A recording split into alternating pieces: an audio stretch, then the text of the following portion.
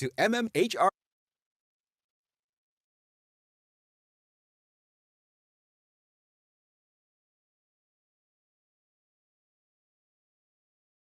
Welcome to MMHRDC 2021, the 5th International Symposium and 12th Annual Scientific Conference, tackling COVID-19, the pandemic realities, equitable initiatives for a healthy Juan.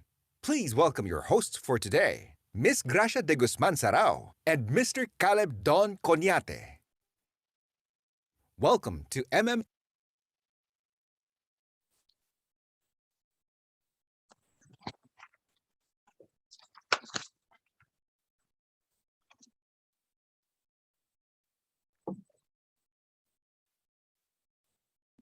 Good morning, Mr. Caleb. Good morning, everyone. We would like to convey our warmest greetings to everyone. Indeed, today's gathering is momentous not only because we will be able to reflect and share our experiences, our pandemic realities, but also because we will be celebrating the resiliency we exhibit in our individual lives that requires an immense amount of strength, courage, and hope. And we will expect an atmosphere of meaningful engagement as we involve ourselves for today's conference. My partner, Sir Caleb.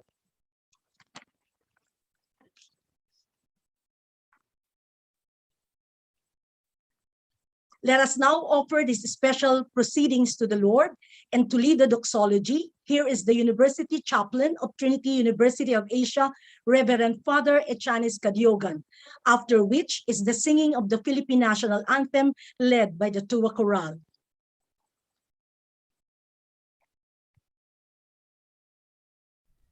Let us pray.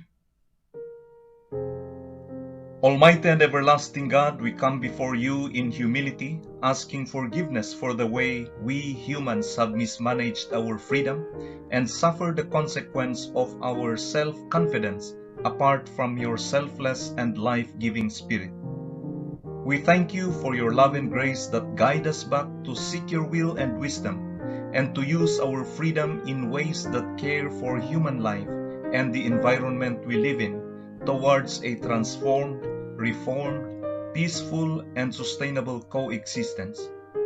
Thank you for the establishment of the Metro Manila Health and Research Development Consortium and their very significant role and work, especially during this time of persisting pandemic, so that we can come together virtually for this 5th International Symposium and 12th Annual Scientific Conference to learn from empirical data, be rightly informed and guided as to what our new future would be after having lived along with this new normal situation for quite some time now.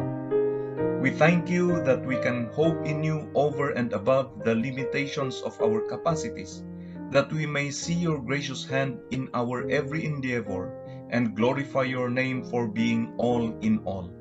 Through Jesus Christ, your Son, our Lord and Savior, who lives and reigns with you in the Holy Spirit, one God, forever and ever. Amen.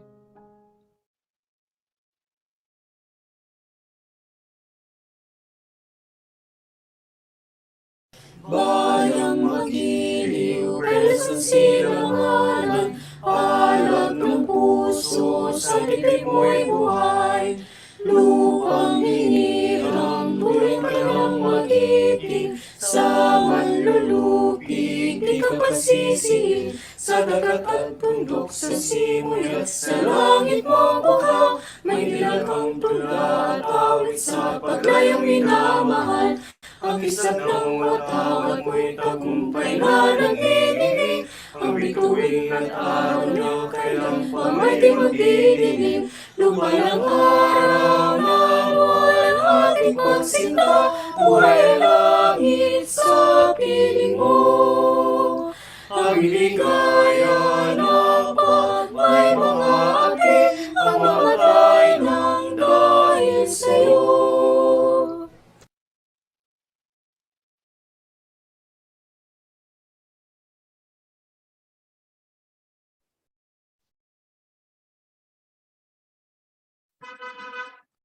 At this juncture, allow me to read the rationale of the conference.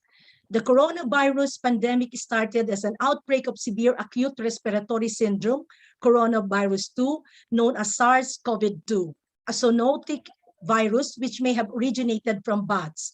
The virus quickly spread throughout the world and consequently impacting every aspect of human life and activity. A new normal took hold of the world. The 2021 MMHRDC conference hopes to bring to light our journey as we survive and curb a new future. The conference highlights our current scientific and empirical knowledge, capabilities, future prospects, roles, as well as gaps in information in different facets of our social constructs that make us human. Let us take the time to reflect on our lives, learn from our stories, and look forward to the future of everyone.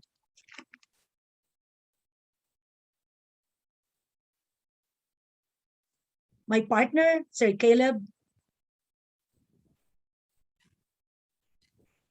From Grace. Good morning, Grace. Thanks for Caleb will join us in there some technicalities right now. Let's just give you our participants for today's webinar. So allow me again to greet good morning, everyone. It's a beautiful 24th of September. Mabuhay and welcome to the 2021 Metro Manila Health Research and Development Consortium's 5th International Symposium and 12th Annual Scientific Conference. In this two-day gathering, we will all hope to highlight the current knowledge, abilities, the future prospects, the roles, as well as the gaps in information in the different facets of our social construct as we curve a new future. In this challenging time of pandemic, all to ensure a stable tomorrow for everyone and one. Good morning, Sir Caleb. Good morning, ma'am. How are you? Fine. Internet. It's a Yes, great I day, know. right? Internet connection can be very difficult at times, but we are hoping that this morning we will all have strong internet connections and that everyone will learn from this gathering. Mabuhay and welcome everyone. It's a beautiful 24th of September. I am Caleb Doñate, and of course, I'm hosting the first day with Miss Grace Sarah. And good morning again to everyone. That's and Miss me. Grace. Good morning. Yes, good morning, sir. Well, I already invited everyone a minute ago, okay? And we are done with the doxology of Reverend Father Echanis Kajogan and the singing of the Philippine National Anthem. I'm done also with the rationale. Oh, of course. Let's get going. Thank you very much, Miss Grace. To formally welcome all the participants, please welcome the president of our host school, Trinity University of Asia, Dr. Wilfred Tew. Good morning, Dr. Tew. Good morning, Dr. Tew.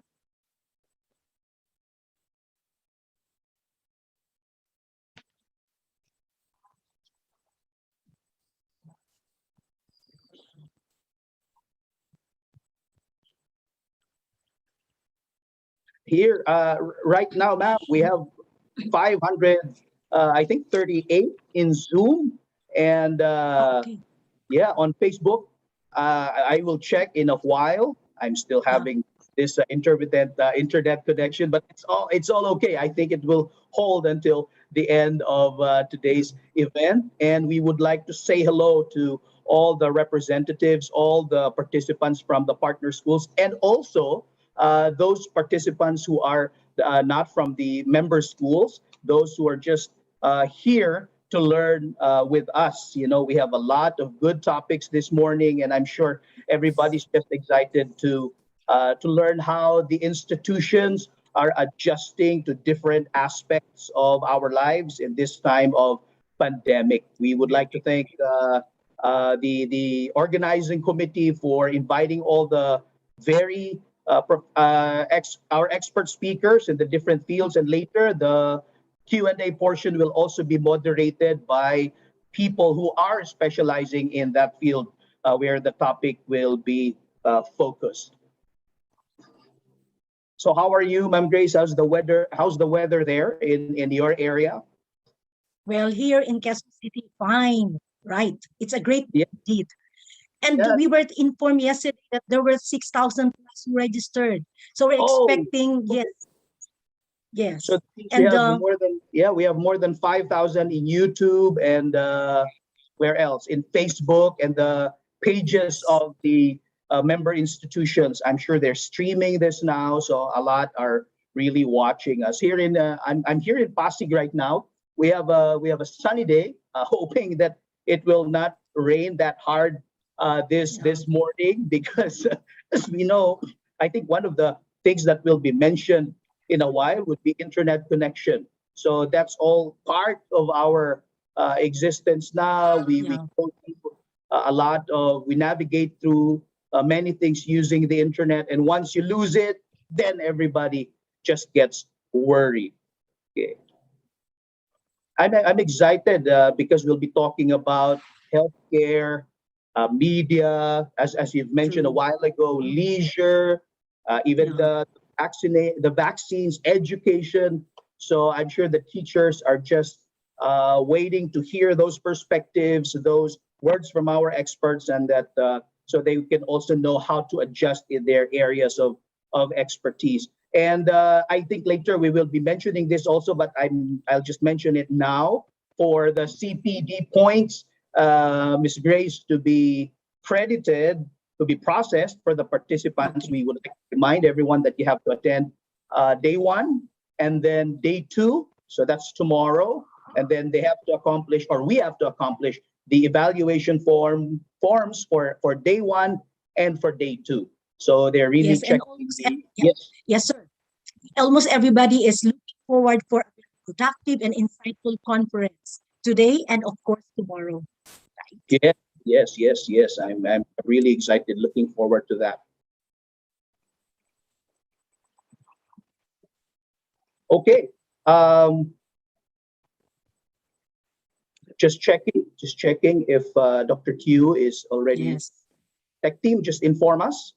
We're excited to hear the formal welcome from the president of the host university, Trinity University of Asia. Asia. Yes, ma'am. Let's talk about, like, for example, in how are your classes in right now? This is what more than 1 year into the pandemic. I'm sure all the schools here are adjusting. How are you adjusting to it? Well, we are doing good, including my colleagues from the Department of Languages and Contemporary Human Studies. We are enjoying and we are really exploring the new pedagogical style of teaching, and that is the online teaching. Oh, that's very nice here. I know sometimes the word adjusting. If Yeah. someone, why are you still adjusting? This is more than 1 year to the pandemic. Adjusting because there are so many aspects Yeah. that just pop up every day and every month. So we keep on just navigating through, making sure that we're still able to deliver the curriculum to our students. I think it's the same thing with the other institutions, with the government agencies, even with the private institutions, private companies. They're just looking for ways to make life or their processes and systems easier, less difficult. Not really easy, but less difficult to use and to navigate for their clients. True. Okay. Even our students are really enjoying, and they are very challenged. It's true, Miss Grace. I think now the competition is Yeah. about the teacher not only being an expert in that field, but also being able to use the available means and resources and technology. So if one is not able to cope with the changes in technology, he needs the help of his friends, his Yeah, that's really institution, true, sir. Whether we supervisors. like, yes, whether we like it or not, we have to embrace the new technology, right? Indeed. That's one of the, I'm sure, let's not discuss that because we might preempt that. Getting so much into the field of education, the speakers might be scratching their head. Well, we will discuss that in a while. Just relax, Okay, you two. yes, true. I'm also excited in the field of leisure. I will speak in Filipino. Ano naman, gustong-gusto ko nang mamasyal. I really want to go out and enjoy the things I used to enjoy with my family, dine out, and what do you call that? Staycation. we will Yeah. know more about that. Like events, how do you do it now? How do you do it safely? Of course, we have the protocols, but the speakers definitely will give us an idea. Will give us just their insights on how we are doing it now, and maybe how we will be doing it in the next few years after this Mhm. pandemic. I think we would like to remind our viewers, those who haven't registered yet, you can still register, right? And if not, you can log in, or join the Zoom.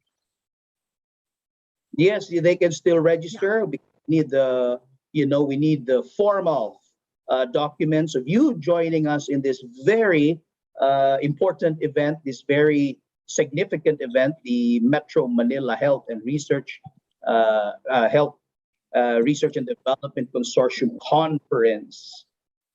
Yes. Oh. Ma'am Grace, later will you also be asking questions? Do you have like certain questions in mind for the open forum? We have four, right? We have four sessions just for the for day one. And do you have questions listed already? Yes.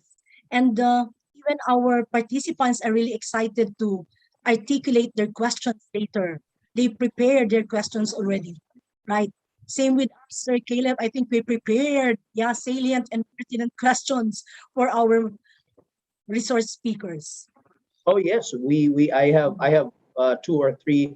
I think it's almost three already. I have three questions, and I'm also excited to listen to the resource persons, our experts in the different fields, and at the same time, I would also like to hear the insights of the moderator. So you get the full talk, and then we go to the Q&A. Speakers answer the questions, and then maybe the moderators will also contribute some insights, and that will be like a bag full of knowledge that we can have after every plenary talk, after every plenary session. And also, I am excited. We're very excited to listen.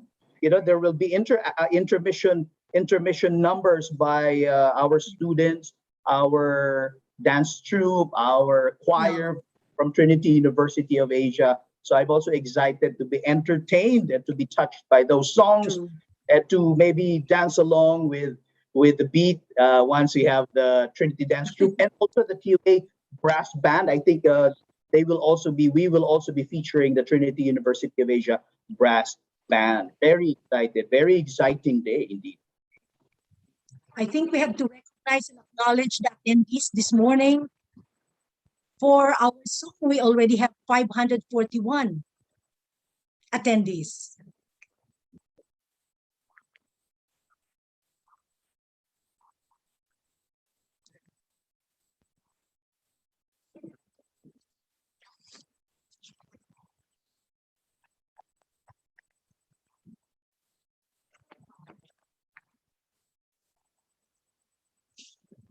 For our tech team, please give us a signal if Dr. Chu is ready now.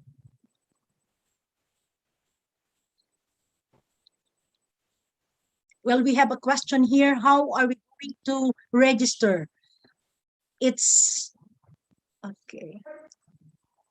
For our tech team, will you help us? Yes, ma'am. Ma'am Grace, can you hear me? I'm sorry. I just consulted with the tech team. That's okay. Wait. I'll start my video. I got too excited. Okay. My video got cut, and my mic got muted. Okay. But the tech team said, "Wait, we have a registration link." Wait a minute. Is it in the chat box? Yeah, I think they will write it there. Please register. As you've mentioned a while ago, Miss Grace, there are a lot of those who are not registered, and they're just asking. So the tech team said, "Hey guys, we'll give them time to register so that later when we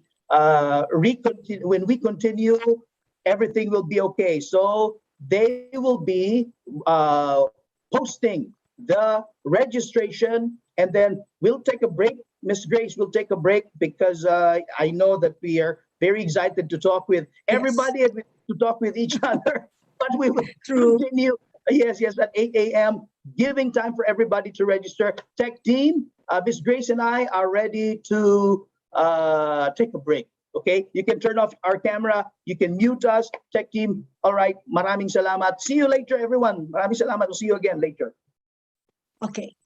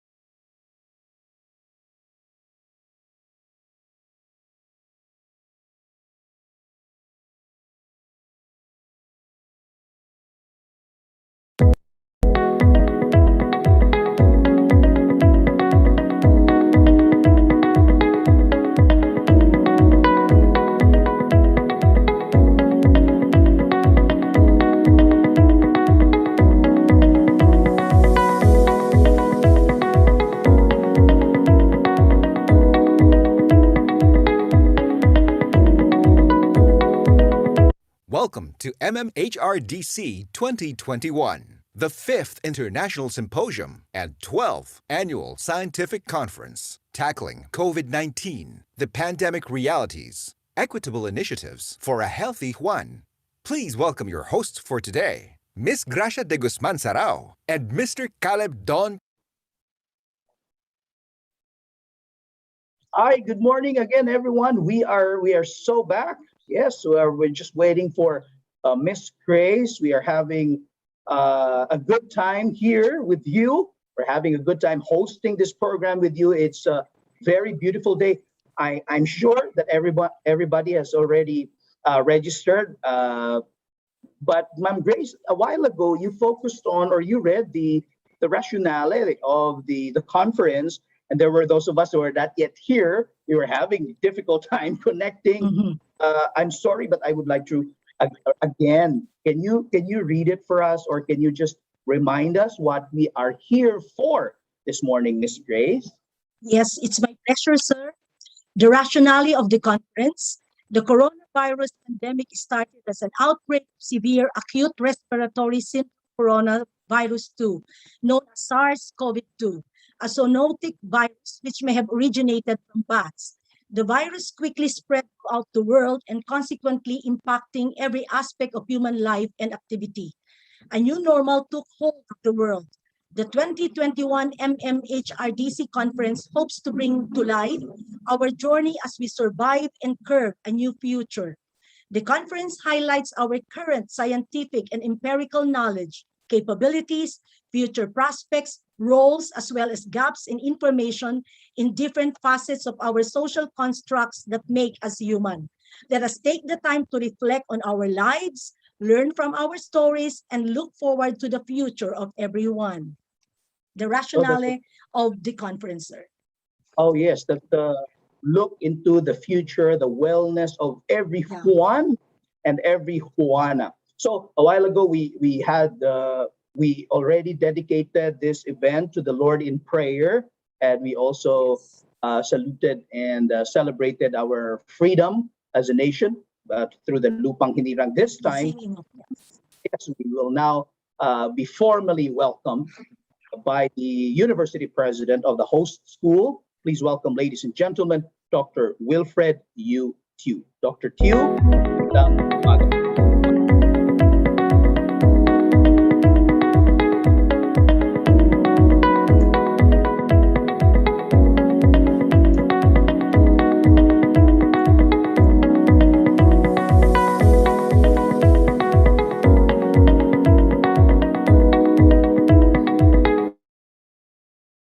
hi, sir. Good morning. Good morning. Loud and clear. You have the cloud, sir. Yes.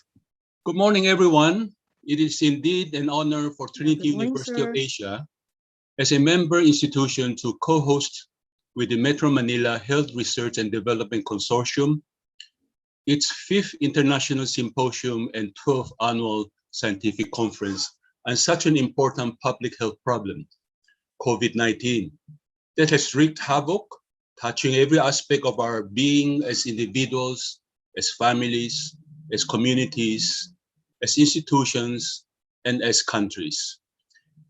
Let me again read a portion of the rationale of this conference. The 2021 MMHRDC conference hopes to bring to light our journey as we survive and carve a new future. The conference highlights our current scientific and empirical knowledge, capabilities, future prospects, roles, as well as gaps in information in different facets of our social constructs that make us human.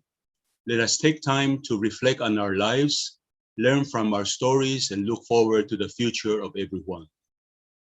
On behalf of Trinity University of Asia, I welcome Chancellor Carmencita Padilla of UP Manila, Dr. Jaime Montoya, the Executive Director of the Philippine Council for Health Research and Development, the officers of MMHRDC, and colleagues from the 35 member institutions, guests from CHED, from DOST, from DOH, and from UP Manila.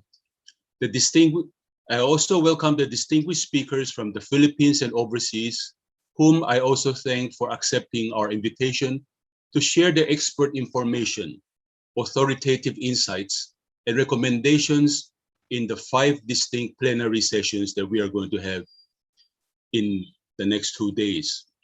I take this opportunity to also thank the plenary moderators and the leaders and members of the multitask organizing committee.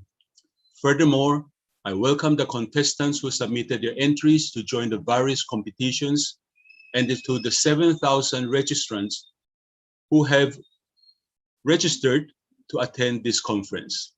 I wish all of you will have an abundant 2-day conference. Mabuhay. Thank you very much, Dr. Chu, the president of our Thank you host very school, much, Dr. Chu. University of Ages. Grace? Yes. It is indeed an honor to introduce a significant person who will formally open the conference. She is the founding director of the Institute of Human Genetics of the Philippines, Manila.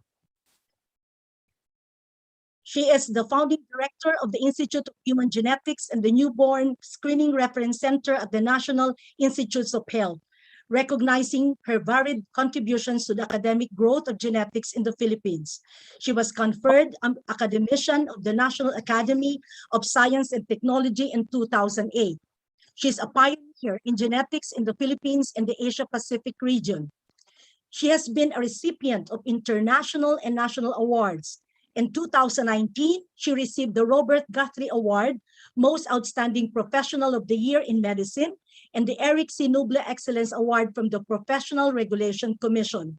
Ladies and gentlemen, please join me in welcoming the Chancellor of the University of the Philippines, Manila, and the lead convener of this 5th International Symposium, Dr. Carmencita D. Padilla.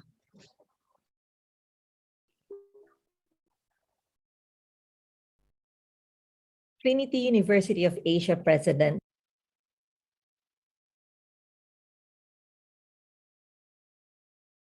Trinity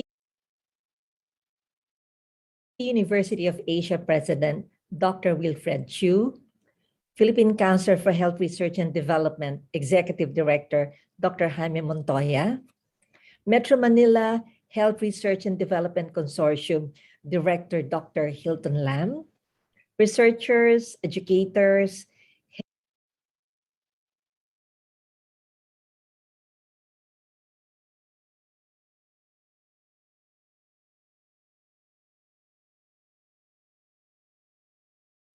health practitioners, students and partners, guests, a pleasant morning. It is a pleasure to welcome you to the MMHRDC's 5th International Symposium and 12th Annual Scientific Conference with the theme COVID-19 Pandemic Realities, Equitable Initiative for a Healthy One. I commend this consortium for its commitment to disseminate and discuss relevant researches through this virtual symposium and the opportunities that will arise. Over the years, the MMHRDC has proven to be a strong and efficient means for institutional collaboration and capacity building in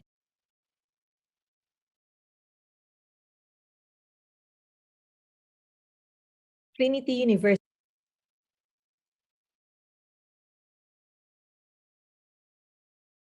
economy and other social factors has been difficult and sensitive, yet compelling.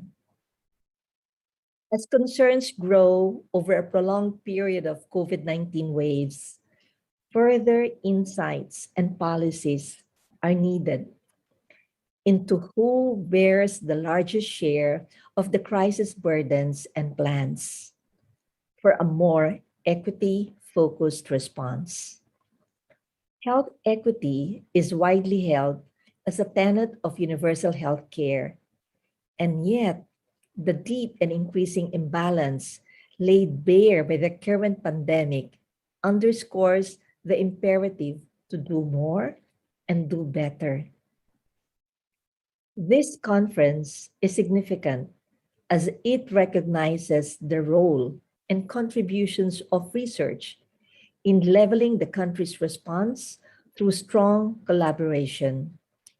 We as educators, researchers, health practitioners, and leaders in our professions are here to draw lessons and share best experiences and practices on our handling of this exigency. Let us add our voices for our stronger call for an equitable response to the pandemic. But at the same time, let us offer solutions and interventions through the ways we know best as scientists, researchers, and frontliners. Battling the pandemic for almost 2 years now has made it clear that there is an interesting need for more science-based solutions and approaches to stemming the virus and ensuring that no one is left behind in the discovery of solutions. This grave contingency is a strong challenge to the tested capabilities of the body on strengthening the evidence base for interventions for a more inclusive and integrated rejoinder. We look forward to the new knowledge, lessons, experiences, and best practices that the symposium will generate as guideposts for decision making. Networking and collaborative research, coupled with constant and collective discussions and sharing, are essential if we are to triumph over this lingering malady. I therefore thank all the participants for your commitment and active engagement that will make for a productive and successful forum. Together, let us put our minds and hearts together, and with God's grace, we will overcome. Maraming salamat po.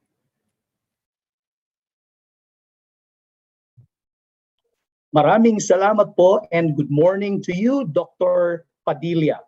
This year's conference theme is deeply relevant to the experiences of everyone in the globe, as you know, what I've tackled a while ago with Miss Grace. To discuss it more extensively in the keynote address, please welcome the Executive Director of the Philippine Council for Health Research and Development, Dr. Jaime C. Montoya. Dr. Montoya, you now have the cloud. Trinity University of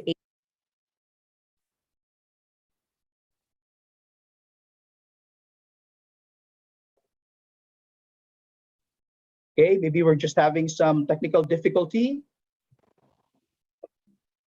We will now listen to Dr. Montoya. To the Trinity University of Asia, University Chaplain, Reverend Father Ekanes Kadyogan, University President Dr. Wilfred Tew, University of the Philippines Manila Chancellor Dr. Carmencita Padilla, our international and local health research partners, our esteemed speakers, the Metro Manila Health Research and Development Consortium members, dear guests, good morning to all of you. On behalf of the Department of Science and Technology, Philippine Council for Health Research and Development, we congratulate the Metro Manila Health Research Development Consortium for holding the MMHRDC 5th International Symposium and 12th Annual Scientific Conference. Our current circumstances only emphasize the importance of these activities that allow us to exchange knowledge and experiences in health research amidst the pandemic. It is undeniable that the emergence of COVID-19 brought about a new reality for all, the new normal, which we continue to adapt to with rising challenges. As our theme, COVID-19 Pandemic Realities, Equitable Initiatives for a Healthy one, suggests that we in the health research play a big part in ensuring the health of Filipinos in this new normal. As the lead agency for health research activities in the country, The DOST Philippine Council for Health Research and Development aims to contribute to this goal by promoting efforts and partnerships that will impact Filipino lives today and in the long run. One of our major thrusts in support of this is vaccine-related research. One of the country's biggest vaccine-related initiatives is our participation in the World Health Organization's Solidarity Trial for Vaccines. Led by the University of the Philippines, Manila, Philippine General Hospital, with support from the Department of Health and the Department of Science and Technology, we're currently all set for the trials, expecting its launch soon once we receive the green light from the WHO. The search for more data about the safety, efficacy, and effectiveness of vaccines for Filipinos is intended to enable the formulation of more efficient vaccine rollout programs. Aside from this, another study in the pipeline is the vaccine mix and match study, which aims to evaluate the safety and immunogenicity of mixing different COVID-19 vaccines and vaccine platforms in Filipino adults. The Philippine Society for Allergy, Asthma, and Immunology is gearing for its implementation at chosen sites in the National Capital Region, Cebu, and Davao. Should the study produce positive results, the data may be used as a basis in developing vaccine rollout guidelines and hopefully help in addressing the burden of limited vaccine supply in the country. While we are looking forward to the conduct of these activities and studies, the DOST PCHRD is also supporting ongoing initiatives such as the surveillance project on the effectiveness of the COVID-19 vaccines among inoculated Filipinos. This is intended to give us estimated information on how long EUA-approved vaccines can protect the recipients and identify other factors that may affect vaccine effectiveness. As a result, we hope that these projects lead to programs that make COVID-19 vaccines accessible to more Filipinos. For our long-term initiatives, we took the opportunity to lobby for support for the establishment of the Virology and Vaccine Institute of the Philippines, or VIP. It is envisioned to become a premier and pioneering research institute in the Philippines in the area of virology, which will build our capacities in the development of diagnostics, vaccines, and therapeutics for different viruses and diseases they cause. House Bill 9559, or the Virology and Vaccine Institute of the Philippines Bill, which supports the establishment of the VIP, was approved by the House of Representatives on its third and final reading in July. This project serves as the groundwork for our goal to create a vaccine manufacturing industry in the country. These are only a few of our major initiatives for a healthier future for the Filipino. However, I hope this shows that there are plenty of opportunities for progress in health research. Now more than ever, we will in need of allies that share the same goal of generating accessible research-based health solutions for all. With this, we look forward to seeing new collaborations and new ideas born from this event. We at the DOST, Philippine Council for Health Research and Development, commit to support the future endeavors of the Metro Manila Health Research and Development Consortium, its partners, and its members to make Filipino lives better through health research. I wish everyone a fruitful conference. Maraming salamat po at mabuhay ang Metro Manila Health Research and Development Consortium.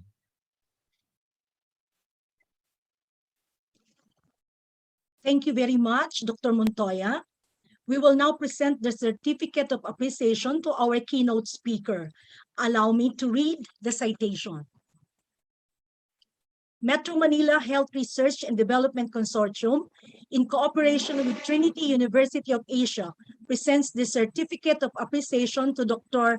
Jaime C. Montoya for exhibiting exemplary knowledge and competence as keynote speaker in the 2021 MMHRDC 5th International Symposium and 12th Annual Scientific Conference with the theme, COVID-19 Pandemic Realities, Equitable Initiatives for a Healthy One, held at Trinity University of Asia from 7 o'clock in the morning up to 12 noon of September 24, 2021. Signed, Dr. Maria Antonia C. Capili, Director, University Research and Development Center, Trinity University of Asia. Signed, Dr. Howell T. Ho, Dean, College of Arts, Sciences and Education, Trinity University of Asia. Signed, Dr. Hilton Y. Lam, Director, Metro Manila Health Research and Development Consortium. And signed, Dr. Carmencita D. Padilla, Lead Convener, Metro Manila Health Research and Development Consortium. Ma'am Grace, so we can document the giving of the Certificate of Appreciation to Dr. Montoya. May we request Dr. Yes. Wilfred Q, Dr. Carmencita Padilla, Dr. Howell Ho, Dr. Hilton Lam, and Dr. Maria Yes. Antonia Capili to join us here so we can Yes. take a photo of Photo the of. of the giving of the Certificate of Appreciation. I think Dr. Montoya is having a technical difficulty connecting, but he will be here in a little while, so we will recognize him. Okay? Dr. Capili is there. Tech team, just tell us if we are done.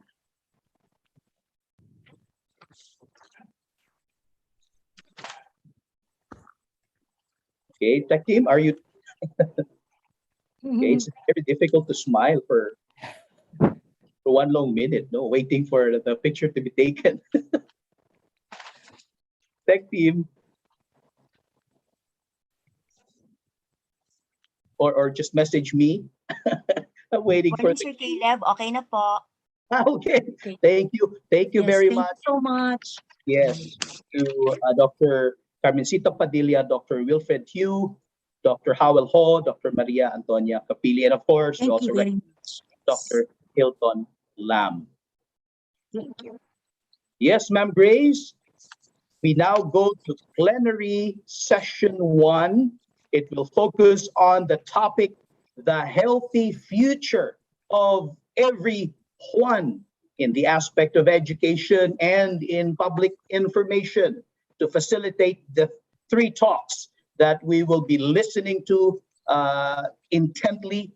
Here are Dr. Hazel Ann Catublas of Adamson University, Manila, Dr. Michael Joseph Dino of Our Lady of Fatima University, Manila, and Dr. John Michael Lorena of Trinity University of Asia. Ladies and gentlemen, you now have the cloud. Okay. Thank you very much, Sir Caleb and Ma'am Gracia, and good morning to everyone. Welcome to the plenary session 1 with the sub-theme, The Healthy Future of Everyone. Allow me to read the rationale for this session. It is the right of everyone and wana to live a healthy life in any stages of his or her life in an environment that promotes his well-being. This is the context of the Sustainable Development Goal number 3. In the pre-pandemic era, measures have been initiated to ensure the attainment of healthy future for everyone. However, all of these initiatives may have to be rewritten and revisited in the COVID-19 milieu. The task at hand, not only for health practitioners, but for every member of society, is to ensure how each one of us will be able to cope with and recover from COVID-19, not only to ensure a healthy future for everyone, but to ensure that the future will be peopled by healthy one and wana. So to formally start this engaging session, let me call on Dr. John Michael Lorena to introduce our first plenary speaker. Thank you, Dr. Hazel and Dr. Michael Dino. I'll be introducing the first speaker. Sawadi Don Chao Krap. Good morning to all our Thai and Filipino friends. Our speaker this morning is an assistant professor in nursing at Payap University, McCormick Faculty of Nursing, Chiang Mai, Thailand. She completed her PhD in nursing studies in 2005 at the University of Hull, United Kingdom, and completed her postdoctoral research from Valparaiso University, Indiana, United States of America in 2012 as a Fulbright scholar. Currently, she's working at PIH Hospital, the first hospital in Chiang Mai, Thailand, caring for more than 100 patients infected with COVID-19. Our speaker is very close to my heart because she was my mentor during my fellowship program at Payap University, Chiang Mai, Thailand, under the United Board for Christian Higher Education in Asia. Ladies and gentlemen, Yindi, Tanrab, Pukrao, Tukun, let us all welcome Dr. Pratana Langkarpin. Sawadee Kap Kun Kap.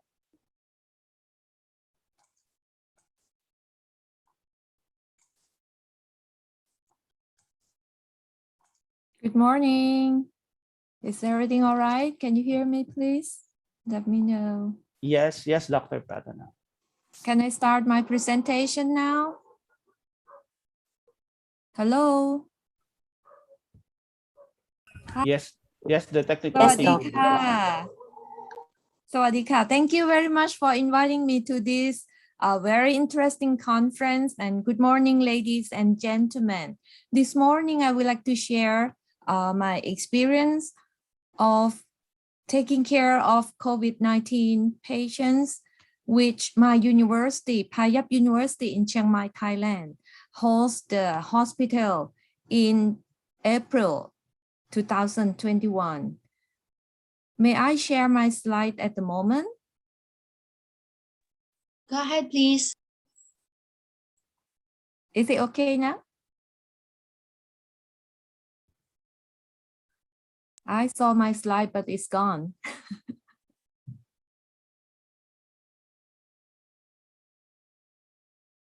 Okay, right.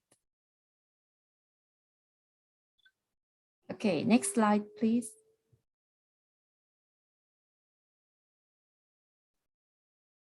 The second episode of COVID-19 in Thailand was increased dramatically from March to April. And then the public university were requested from the government to host the hospital. And Chiang Mai was very in serious condition at that time. You can see from the graph that the number of patients in Thailand increased from the end of March, and then actually it was very serious in August. And next, you will see the number of cases that die of COVID-19. The same, the graph increased from April, and then it was very high in August.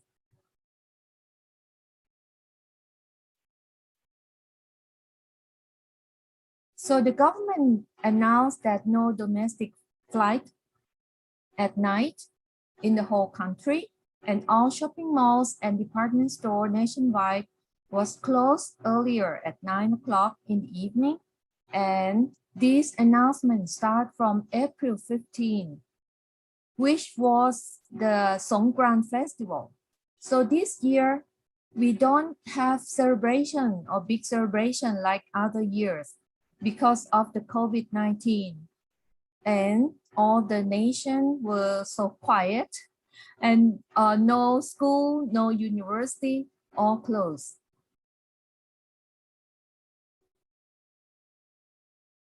And the university start our online courses from our summer course in April. And the school term was in semester break. At the same time, many hospitals and many field hospitals were open from April 2021 to increase the number of beds which is available for all the infected patient, and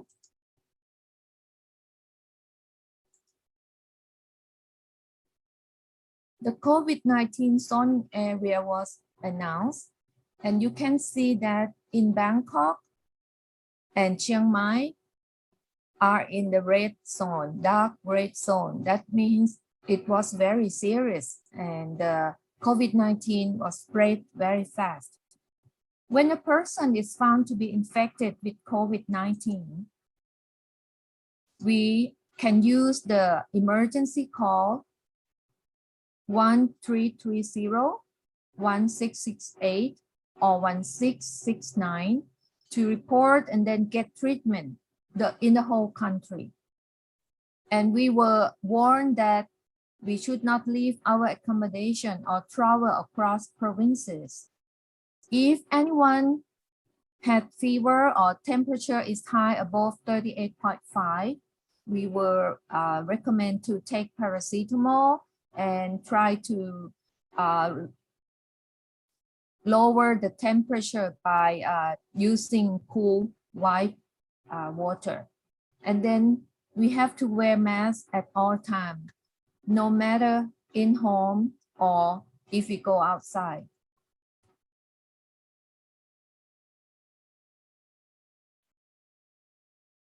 From 1st of May, general public can register for COVID-19 vaccination, which is online by the Ministry of Health.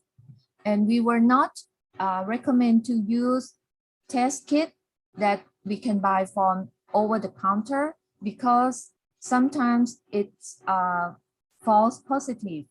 So all people in Thailand get ready for vaccination.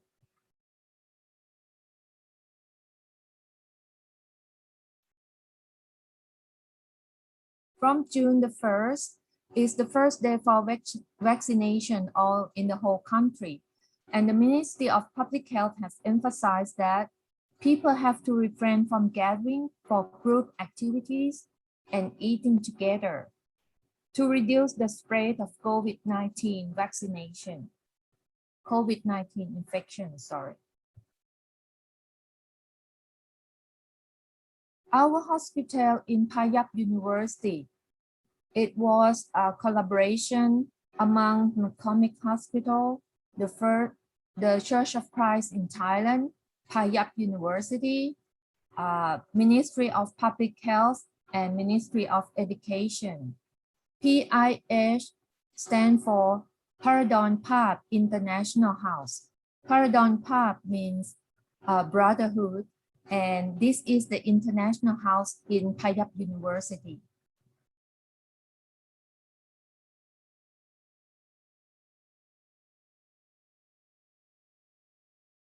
On 15th of April, all the committee gather at McCormick Hospital to prepare and get ready for opening the hospital.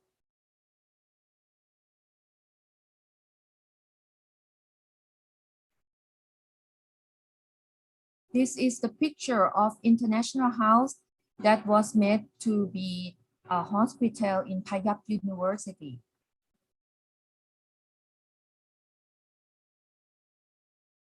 Payap University is located in Chiang Mai, which is in the north of Thailand.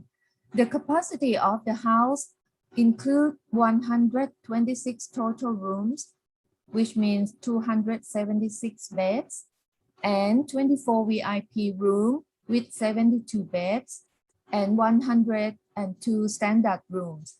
It's also equipped by internet, Wi-Fi, telephone, and dining room.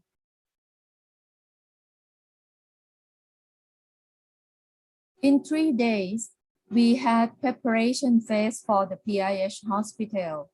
You may see that all the committee walk around the building and check if the fire exit is okay and how to prepare for delivering food and medication, or how to give service to our residents during their stay in the hospital. I would like to say that it is very hard to prepare for welcoming the patient or infected people, because normally this is the international house and we host international students.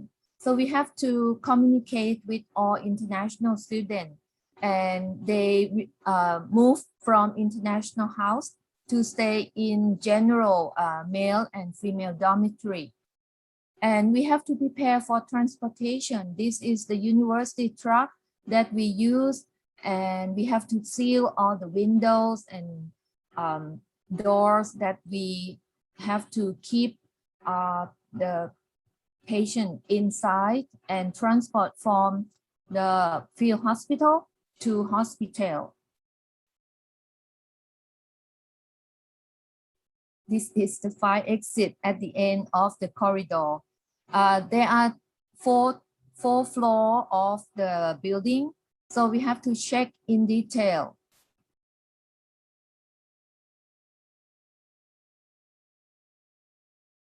And we also have infection doctor and infection nurse to give training for all staff who work, for example, domestic ladies or kitchen staff.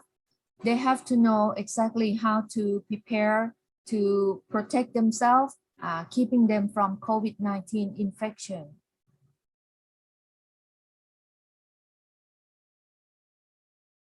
And they were trained how to put on the CPE gown, face mask, and also how to keep the infected waste from the floor to the point that the bus or the truck will take care of the infected waste, which is very important.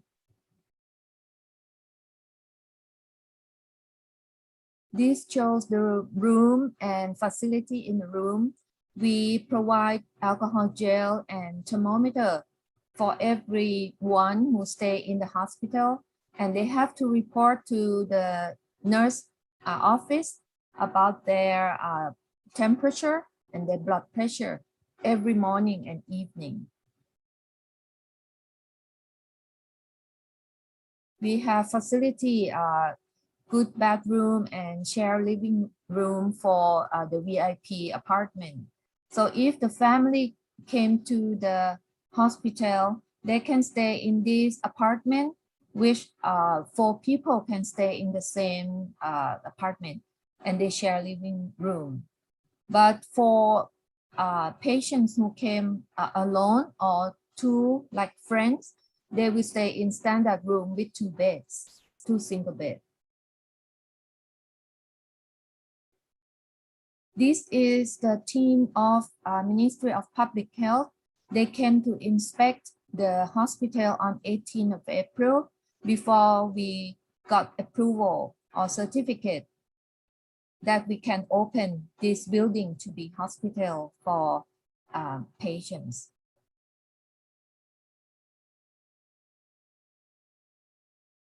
They also inspect about the medical equipment, how we can deal with the emergency. For example, if the patient got lung infection and the condition turned down with high temperature or cannot breathe properly, we have to get the ambulance and take them to hospital right away.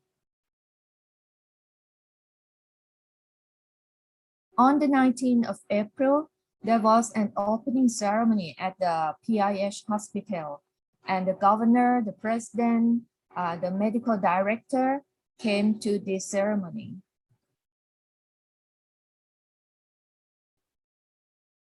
This is the poster that we give information to public that PIH hospital offer a place for patient which is in green condition.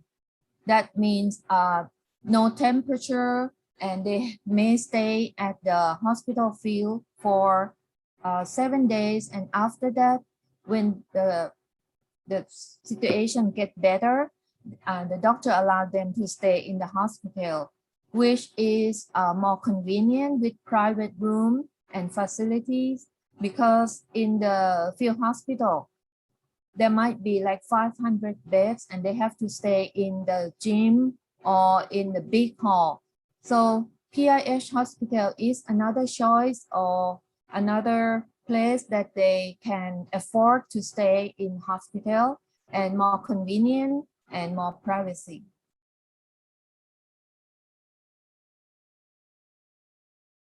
This is also the public communication, and we announced in our university official Facebook and to let people know what they can get from staying at PIH hospital. And this is the place that they can stay until the 14 days quarantine complete without any infection or serious condition. The doctor will give them a certificate and then they can discharge from the hospital.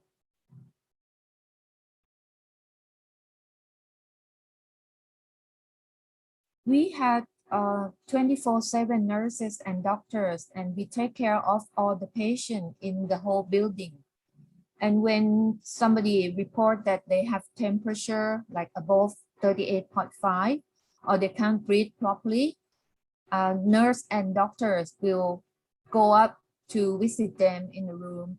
So they have to wear CPE and get ready all the time, 24 hours.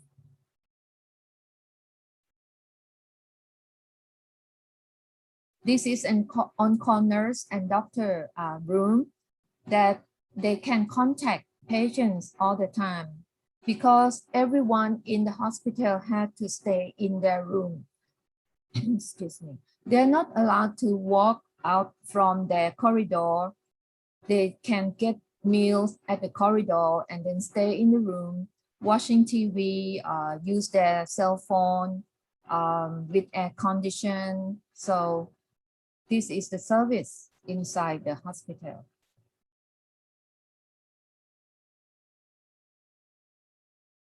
We have dining room that we can provide 3 meals a day, and all the meals are packed in a separate package with the number of room in front of the package, and the staff will deliver this package at the end of the corridor, so the patient need not to come out from the corridor in each floor.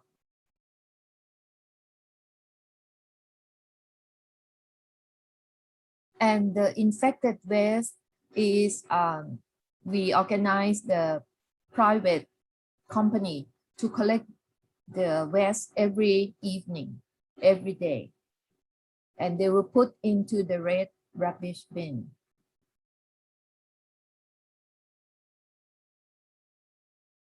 At night, we had PYU Care for You, which is a musical in front of the building, so everyone can hear nice music played by students from College of Music of Payap University. We call minimal music.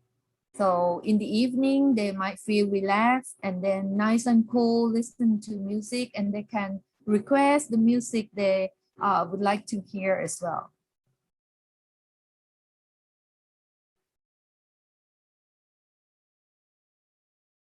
Some people or NGO organization donate red bin bag, which is very necessary for the hospital, including alcohol gel, and some offer food or clean water, drinking water for staff who work at the hospital, because we have to be there 24 hours. So they are very kind and take care of the staff as well as we take care of our patients.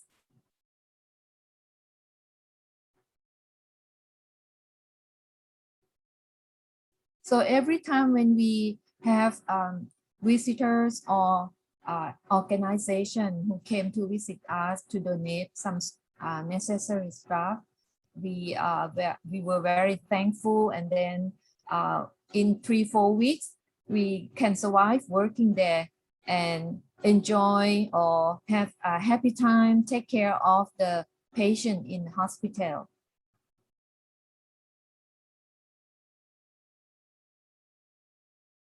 These are foods, a package of food, 3 meals, and then we can give to all the staff. Not only the food that we were given from donator, all the staff can have 3 meals in the dining room of the hospital as well.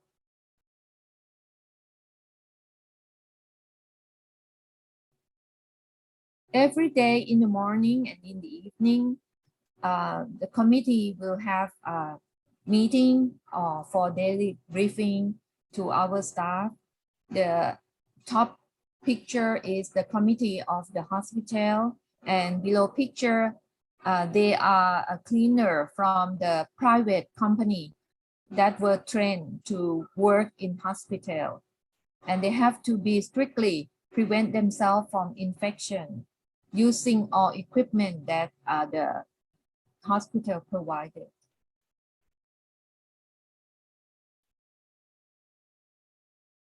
So these are all our life in working at a hospital of Payap University.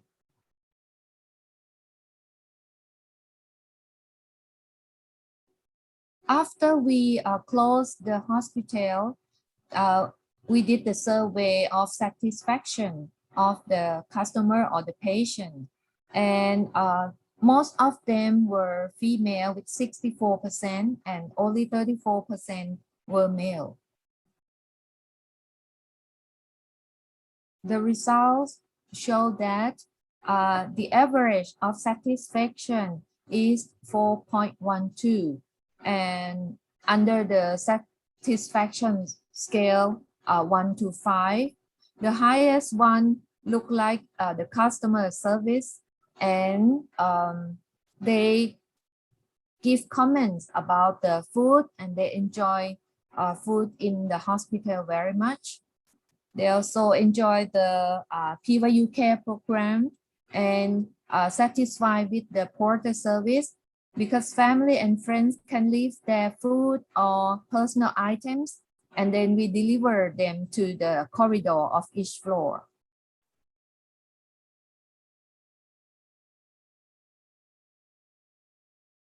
So 3-4 weeks after we had patients admitted in the hospital, after the number of the infected patient decreased, then we will allow or close the hospital.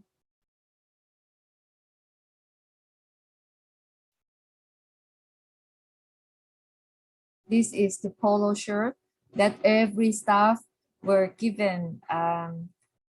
The motto is carrying with the heart of truth and service, which combine the motto from Payap University and McCormick Hospital.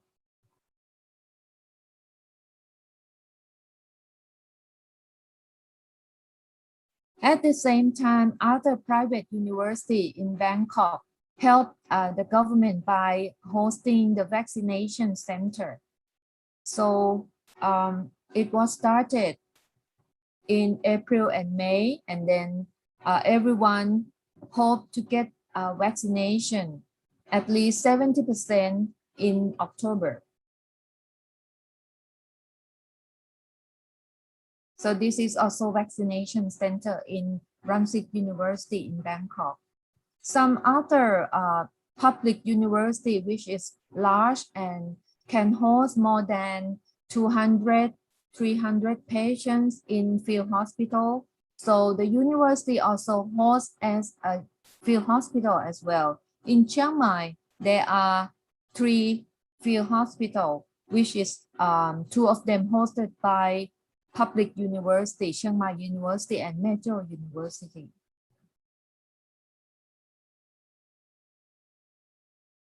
From October 2021, the Royal Thai government has announced plans to reopen Bangkok, Chiang Mai, Chonburi, Phetchaburi, and Prachuap Khiri Khan. These provinces are big city in different area of Thailand. And at the moment, the number of patients decreased slowly. However, the number of new cases is lower than 20,000, and the number of deaths from COVID-19 is less than 200 in September.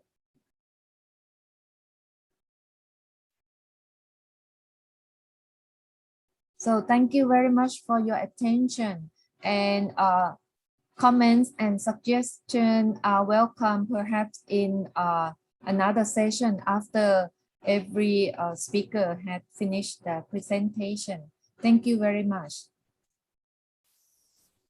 Kapun Krap, Ajahn Patana, thanks for sharing your country's experiences with the COVID-19. I guess we all experienced the same havocs of this global pandemic. And I know that the situation right there is not normal yet. As you have mentioned, face-to-face classes is not being allowed in Chiang Mai. So again, the new saying that it's only Venezuela and Philippines are the only two countries not doing limited face-to-face is probably not true. This is again a misinformation. So thanks again, Ajahn. And reminders to everyone, open forum will be done after all the speakers are done with their presentation. So let us now proceed with the second speaker. May I call on Dr. Hazel. Dr. Hazel. Thank you, Dr. Michael Lorena. It is an honor to introduce to you our next esteemed speaker. She is Dr. Michelle Min Yu Lee. Dr. Min Yu Lee is an associate professor of Chang Yung Christian University, Taiwan. She has been teaching in CJCU for over 20 years and mainly offers courses in cross-cultural communication training.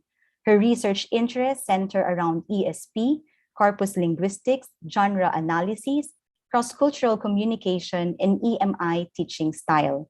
She had been directing the Language Education Center for 4 years, responsible for making language education policy for the university.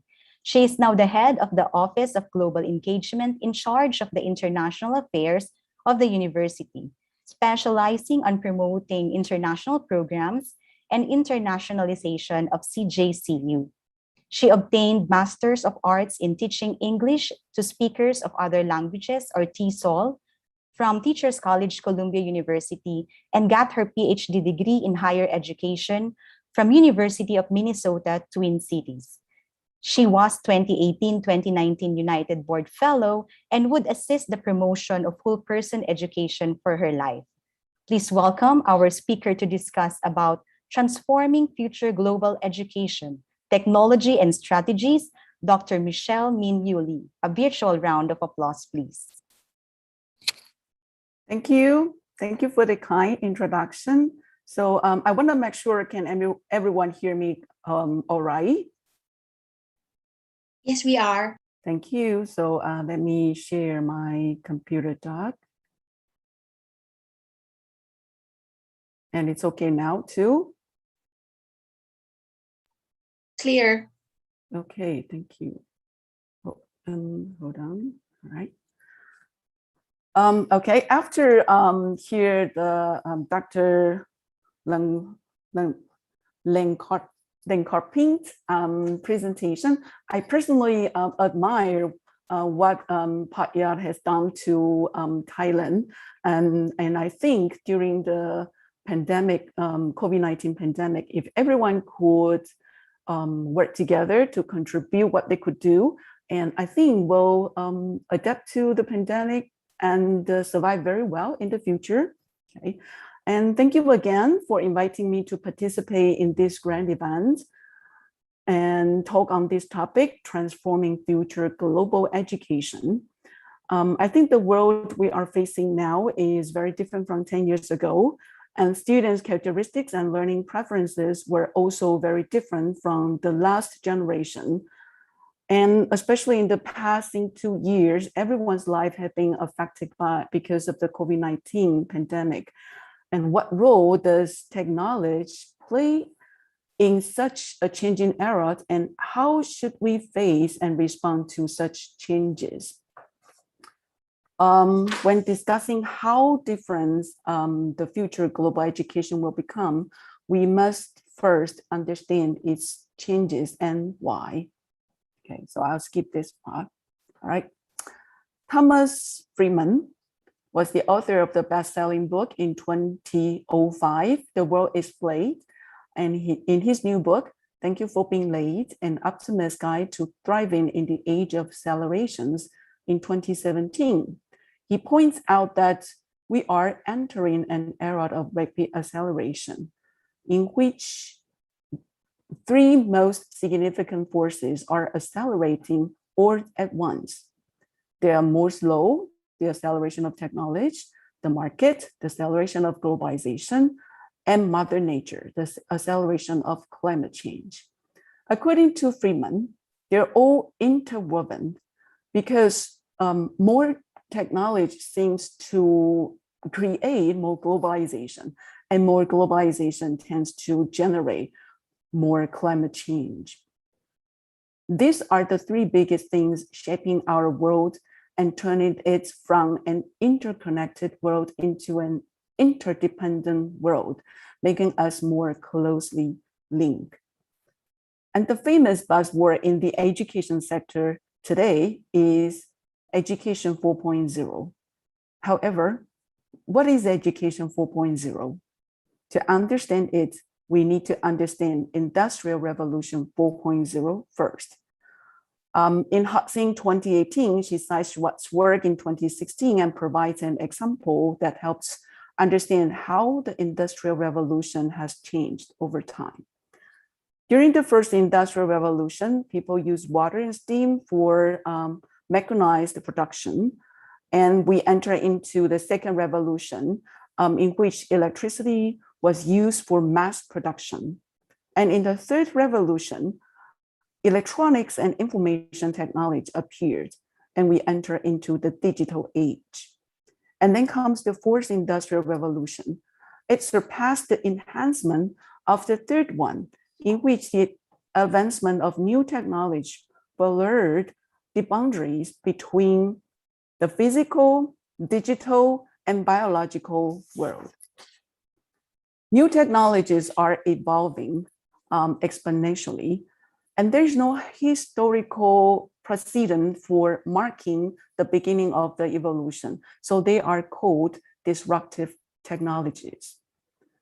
Industrial Revolution 4.0 affects business, governance, and people. It also affects education. So Education 4.0 come into being. And there are 9 trends identified to be related to Education 4.0, including learning could be done anytime, anywhere. Learning is personalized. Students could choose how they want to learn, and there will be more project-based learning, more hands-on learning, more data interpretation, and the evaluation will be very different too. Students' opinion will be valued and taken into consideration, and teachers' roles are also different. Teachers will assume the new role as facilitator. Under Education 4.0, what have the students turned into? And how will these changes affect teaching and learning? First of all, because of the advancement of technology, Gen Z students' learning preference will be different from those of the previous generation. Gen Z here refers to the students aged between 18 and 23 years old and who are so revolutionized by technology. Scholars have also pointed out the following learning preference of Gen Z. Gen Z students are devoted to their learning. They welcome challenges. They enjoy a highly interactive learning environment, and assume learning is without boundary. They prefer learning that involves cooperation and the learning outside the classroom. So they don't like schools. And most importantly, they like to use digital tools and online forums. And they tend to, excuse me, and they tend to include all this into their learning. In sum, the 9 primary trends of Education 4.0 shift demand learning responsibility from teachers to learners. And teachers should play their role to support this transition and never consider it a threat to their teaching profession. In addition, the changes in Education 4.0 also truly depict the learning preferences and the needs of Gen Z students. I think it is time for classroom teachers to consider integrating more of the latest technologies to facilitate their teaching. And I believe this incorporating the latest technology will enable teachers to be more creative when designing courses, making learning more enjoyable and effective. Now, let's turn to talk about the future skills. In July 2021, ACUCA, the Association of Christian University and Colleges in Asia, Cinema Universities in the Philippines, and the UB, the United Board for Christian Higher Education in Asia, organized a 3-day virtual joint consultation meeting. And the meeting gathered representatives of Asian Christian higher education institutions to discuss their first choice for the future when the COVID-19 pandemic affects our education and society so badly right now. Dr. Wolf Daniel Helver, he is a professor in educational management and lifelong learning at the Baden-Württemberg Cooperative State University in Germany. He served as the keynote speaker during the first day of the joint consultation and talked about developing future skills among students in higher education institutions. And the key message in his talk was the COVID-19 crisis is understood as the presential crisis of higher education institution. However, it is not. It is a crisis of teaching and learning, and it needs the development of a culture of future learning to correspond to it. Heller mentioned that the higher education system needs to enable students to cope with the unknown and unforeseen future in cultivating students' future skills. Higher education should help young people think beyond what we give them.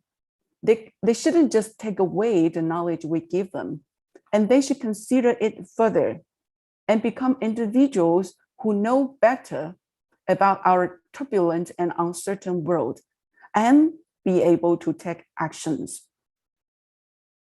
Universities should not only prepare students for entering the labor market, but they should also educate them to shape society.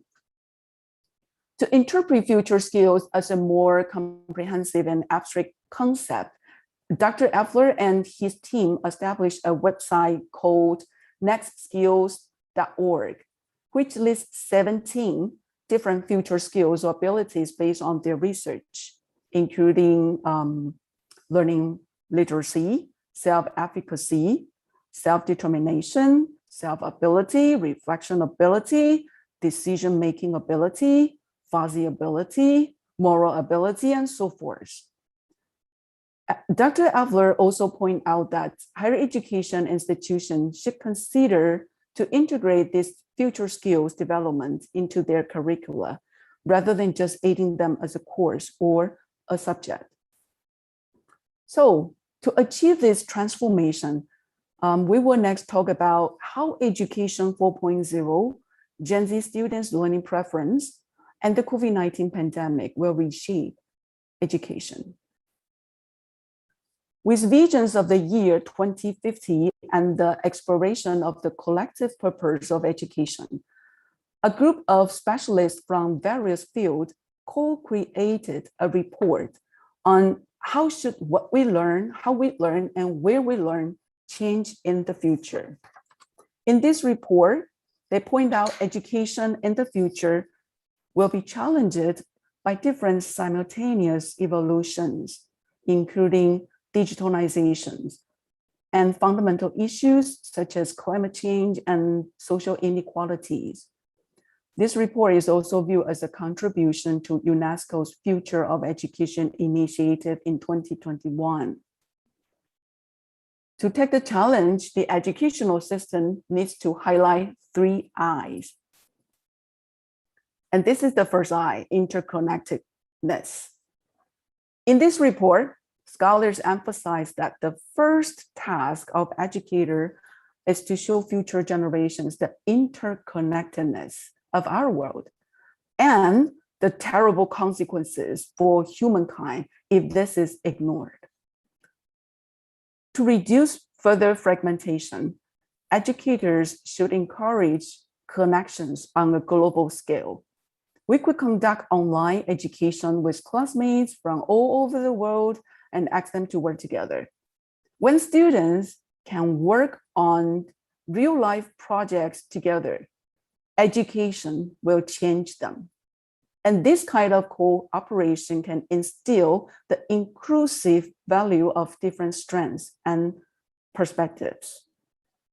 Gen Z students need to learn early about intercultural relations and intercultural communications because they will need to apply these principles to people they meet at home or internationally.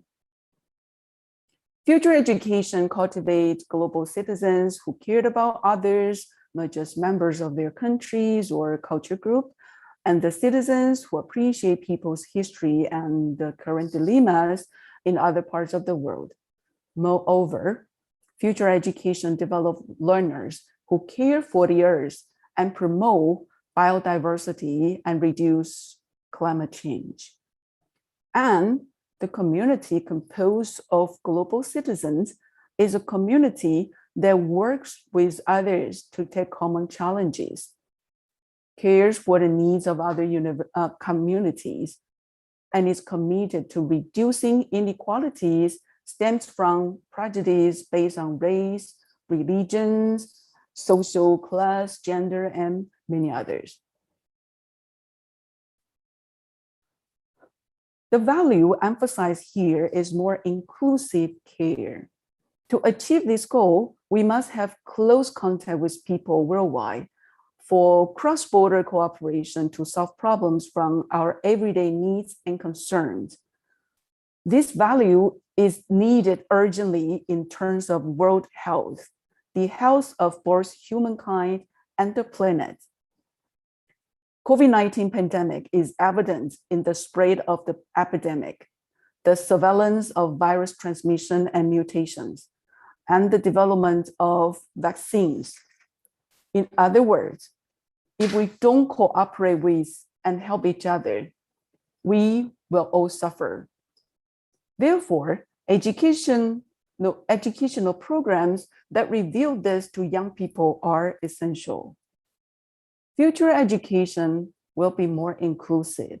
Thus, we should not regard culture as a sort of differences, but to bridge differences. Instead, we should promote cultural dialogues and cultural understanding to eliminate the lines between us and them. However, we need and are proud of our identity. When we use our identities to define who we are, we should thoroughly understand that it will not unconditionally separate us from each other. We need to be clear that we are all the same living in this society. So we only need to cultivate differences symbolically. We need to know that culture connects us. To meet different learning styles, teachers must have the tool to facilitate their teaching. UNESCO's Future of Education initiative emphasized that there would be no real impact on physical or virtual learning without inclusiveness. This view is accurate in every classroom and even more so in virtual classrooms.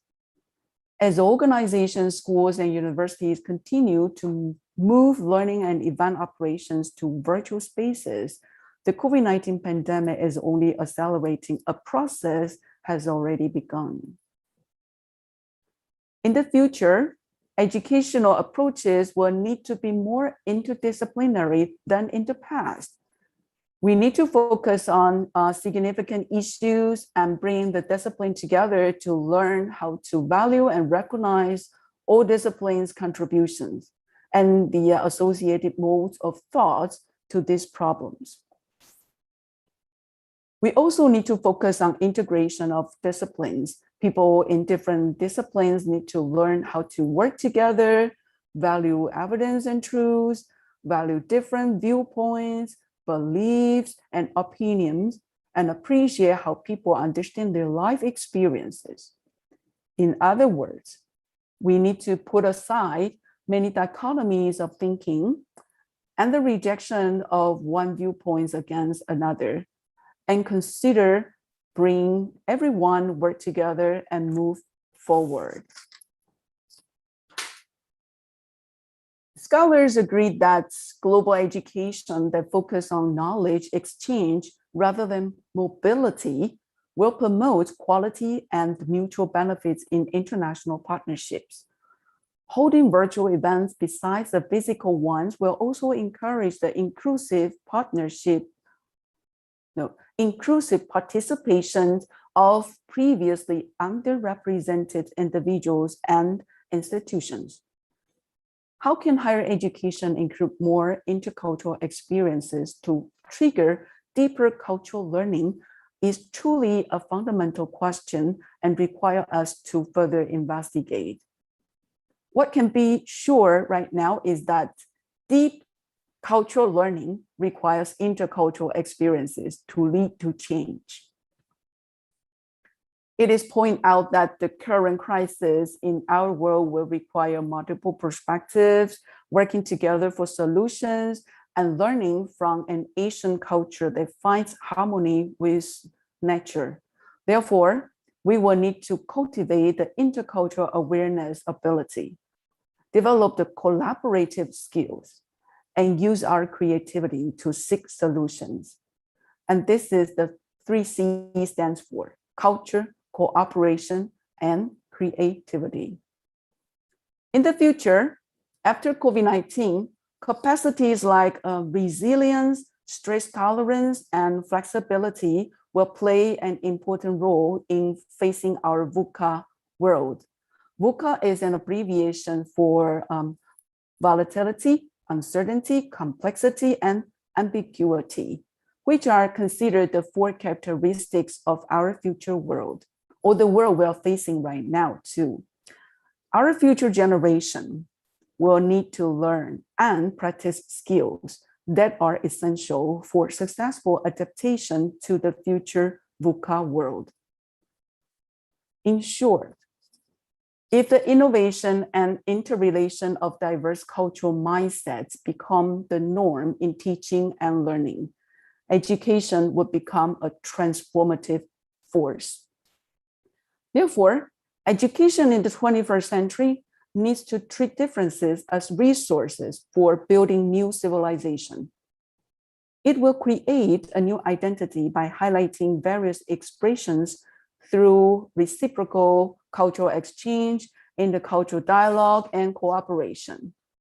We need a more comprehensive effort to strengthen the social structure, to foster more vital intercultural awareness of and responsiveness to the issues arising from the modern societies we are living right now. In the past 2 years, digital learning has risen from a secondary issue to a core strategic issue. COVID-19 has been a catalyst for the potential digital transformation of higher education, triggering restructuring and the necessary innovation and investment that followed. In this way, learning design has become a core of education, the core of education. We should create a new learning environment where our students can seamlessly connect with their peers and teachers through technology.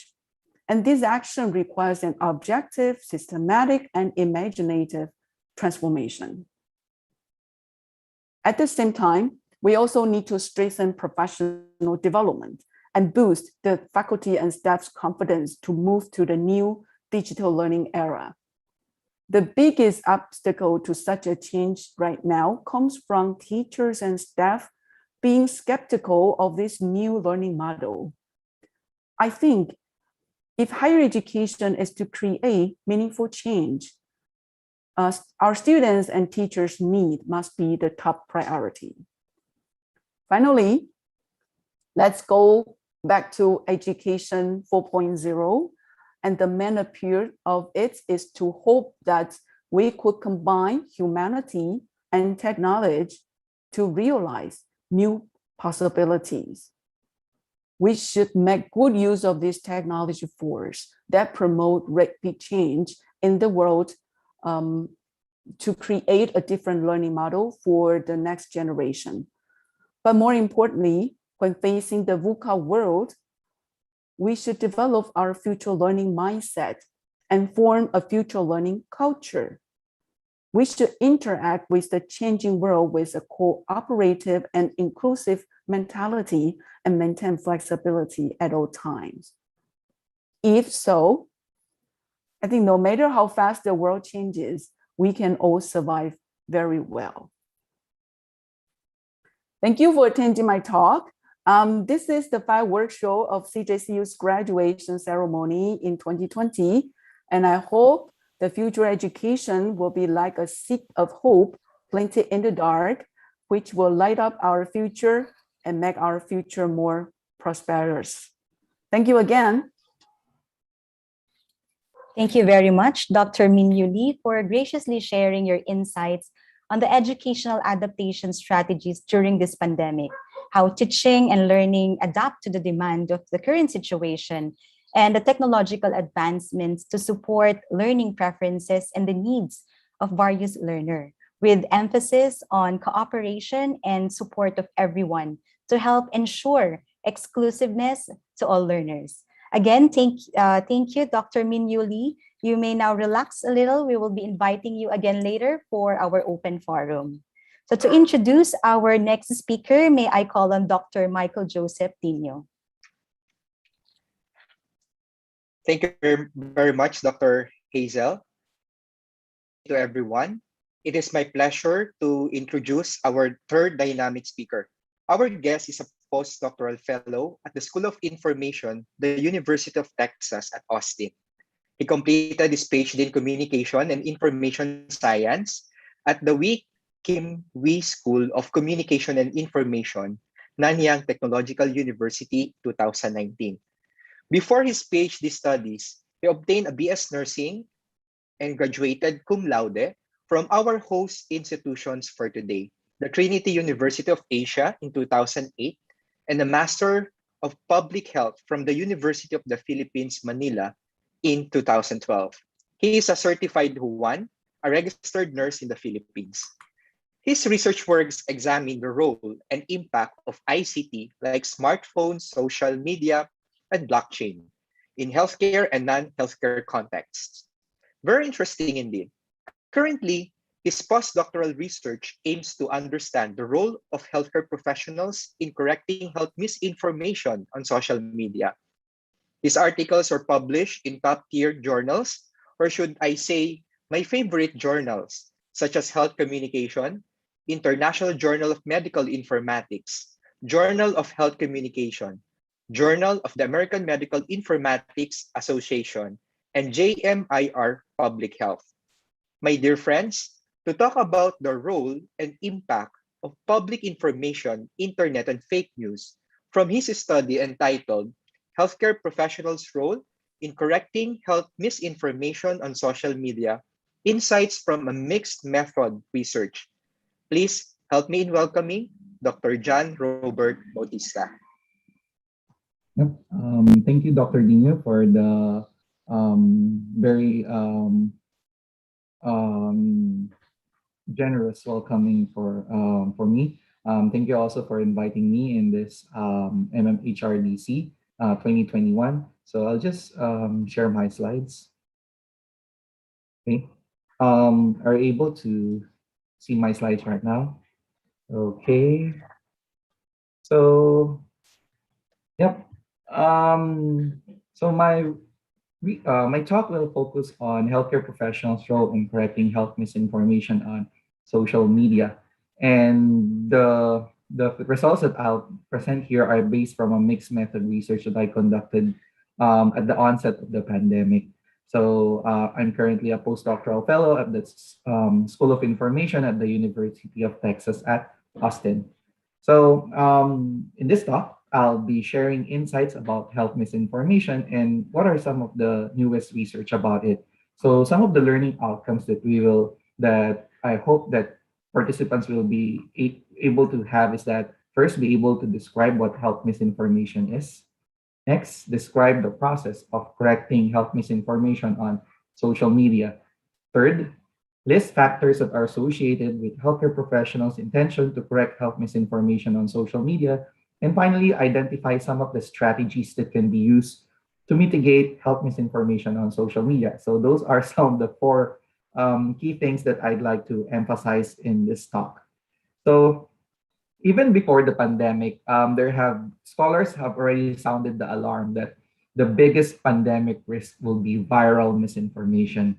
So some of you might have heard fake news. There are different terms: fake news, misinformation, disinformation.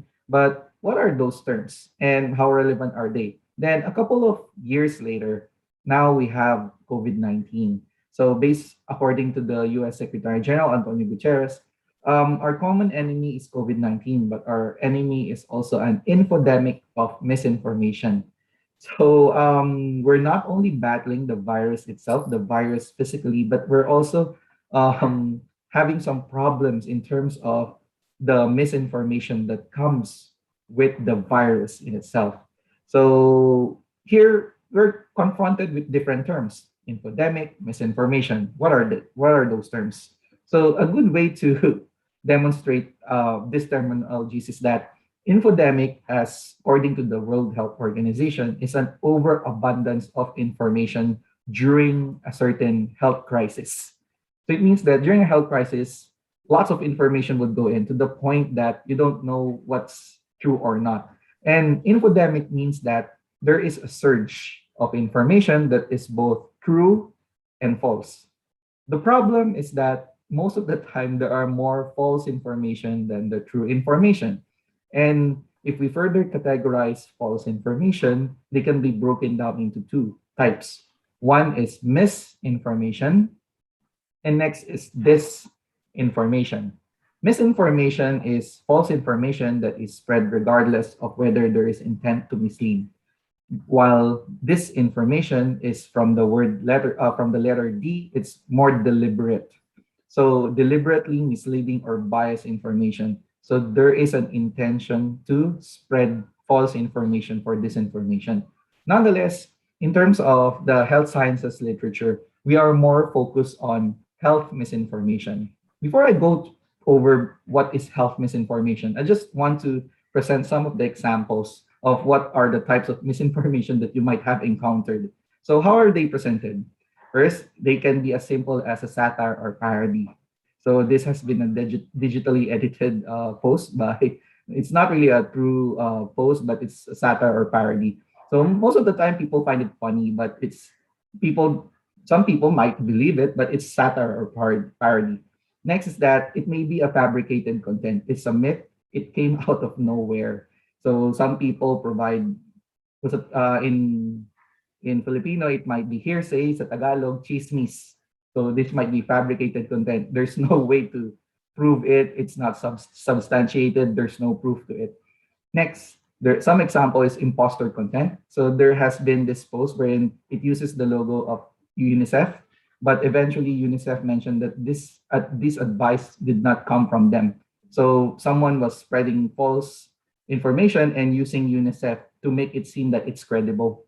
Next is that there is some misleading in content wherein they craft a story wherein other countries have already controlled COVID, but in the Philippines, it's not controlled, and they try to link that with some political issues. And if you try to read them, there's some misleading content within that.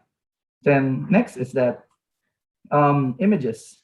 So false context. So the images are true, but the way that the images are presented in the story is false. So for instance, people have been sharing this that there has already been a COVID vaccine back in 2020, but well, in fact, these are pictures of the test kits. But people share that, oh, there's already a vaccine for it. So it's not really true. It's just the test kit. Then next is manipulated content. So the pictures, the details are somewhat correct, but if you look at the fine details of the information, it's something that's already been manipulated. So these are the things that you might see in terms of misinformation. So in this talk, I'll be focusing more on health misinformation. So health misinformation is there's no standard or gold standard in terms of definition, but I'll be using Cho et al.'s definition that was published in the American Journal of Public Health, wherein any health-related claim of fact that is false based on current scientific consensus. So why is health misinformation a problem, a health crisis, a public health threat? So exposure to health misinformation is somewhat linked to vaccine hesitancy. So if people see false misinformation, they're more likely to be hesitant in taking the vaccine, as what we are dealing with now in the Philippines. So exposure to health misinformation can translate to poor health behaviors.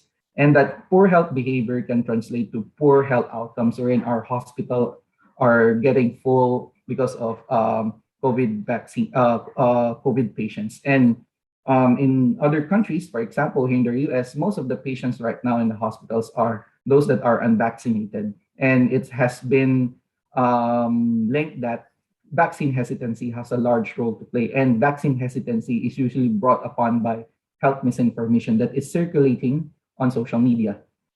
So we can see here that exposure to health misinformation can translate to poor health outcomes, at least in this context.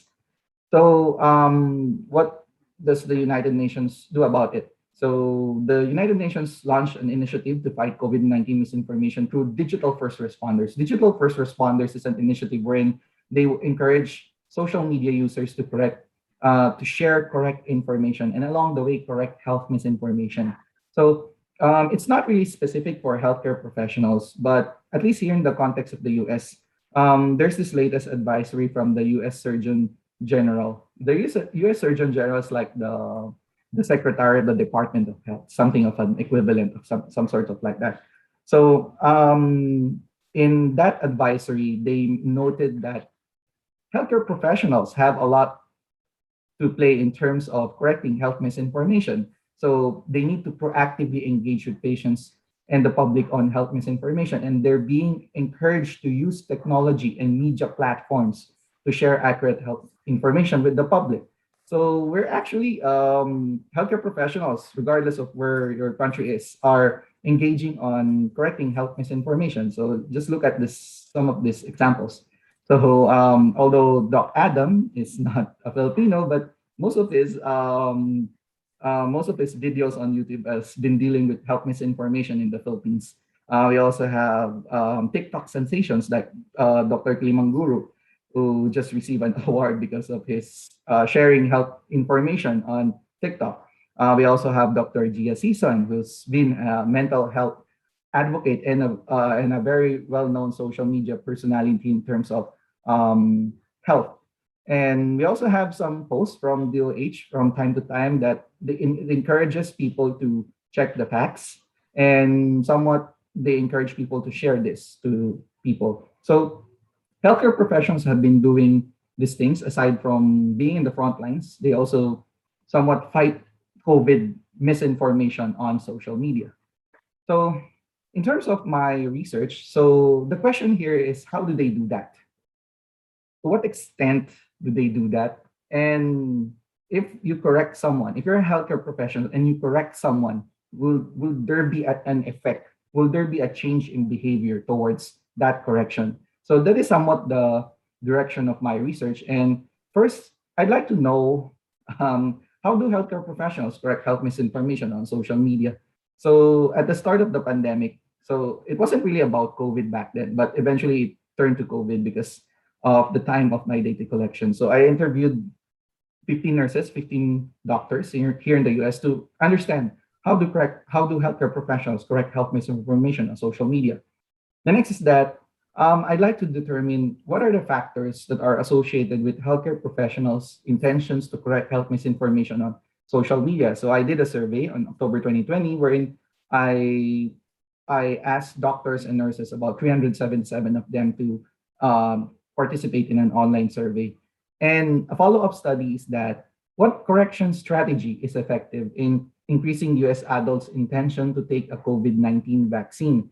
So if you're exposed to a correction made by a healthcare professional, will there be a difference? Will that persuade you to take the COVID-19 vaccine? So I did the study in April to May 2021. This was the time wherein President Biden mentioned that all adults are eligible to take the vaccine. So there's no more prioritization. If you're an adult between ages 17 and above, you can take your vaccine. And I did the study by recruiting US adults who are vaccine skeptics, those that are somewhat unsure whether they would take the vaccine, and it's an online experiment. So let's move over to the first question. So the first question is, how do healthcare professionals correct health misinformation on social media? So you can learn more about it on my recent article, which is entitled Healthcare Professionals Acts of Correcting Health Misinformation on Social Media. So it's a long process, but to make it short, you can just focus on the yellow ones. The yellow ones is what answers this question. So they correct health misinformation on social media by performing private priming, public priming, private rebuttal, and public rebuttal. So what are those correction dissemination techniques? So let's go over them one by one. So private priming is you privately post or share credible or evidence-based health information as a means of priming against health misinformation. It means that your post is not that visible to many, but you just share information that you found on internet and you put the link of where you share it to make it much more credible. Next is public priming. So I follow this Dr. Sanikas, Melvin Sanikas. So he usually posts, you can see the post that is public because there's a globe here. So anyone can actually see this post, which means that publicly posting or sharing credible or evidence-based health information as a means of priming against health misinformation. So it means that you share and share and share credible information, make it public so that more people can actually look at it and learn from it. So that's really a good way of sharing information. Keep people updated. So he also inserts some of the links to substantiate his post. Next is what we call private rebuttal. This is what usually happens among relatives. So you don't engage them publicly. You try to message them directly. You message family members within WhatsApp or Facebook Messenger or Viber. Then you try to discuss with them, why is that incorrect? What's the correct information about it? So you respond to a health misinformation post by privately pointing out the misinformation and sending credible or evidence-based health information as a rebuttal. So you engage in a private rebuttal. So it's not that people can see it, but you can discuss it with them in a private manner. Next is public rebuttal. This is the most intense. I would say that you respond to a health misinformation post by publicly pointing out the misinformation and sending credible or evidence-based health information as a rebuttal. So if someone posts a misinformation which is on top, you can see that there's a reply below saying that that is somewhat incorrect. It doesn't change your DNA. Then there's our explanations on why this is incorrect. So you provide an explanation. So when I did a survey, so a follow-up study was doing a survey. So what are some, to what extent do healthcare professionals would intend to correct health misinformation on social media? So if you look at the blue bars, you would see that most of them actually intend to correct health misinformation on social media. And among the ways of correcting health misinformation, you would see that healthcare professionals prefer publicly correcting health misinformation, either by doing public priming or public rebuttal. So I already discussed what they mean. You can just read the descriptions below. But the gist here is that healthcare professionals prefer to do public means of correction, because if you do it publicly, more people can learn about it. You might even earn some followers from it. So it's really advantageous to others and also advantageous to the healthcare professional if they're doing public means of correction. Next. So now that I have some input on what are the ways that healthcare professionals intend to correct health misinformation, it might be private priming, public priming, private rebuttal, public rebuttal. I'd like to see what are some of the factors that influence them to correct health misinformation. So the first factor that I'd like to look at based from organizational support theory is that whether their perceptions that their organization supports them in doing so. So there is some cases here, at least in the US, wherein hospitals are advising healthcare professionals not to post negative things on social media and just post positive things. The gist here is that some healthcare organizations can really control on what you can do with your social media. So to what extent does perceived organizational support can influence one's intention to correct health misinformation on social media? And I'd like to see whether that effect is being mediated by attitudes, norms, and behavioral control. So I'll discuss some of these terms on the next few slides. So this is the overall model that I use. And I ran the survey with 377 healthcare professionals and did some quantitative analysis modeling stuff. So first, in terms of the results, I found that in terms of private priming, and public rebuttal, there's a perceived organizational effect. So it means that once an organization supports that person into correcting health misinformation, that really improves their attitude towards it. So the more that the organization supports a healthcare professional to correct health misinformation on social media, they're more likely to have better attitude in terms of whether it's something that's useful and it's something that's ethical and professional, and that would lead them to use to correct health misinformation using private priming, public rebuttal. On the other side, in terms of private rebuttal, in terms of sending a message, like direct message to other people, it's being facilitated by apathetic attitude. It means that if they feel that there's something that they need to do, it's like ethical view, and are others doing it? And is this something that I can do based on my capability? So that actually triggers them to perform private rebuttal. So nonetheless, there are several factors that affect healthcare professionals' intention to correct health misinformation on social media. But the overall summary here is that organizational support is very important. So hospitals can actually support healthcare professionals in provide trainings on how to correct health misinformation on social media. And lastly, for the last part of my study, so what correction strategy is effective in increasing US adults' intention to take a COVID-19 vaccine? So we're having a problem for most people in the world, wherein there's some people that are vaccine skeptic, like vaccine hesitant people. So they might be hesitant in terms of taking the vaccine. So I expose people into different conditions. So first, I expose certain participants with misinformation only. I use the case of mRNA vaccines, such as those by Moderna and Pfizer, would alter your DNA. That's one of the most popular misinformation that's out there on social media.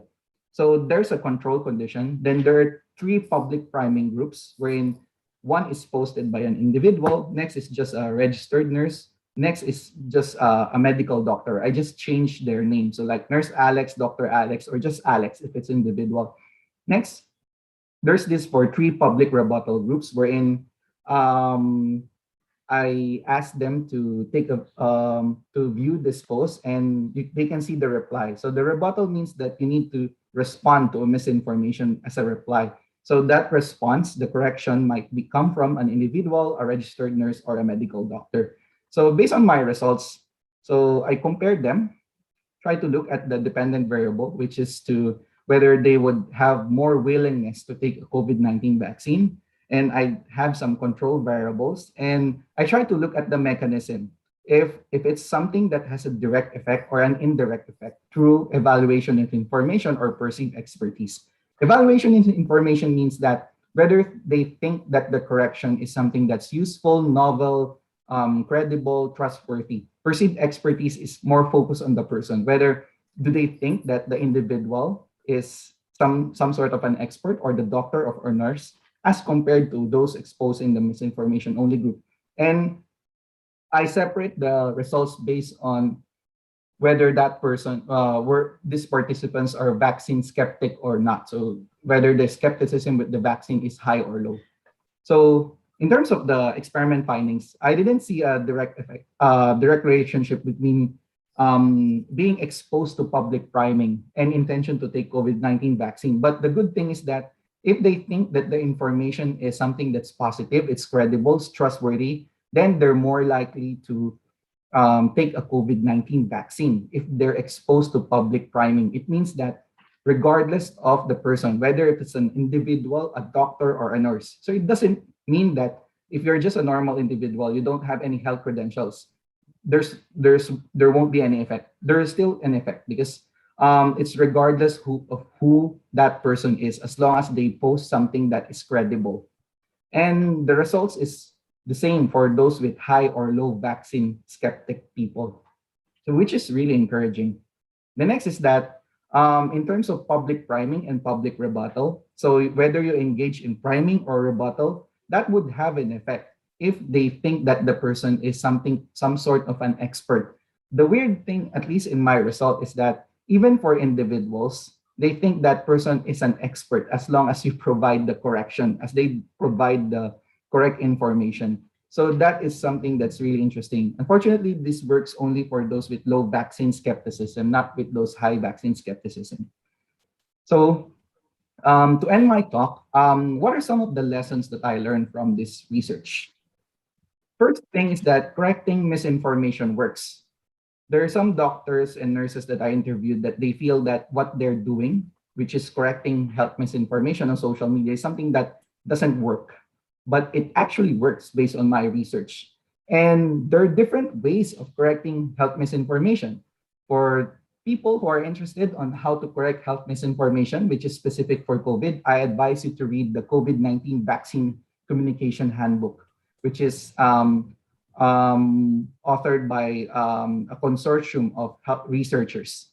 Then there are different ways. You don't necessarily need to engage in public rebuttal. You can just do public priming. If you just want to post correct information, you just post and post and post correct information. You need not engage in rebuttal or debates. Third is that we need to normalize correction. We also need to inform people that if they're being corrected, it's not that we want to shame them, but we want them to have the correct information so that they would have they would arrive at the correct decision, for instance, in taking the vaccine. Fourth is that you can correct others even you're not a healthcare professional. Even you're just a normal person who's a non-healthcare professional, as long as you provide sources to the information that you're sharing and it's from a credible source like the World Health Organization, the Department of Health, or any other health agencies, it could actually help to curb health misinformation. So I would like to share this quotation that I modified a bit, that the only thing necessary for the triumph of misinformation is for good social media users to do nothing. We need to do something, which is to correct health misinformation on social media, and there are different ways of correcting it. And regardless of the way that you choose, most likely would help someone to change their belief in terms of, especially those that were misinformed, especially in terms of taking the vaccine. So thank you very much for listening to my presentation. And I would like to acknowledge my postdoc supervisors, Yan Zhang and Yasek Wipka, and also recognize the support of the Bullard and Boivay Fellowships of the University of Texas at Austin School of Information. Thank you very much. Thank you very much, Dr. John Robert Bautista, for sharing us your interesting study about healthcare professionals' role in correcting health information on social media.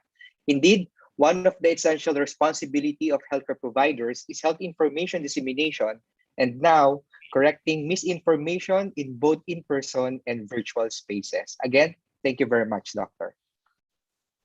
We now move on to the open forum. May we call back our speakers, Dr. Pratana Print, Dr. Michelle Minuli, Dr. John Robert Bautista, and our moderators to accommodate questions from the viewers.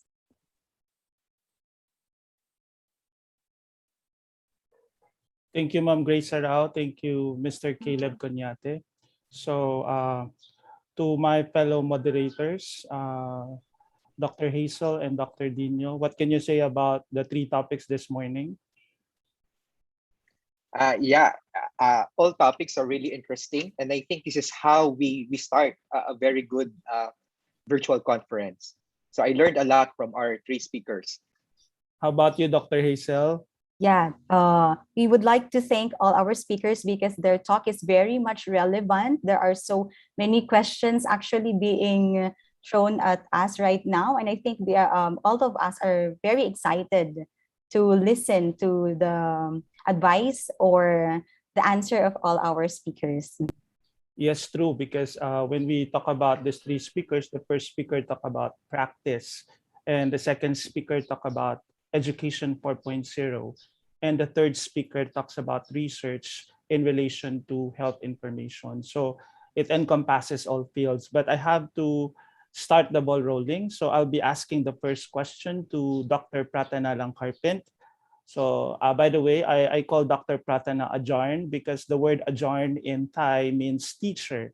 So I'll be calling Ajarn Pratana first, okay? So my question for Dr. Ajarn Pratana is that, is the admission to the PIH hospital free of charge, or is it covered by their HMOs? Again, I repeat, is the admission to the PIH hospital free of charge, or is it covered by HMOs? Thank you very much for your question. The expense of the private university, we have to request the patient who wants to stay in the hospital to pay, but it's not as expensive as the hotel, even though it's a hospital plus hotel services. And for some patient who had insurance, health insurance, it covered their expense in a hospital, which is about 2,000 baht per night. I'm not sure in your currency. $150, including medical services, 3 meals, and beddings.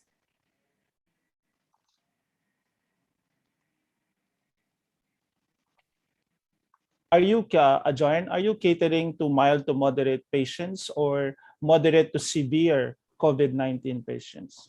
Oh, as I mentioned that the color used for to categorize the patient, green is patient without any symptom, so they don't have temperature, high temperature. They might have like 37 or 37.5 degrees Celsius, but below than 38. That means green patient, and no other symptom like lung symptom or no breathing difficulties. So if the patient is yellow, that means they have mild symptoms like temperature. And if it's orange, that means it's more serious. And then red is the most serious one, and they have to be admitted in intensive care unit. So we have green patients only. Okay, thank you, Ajarn Pratana. Now for the next speaker, may I call on Dr. Hazel? Thank you, Dr. Lorena. For the first question to Dr. Min Yuli, what strategies can you recommend to help economically challenged learners to be more included in your shift to future learning? Okay. Yeah, this is always a challenge for most of the universities. Although we're a nonprofit organization, but it's not just like, we have everything we're reached, so we could support everyone. So, but still, I think that the future education should be inclusive, like I just mentioned in my talk. So I think in universities or any other educational institutions should try their best to support those economic minority students by, for example, raising funds for them to provide scholarship for them. And but before you are able to raise any fund from any donors or supporters, you have to make your institutions stronger. So that's how people will help you, right? So we have to help ourselves first to make people help us, and so that we could help more students and kids.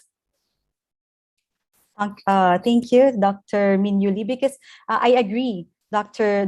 Lee, because learners and students like here in the Philippines have varying resources and access to technology. There are some students who are privileged to have access to gadgets, to the internet, but also there are learners that are not as privileged. So what you had mentioned, your strategy, it would really give an equal opportunity, or at least level the playing fields for all the learner. Thank you very much, Dr. Lee. I will now turn over the floor to Dr. Dino for the next question. Thank you very much, Dr. Hazel. I think this question is for Dr. Bautista, and this inquiry has something to do about the potential sources of valid and accurate information. So the question posted by one of the participants is, since preprints is mostly non-peer-reviewed, what is your opinion on the reliability of preprint articles?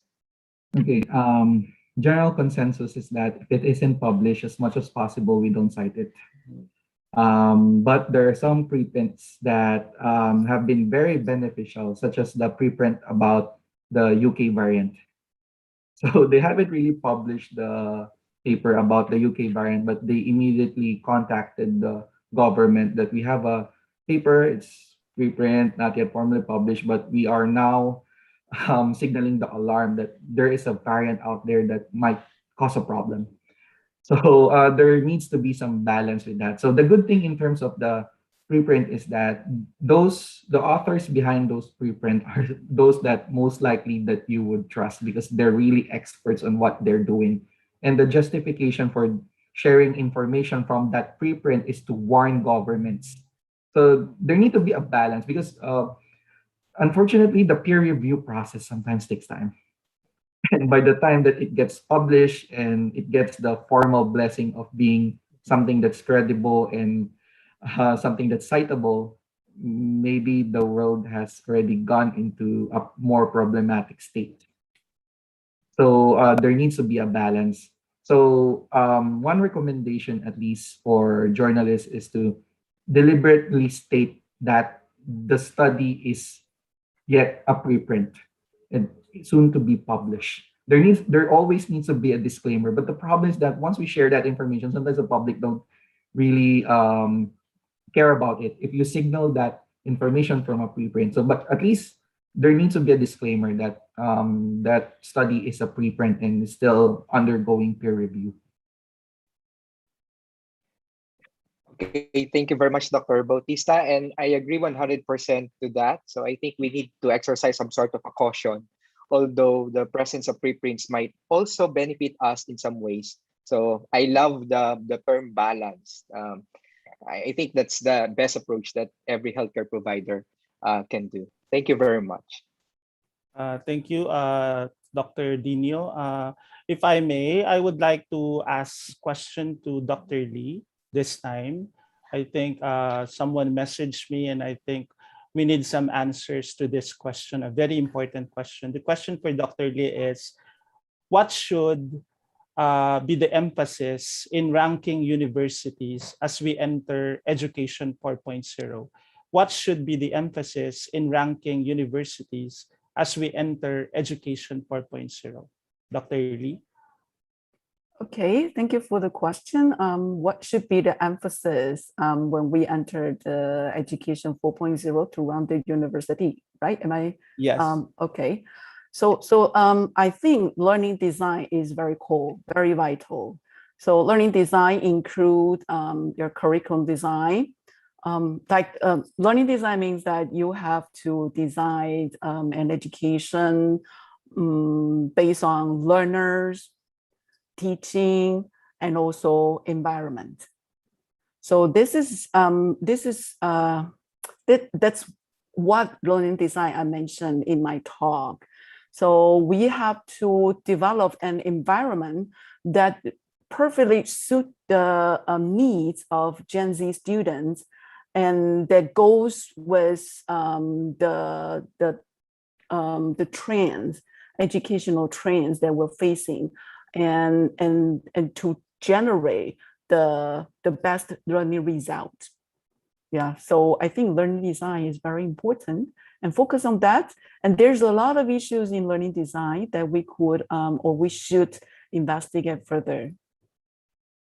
Yes, thank you, Dr. Lee, for sharing your insights on Education 4.0.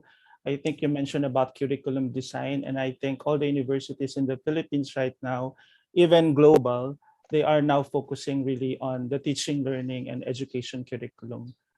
Yes, Dr. Hazel, do you have other questions for our other panelists? Yes, I think we have another question for Dr. Bautista. Yes. With the prevalence of misinformation and disinformation of COVID-19 in the Philippines, is it okay to say that misinformation and disinformation comes an increased social mispractice and this practice in handling COVID-19?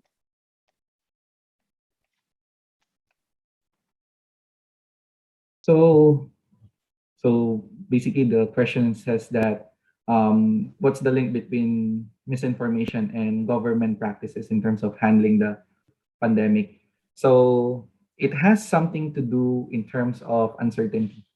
So if you have lots of misinformation out there, people will be confused, even those in the government, on what to do. There have been debates that do we really need to wear face shield, something like that, because for most of other countries, the general public don't really wear face shield, only healthcare professionals that are in the hospital. But there have been studies that would support face shield. But what's really the consensus about it? Actually, we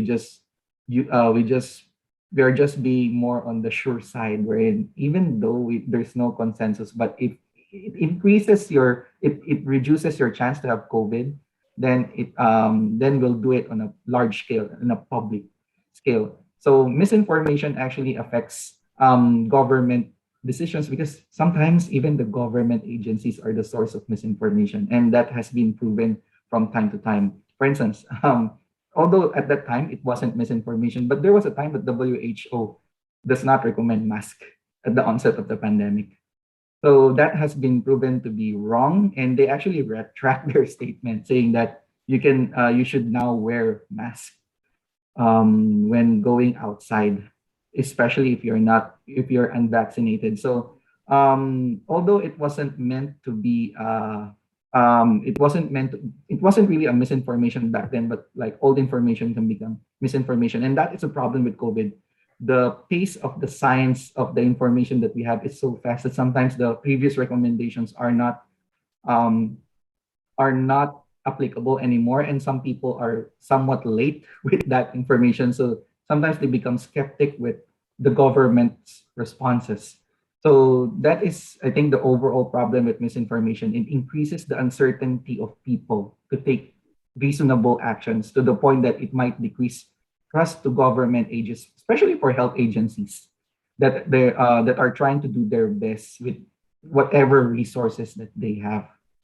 So as I would always recommend to people, if you couldn't trust your government, at least trust your health agencies.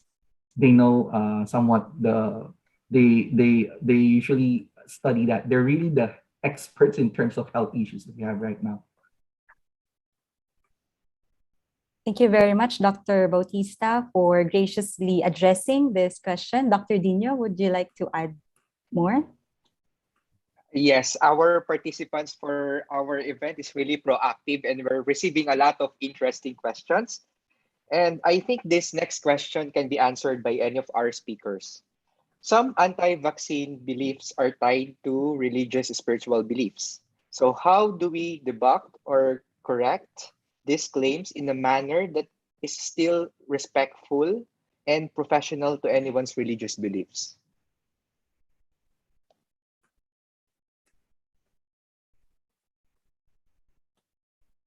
Who am I supposed to answer? I'm not quite sure. Yes, Dr. Bautista, yes. Okay, so Yes, please. the interesting thing about the Philippines is that it's a very religious society. So for most of the social issues that we have, there's some religious. It also somewhat contends with religious issues right now. But the good thing is that there are ways to somewhat persuade people.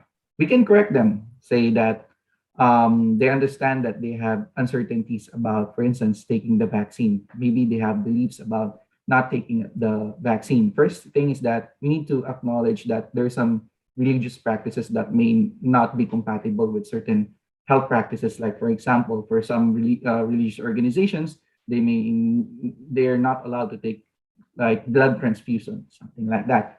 So we need to respect that. But we can also offer, so we can recognize that that is their opinion. We respect their opinion in terms of their religion, but in terms of science, there's this information that says this. We need not engage in a lengthy debate. We just say our position that public health experts recommend that we vaccinate. This vaccine does not contain fetal tissues. There has been arguments here in the US that some people don't like to take the vaccine because they're made from fetal DNA or fetal tissues or whatsoever. That has been clarified by the Centers for Disease Control. We may link them with some resources for additional information. So my advice is always don't engage in unnecessary debate. You just stand your position, say the information, point them to the right information. It's up to them to decide for that. Okay, thank you very much, Dr. Bautista. Okay, another question would be, I think it would be for Dr. Pratana. The question is, caring with people infected with COVID-19 is a very humble task, but it's very risky as well because of the possibility that they might get infected. How did PIAP University ensure that these people caring for COVID patients are also taken care of in terms of their mental health? Again, caring with people infected with COVID-19 is a very humble task, which is very risky as well because of the possibility that they might get infected. How did PIAP University ensure that these people caring for COVID patients are also taken care of in terms of their mental health? I think you are on mute, Dr. Pratana. Oh, I'm sorry. Is that okay now? Yeah. Thank you very much for this question. And it's very interesting that I would like to share about how PIAP University support the staff in terms of mental health during working at the hospital, caring for COVID-19 infected patient. Some staff who they did not interested in working there, so they were allowed to leave the area or need not to be there. So they have the right to choose to work or not to work, to take care or not to take care of the COVID-19 patient, as everyone seemed to be very afraid of this epidemic and become pandemic. And the university pay for health insurance to all staff who work there. And they have very supportive in terms of food, water, or consultation, mental health. Doctors and nurses work 24 hours in the hospital. So I believe that all staff who work there, they do it because they want to do it. if they don't want to do, they have the right to leave. Is that the right answer? Yes, thank you, Dr. Patana, for sharing your insights on mental health. And I believe each of the concern of the healthcare workers right now is not only the PPEs, but also the mental health. Not only the healthcare workers, but as well as teachers or educators. The concern right now really is about their mental health. Okay, so for our other two moderators, do you have other questions for our speakers? I think all questions were already answered, but our participants can easily reach out to our speakers, our first set of speakers in their social networking sites. Yes, I agree. To all our participants, you can still post your questions in the chat box. Our speakers can read your comments in the chat box, and they have the option to address it right away in our chat box. Okay, so again, thank you to our speakers, Dr. Bautista, Dr. Lee, and Dr. Pratana Langkarpint, as well as our two dynamic moderators. Maraming salamat. That's thank you in Philippines. So I now bring back the virtual floor, to our two MCs. Thank you. Thank you very much to our moderators, Dr. John Michael Lorena, Dr. Michael Joseph Dino, and Dr. Hazel Ann Catublas. And of course, we would like to thank our speakers again, Dr. Pratana Langkarpint, Dr. Michelle Minyu Lee, and Dr. John Robert Bautista. I would like to request all of you to stay with us as we present the certificate of appreciation. We will be joined by Dr. Carmencita Padilla, Dr. Eva Maria Cutionco de la Paz, Dr. Wilfred Hugh, Dr. Howell Ho, and Dr. Sylvia Estrada. Ms. Grace, please read the citation. Allow me to read the citation. Metro Manila Health Research and Development Consortium, in cooperation with Trinity University of Asia, presents the Certificate of Appreciation to Dr. Pratana Langkarpint, to Dr. Michelle Lee, to Dr. John Robert Bautista, for exhibiting exemplary knowledge and competence as resource speakers in the 2021 MMHRDC 5th International Symposium and 12th Annual Scientific Conference with the theme COVID-19 Pandemic Realities, Equitable Initiatives for a Healthy One, held at Trinity University of Asia from 8 o'clock in the morning up to 12 noon of September 24, 2021. Signed, Dr. Maria Antonia C. Capili, Director, University Research and Development Center, Trinity University of Asia. Signed, Dr. Howell T. Ho, Dean, College of Arts, Sciences and Education, Trinity University of Asia. Signed, Dr. Hilton Y. Lam, Director, Metro Manila Health Research and Development Consortium.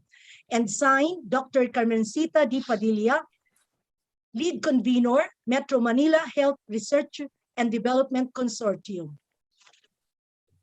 Tech team, we are ready. Thank you.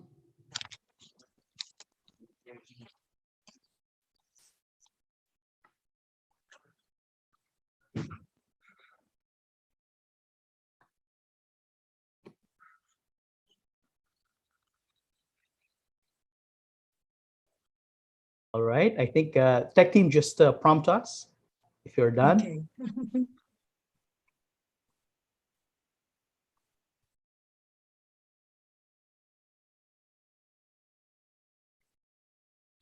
The count of three. 1, 2, 3, smile. Thank you very much, everyone. Thank you very much, everyone. Thank you very much. Thank you. Thank you. สวัสดีค่ะ Maraming salamat po. We are done with Ma'am Grace, plenary session 1. Yes. Grabe in Filipino. That means it's a superlative, no? Grabe. We learned a lot. Plenary session 1 pa lang yan. May we again remind the participants to register and to also write their names on the attendance form so we can have a formal document of your joining us in this very, very exciting event. Ma'am Grace and everyone, let's take a breather and watch this very special number by the Trinity Dance Troupe. Okay.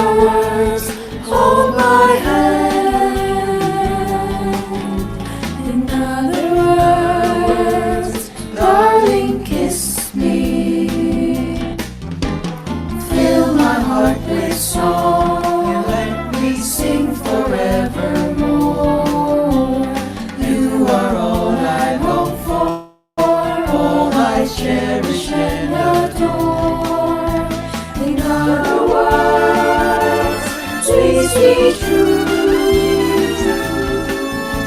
In other words, I love you. Oh, Maria, oh, Maria, Maria, Maria, fill my heart with song and let me sing forevermore. You are all I long for, all I cherish and adore. In other words, makes me true. In other words, I love you. Oh, Maria, oh, Maria, Maria,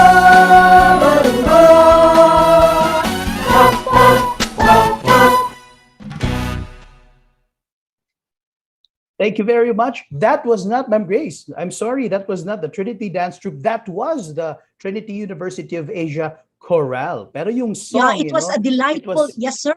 It was a Yes, it was- delightful number. Climb to the moon. Right. Okay. Right. Okay. Okay. Now Yes, moving Ma'am on. Grace. Okay. Moving on, plenary session 2 will center on our health resiliency journey in the aspect of risk management, the role of women, media, and COVID-19 vaccines. Wow. The session will be facilitated by Ms. Caroline Balmes, program in charge of the Community Development Section of Trinity University of Asia, and Mr. Michael George Peralta, manager of the Innovation and Technology Support Office of the University of Santo Tomas. Good morning, Ms. Balmes, and good morning, Mr. Good Peralta. morning. The cloud is yours. Yes. Good morning, everyone. Good morning, partner. Welcome to our second plenary session. I am Michael George Peralta, and with me is Ms. Caroline Balmes, who will be your moderators. Good morning, everyone. Good morning, sir. Morning. Okay. So our second plenary session is entitled Our Health Resilience Journey. Resilience means that the individual, together with the community, is able to survive and thrive in the face of adversities, and that every Juan and Juana, to a certain degree, is able to lead a healthy, comfortable, and happy life. The attainment of community and individual resiliency is not just a function of government officials, economists, educators, health practitioners, but by each and every Juan and Juana. There is a need for interconnectedness of the different sectors of society. Health resiliency is considered as a multi-sectoral endeavor that aims to fortify the strength of the people to address known and unknown threats or dangers to humanity. I have the privilege to introduce our first resource speaker. He is a professor of community development at the College of Social Work and Community Development, University of the Philippines, Diliman. He is also the director of education of the UP Resilience Institute. As a member of the UP COVID-19 Pandemic Response Team, he currently directs a research entitled An Assessment of the Socio-Economic Impact of COVID-19 Outbreak in Selected Communities. He finished BS Community Development in 1979 cum laude, and in 2000, his Doctor of Philosophy in Urban and Regional Planning. As a researcher, he received prestigious academic awards from his university, such as the UP International Publication Award for 8 times, the UP Centennial Professorial Award for 4 times, and the 1 Professorial Chair Award for Outstanding Research and Public Service for the years 2016 to 2018. He was co-editor of the Disaster Prevention and Management International Journal, published by Emerald from 2010 to 2020, and now sits as a member of the editorial board. His researches and publications are in the field of community-based disaster risk reduction and management, disasters and education, local and indigenous knowledge in disaster risk reduction, and community development. To talk to us about risk management and empowerment for health resiliency, colleagues, let us all welcome Dr. Emmanuel M. Luna. Good morning. I am very pleased to be part of this conference, and I would like to share with you my my presentations. Although it's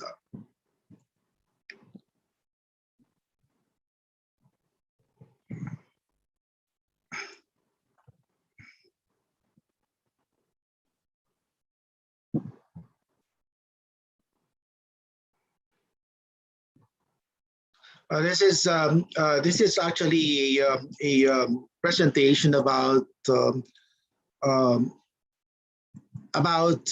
risk management and empowerment for health resiliency. Health risk is multifaceted. It is not only the health sector that is affected, but the whole of personhood and society as a whole.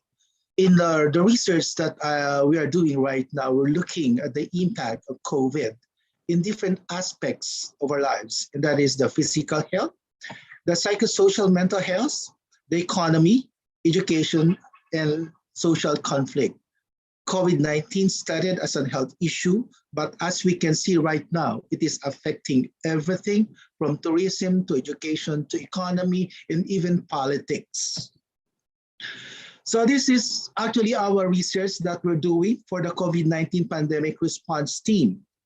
And initial results in the physical health aspect based on the social media and internet reports shows impact of COVID-19 in our communities. One is the so-called COVIDization of the healthcare. This means that the dramatic escalation of COVID-19, specific care in particular, not healthcare in general, has unintentionally led to giving less concern to other health issues. And then this is now called by Gideon Lascaux and Dr. Joshua San Pedro as the COVIDization of the healthcare.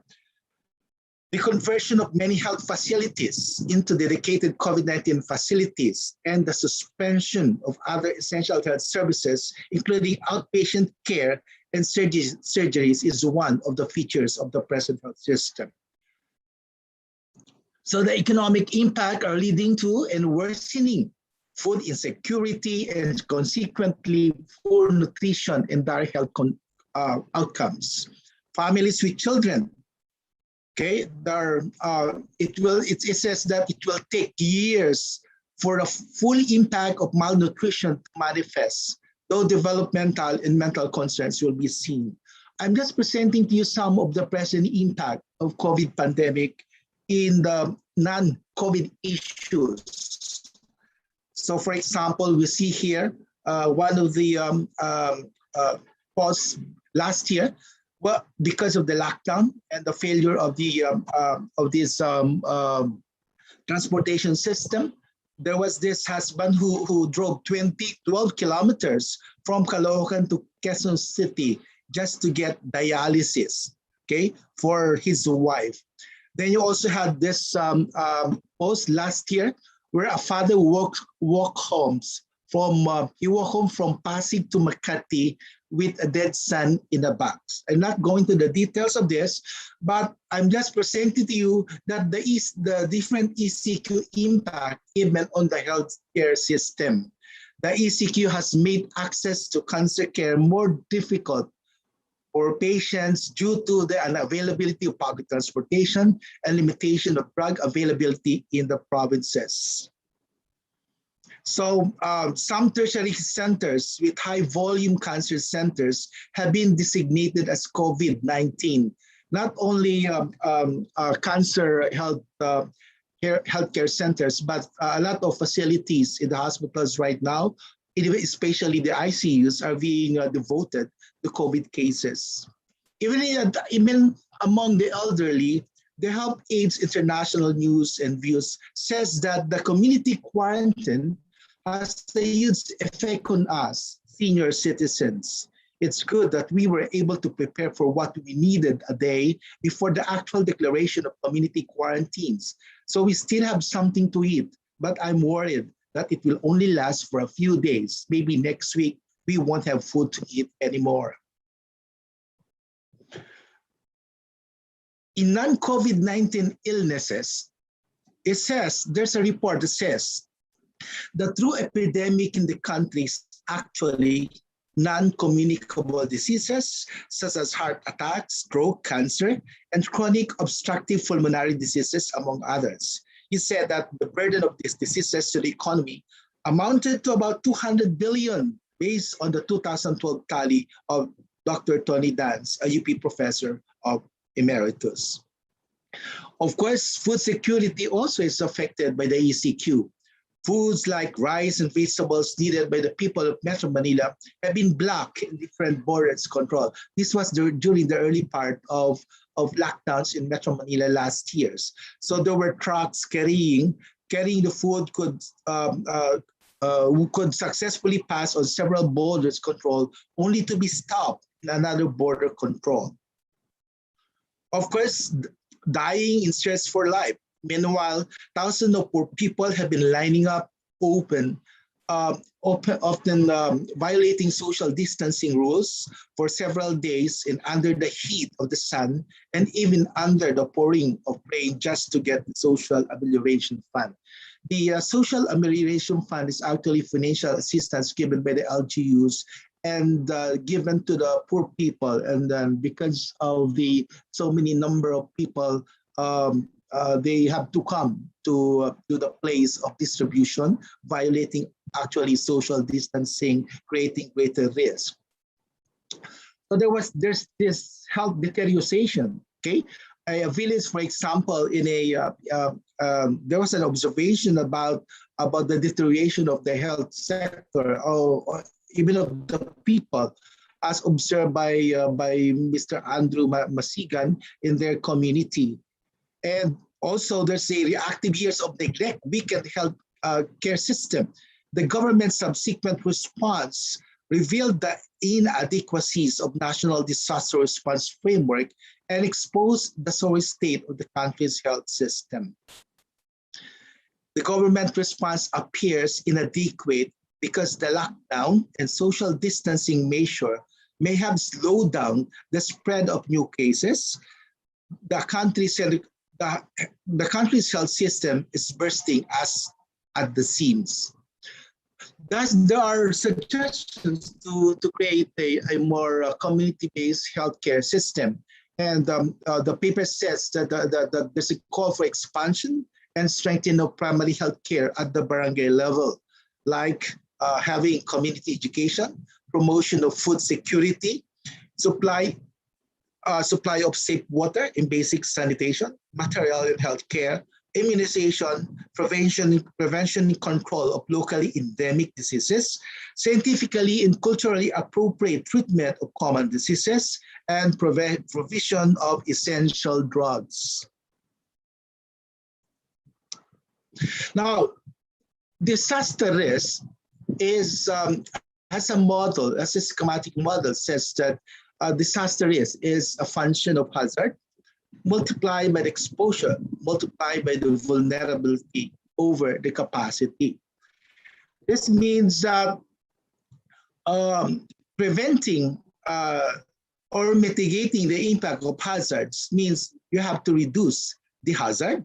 The impact of hazards or having a disaster risk means that you have to reduce the hazards, you have to reduce the vulnerability, you have to reduce the exposure, and you have to increase the capacity. Health risk is the probability of harmful consequences or expected losses in terms of death, injuries, property, livelihood, economic activity is disrupted, environmental damage resulting from interaction between natural and human-induced hazards in vulnerable conditions. We have to look at risk because our topic for today is about risk management. And for us, we call it more of risk reduction. Actually, so this is a better formulation of the formula a while ago, and that is disaster risk is a function of exposure, vulnerability, and capacity. So health risk will be high. There will be greater risk for COVID, for example, if there's an increasing magnitude of hazard, more COVID virus, if there's going to be greater exposure to the hazard or virus, if there are more people who are vulnerable with comorbidities, elderly, for sanitation, as well as poor people. And then less capacity if there's low immune system of the people, as well as low capacity, hospital capacity. Now, health resilience is the opposite of health risk, okay? So we can adopt the same model. Thus, health resilience is a function as well of hazards, exposure, vulnerability, and capacity. And health resilience can be achieved if we reduce the magnitude of hazard. So we the lower the number of cases daily would be better. We reduce exposure to the hazards of the virus. That's why we have a lot of interventions now, like social distancing and the use of other mechanism, so that we will not be able to have will not be contaminated or infected by COVID. If people protect people who are vulnerable with comorbidities, elderly, poor sanitations, for people, we have to reduce the number of people who are vulnerable to COVID. And finally, we increase our capacity. So there should be, this is not low immune system. We increase, this should be increased high immune system as well as high hospital capacity. So that is actually including increasing our capacity to respond to COVID-19. Now, how are we going to manage this risk? How are we going to come up with a resilient health system? The John Twigg came up with characteristics of disaster resilient community. And this is very much applicable in the health system. And according to John Twigg, in which we also adopt this in several of our research frameworks, as well as formulation of policies regarding risk reduction.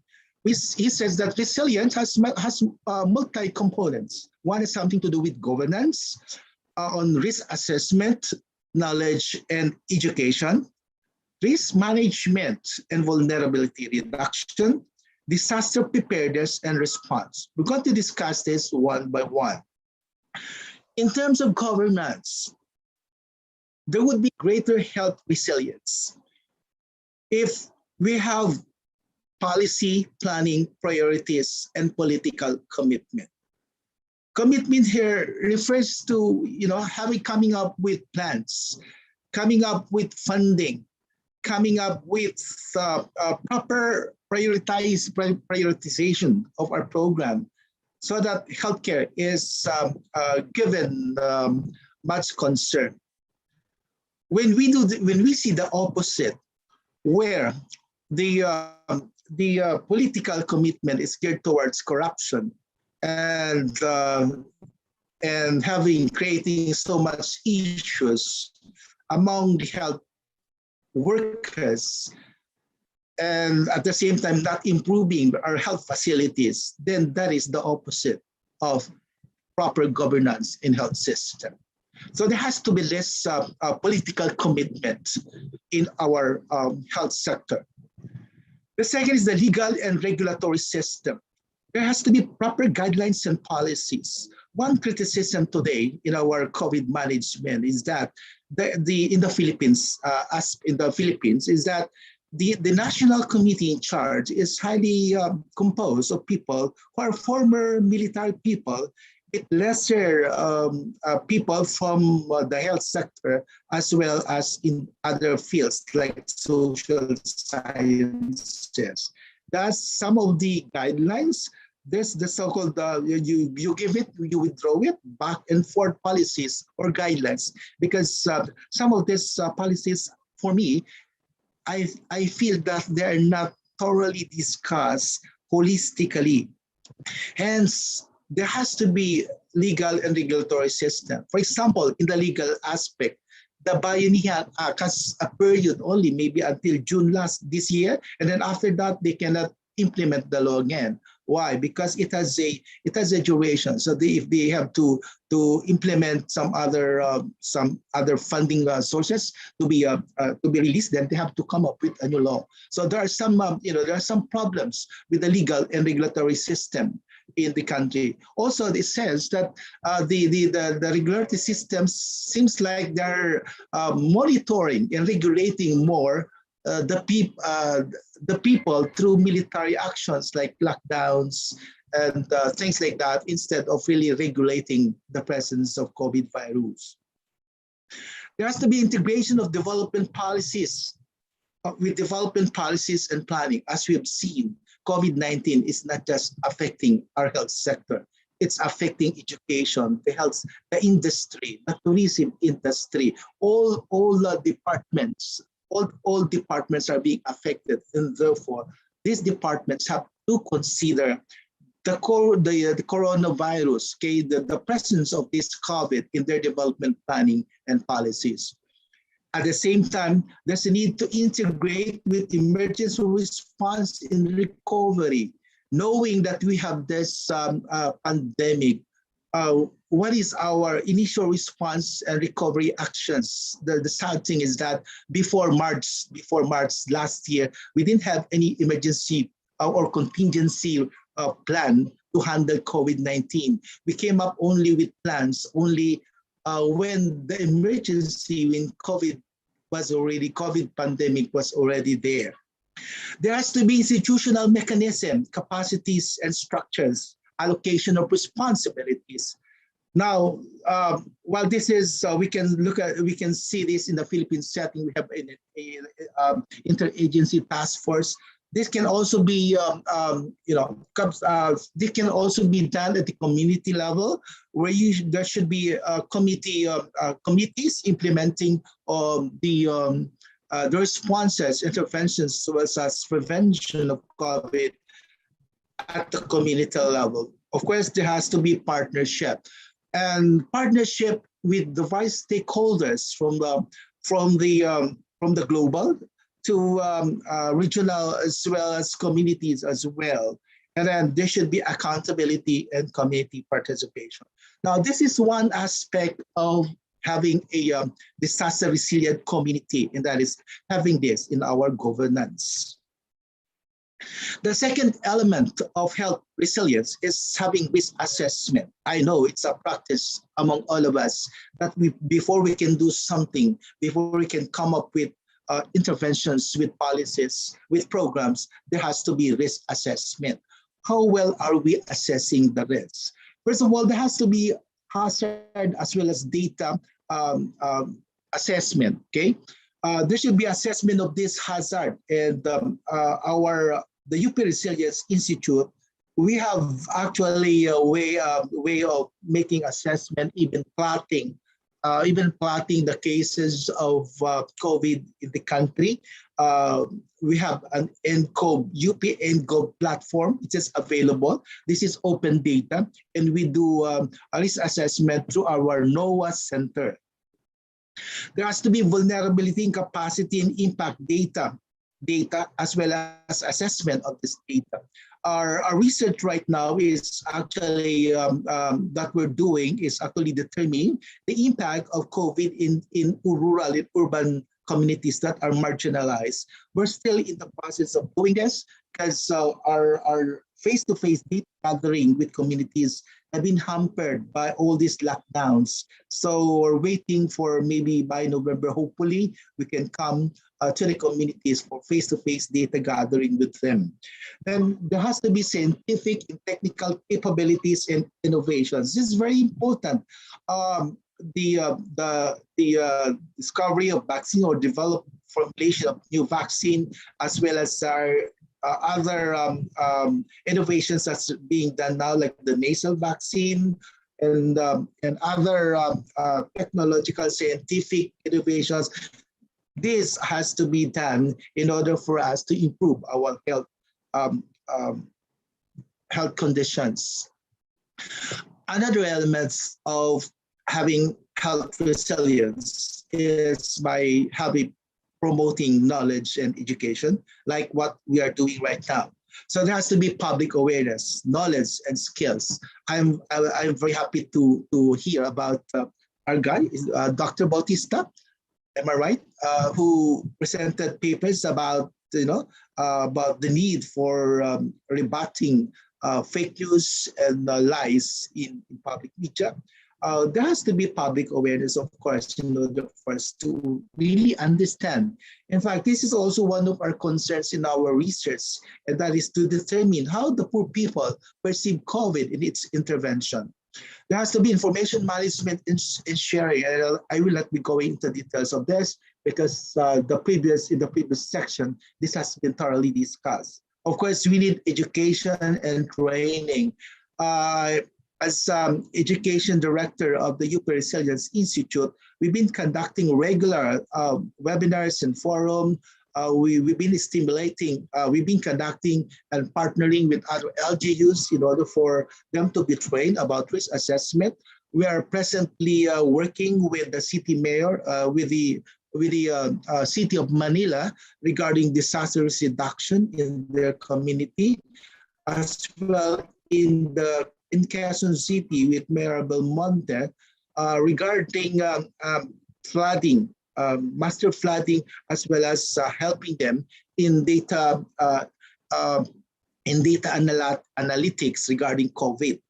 Of course, there's a need for us to properly look at our culture, our attitude and motivation, and see which aspects of this culture and attitudes are actually hampering in the process of dealing with COVID or reducing the stress because of COVID. Of course, we need to do learning and research. This is part of academic work, but it's not just us academics who should be responsible to this, but even people themselves have to learn. In fact, we can actually get a lot of lessons from their experiences, as I will be sharing later.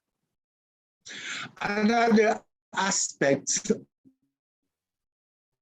of health resiliency is proper risk management and vulnerability reduction. Okay. How the environment and the natural resource management is contributing or reducing the risk. You know, I've been going around urban slums in Manila as well as in Quezon City at this time during the pandemic. And I can see the very deplorable situations of the urban poor.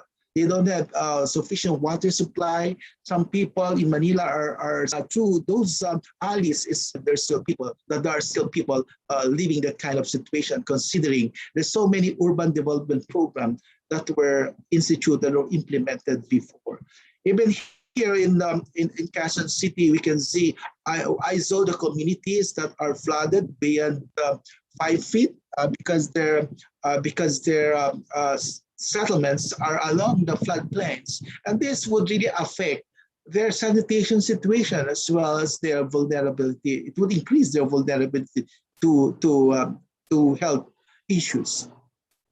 And as I've said, there has to be a promotion of health and well-being. I think though the people in the medical field knows well how to go about this, and there should be sustainable livelihood. At this point in time, so many people have been affected by lockdowns of the establishment, lockdowns of the industry, and so there are now there's some people actually begging for help. Some of the drivers, for example, that I saw, instead of driving because they're not allowed to go back in the street, end up begging for some support to the family and to their sector. Of course, social protection. there seemed to be very little protection for those people who were affected by COVID-19, especially protection from those who lost their jobs, protection from those who were displaced. Providing financial assistance is not enough protection because after giving them certain amount, 3,000, 6,000, maybe after 1 week, it's gone. What is needed is a combination of sustainable livelihood as well as protecting these people, even those who are affected by mental issues, helping these people to go through with all the challenges that they face right now.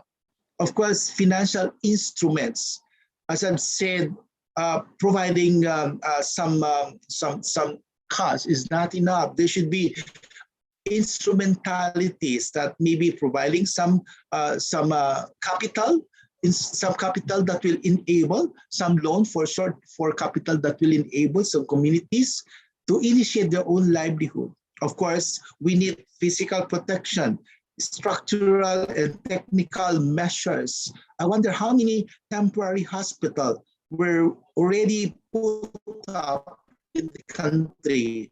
I wonder how many oxygen tanks were purchased so that we would have extra oxygen. I wonder how many more technical measures were made available so that we can reduce the risk and the vulnerability of our people. Of course, the last element in health resilience is about preparedness and response. I know that around March last year, 2020, there were so many people who were dying, health workers especially, because at that time, we did not know yet how to respond to the COVID.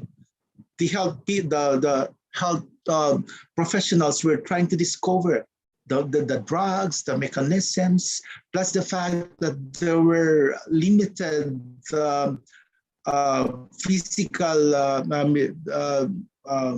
there were limited protection for them, okay? And so a lot of people, especially health workers, will die because we were not prepared for COVID, okay? There was not sufficient time, or maybe it was ignored, or maybe COVID was belittled and did not have the vision that this pandemic can actually be can go beyond 2 years, and the magnitude of impact could be that much. So we have to be prepared, and we must be able to respond to pandemic like this. And it means organizational capacities and coordination. There's a need to, going back to governance, we have to improve our system of organizing ourselves in order to be able to provide, okay? There must be early warning system, or maybe in the case of COVID, one must be able to see when you are very, very vulnerable to COVID. One must be able to see when he is exposed to COVID.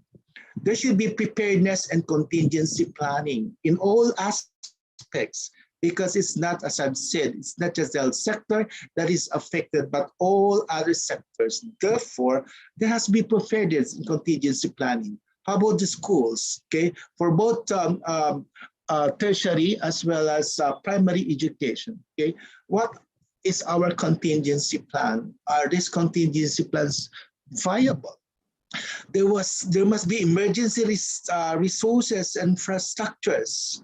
And then there should be emergency response and recovery programs.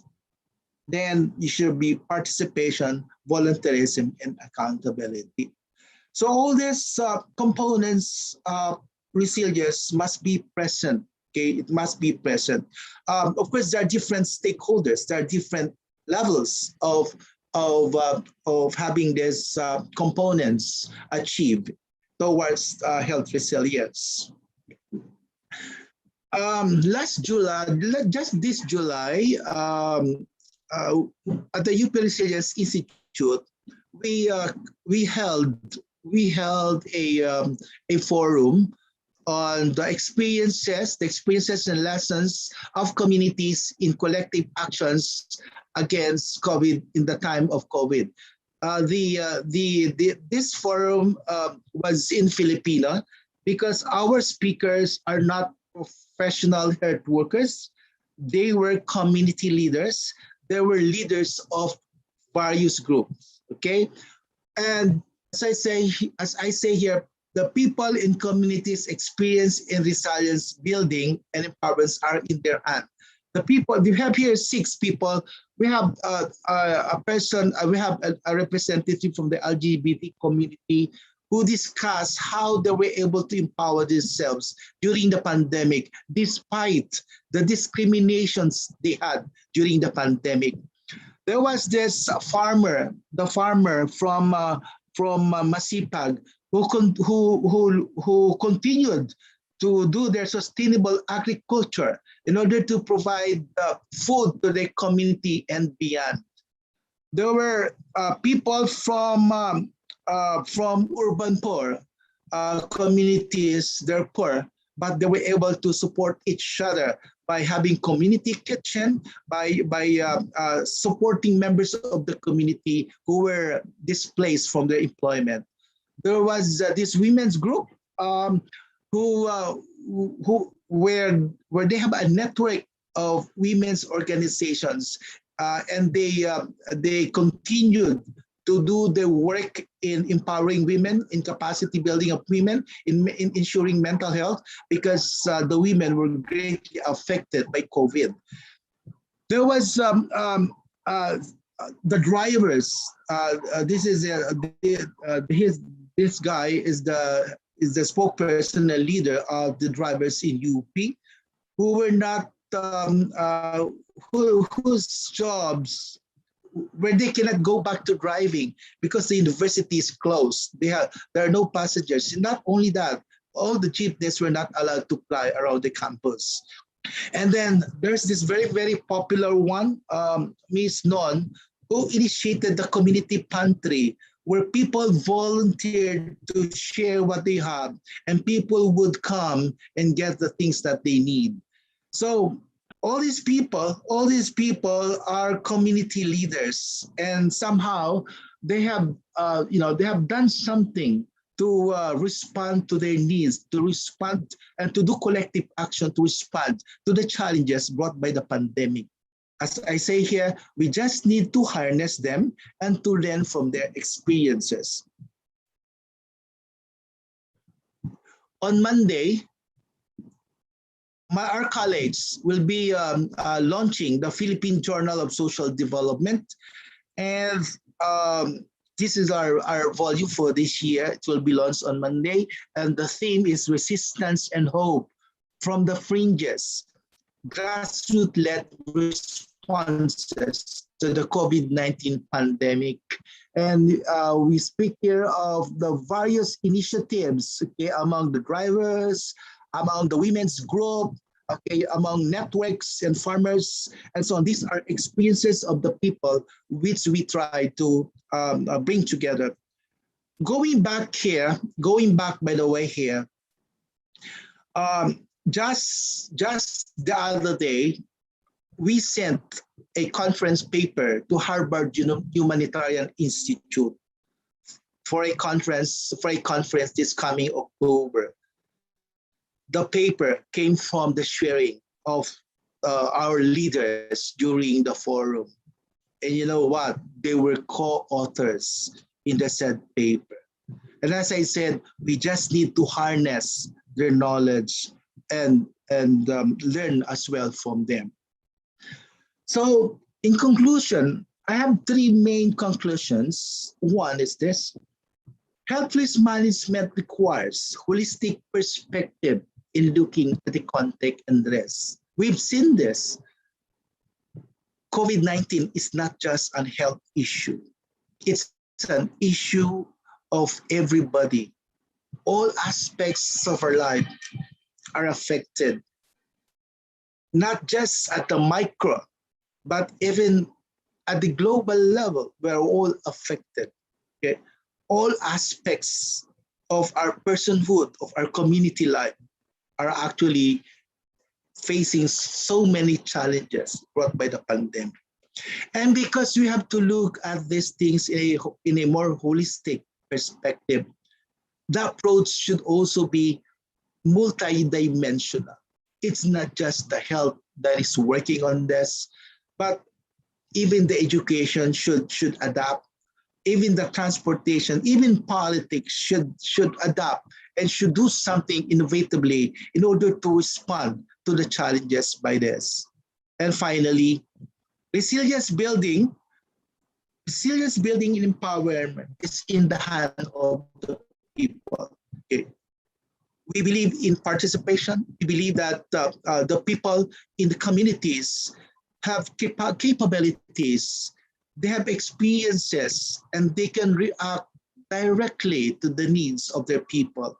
And all we have to do is to go down with them, learn from them, document what they're doing, help them to have access to information, education, help them to have access to resources, help them, assist them in organizing so that they may be able to respond well to the challenges of what we have today. With this, I would say thank you very much, because what you're doing right now is actually one way of contributing towards health risk management in our country today. Thank you. Thank you very much, Dr. Luna, for that enlightening session on health risk management. It is truly an issue of everybody. We are in this together. We should play our part. Thank you very much. Now I turn you over to my partner, Ma'am Carol.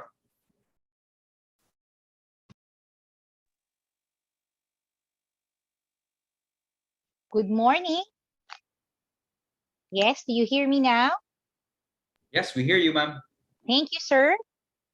Indeed, we have learned so much from our first speaker.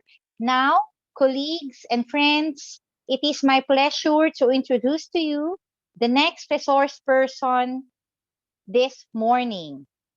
Attorney Chrissy Shafina Twyla A. Rubin is the head of the Commission on Human Rights Center for Women's Human Rights and Gender Equality. In such capacity, Twyla developed programs and policies to mainstream the Commission's mandate as Gender Ombud in the CHR's 16 regional offices, including programs on LGBTQI advocacy. She is a product of Bukidnon State University College of Law, and she completed her Master's in Women in Development at the College of Social Work and Development, UP Diliman in 2019. Granted a Chevening Scholarship to the UK in 2017 to 2018, she also obtained her Master's in Law with specialization on law and gender at SOAS University of London in 2018. Twyla also sits as one of the board members of the Women's Legal and Human Rights Bureau, a feminist legal non-government organization, and Kaliza Action Network, a newly created civil society organization on working for the empowerment of women and children in the Bangsamoro. She has also begun to teach human rights law and gender and the law at the San Sebastian Recoletos in Manila. To talk about women's involvement towards health resiliency, let us all welcome and give a virtual round of applause to Attorney Chrissy Shafina Twyla Rubin. Good morning. I can't seem to open my video. Okay po. Our technical team, ma'am, will enable you to open your video in a while. Yeah. Can I share my screen now? Sure po. Okay, thank you. Okay, thank you po. Thank you. I'm grateful to be here and thank you for the invitation. I'm Twyla and I head the Center for Gender Equality, Women's Human Rights of the Commission on Human Rights. And what I'm going to be sharing today is primarily from my experience at the CHR and as head of the center and as a feminist also and an advocate for women's human rights and for the rights of LGBTQI individuals. So I title my talk, Leaders, Frontliners, Resisters, Women's Contribution to the Health Resiliency and Call for Accountability. The COVID-19 pandemic has exacerbated pre-existing inequalities and have rendered marginalized sectors even more vulnerable. While primarily a health crisis, it has impacted the enjoyment of many interconnected rights, especially that of women and members of the LGBTQI community. In the next 20 minutes, I will focus my discussion on the gendered and intersectional impact of the crisis. From the perspective of CHR, I will also discuss women's role in addressing the pandemic as leaders and frontliners and community workers. And I will also be sharing CHR's community-based peer monitoring with women with disabilities and our other program, CHR's Kwentong Krisis with Women and LGBTQI. We consider both programs very community-based and innovative, highlighting the importance of grounded community efforts and of COVID-19 interventions that are gender responsive and intersectional, and of the crucial need to ensure participation of community women and marginalized groups throughout the COVID-19 response and recovery. I will end my talk with a reiteration for a call for a gendered and intersectional response to the crisis and for state accountability. While health resilience is indeed a community effort, and we work on that together, we also have to be clear of states' obligation to assure the highest attainable standards of health for all individuals within its territory. Okay, I'm just trying to move my slide because I can't seem to move my slide. Okay. Okay. To say that 2020 was a difficult year is an understatement. In the Commission's 2020 Gendered Umbud Situationer, we focused on how the impact of the pandemic is gendered, how it exacerbated inequalities and exclusions on the basis of gender and other identities, and how it rendered more vulnerable groups and communities that have previously faced stigma and discrimination. To render visible the gendered impact of the pandemic, we called attention to the absence of or limited support for gender-specific needs and services. We asked about hygiene kits and SRHR services and commodities. We asked about access to pre- and postnatal care during lockdowns. We highlighted instances where these services have been found wanting or lacking. Not only that, we also highlighted women's and girls' multiple burden as a result of the containment measures. We discussed the growing number of hours of unpaid care work, the additional burden of work from home, and online modular education. We also drew attention to gender-based violence, how the containment measures impact access to remedies, and how those at risk of violence are most likely locked down with their perpetrators. We were relentless in highlighting the urgency of ensuring continued access to prompt, effective, and survivor-centered responses to GBV. As early as April last year, we have written letters to the ILG, to PNP, and to Ayak Bausi, ensuring and calling for prompt and effective and survivor-centered approaches to the COVID-19 pandemic, including ensuring access to remedies in cases of GBV. Like many, we were concerned of the shadow pandemic of GBV against women and LGBTQI. We were concerned that offices are in lockdown and that there are early accounts of GBV reports being refused or closures of much needed shelters. We clarified that low reporting of GBV, the whole of 2020, if you compare it with 2019, there's a 27% decrease in reporting. And we said that it's not a decrease, that it's not an indication of decreased incidents, but could be indicative of the many barriers to reporting. We also reminded duty bearers through our recommendations that women girls, and members of LGBTQI community are not uniformly affected by this crisis.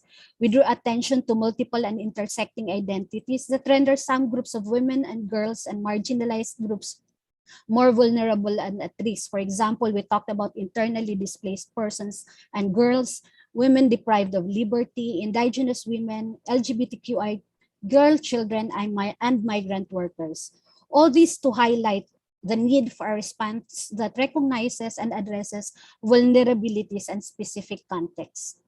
Despite how this pandemic disproportionately impacted women and other marginalized groups, data also show the tremendous contribution of women as leaders, as frontliners and community workers. Stories abound how marginalized groups, despite the pandemic's debilitating impact to health, to livelihood, to safety, still manage to come together in solidarity and still manage to seek accountability and resist when needed and support each other in many creative ways. Early this year, the UN Women noted that majority of countries that have been successful in addressing the pandemic and its impacts are headed by women.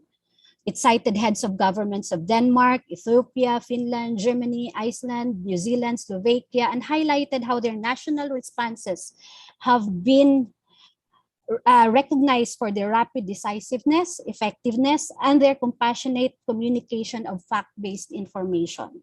This is despite the reality that women are heads of states in only 20 countries worldwide and that 75% of the world's parliamentarians are men.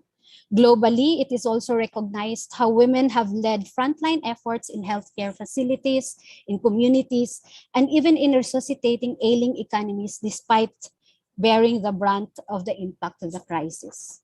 In the Philippines, women leaders played a crucial role in articulating gender gaps and the need to ensure that gender is mainstream in government's response during the crisis. Senator Risa Hontiveros, for instance, was among the first to highlight the importance of ensuring GBV response. VP Leni Robredo, in her relief efforts, ensured provisions of women-specific needs, and she recognized women's increased unpaid care work and often stressed the importance of addressing the needs of the most vulnerable.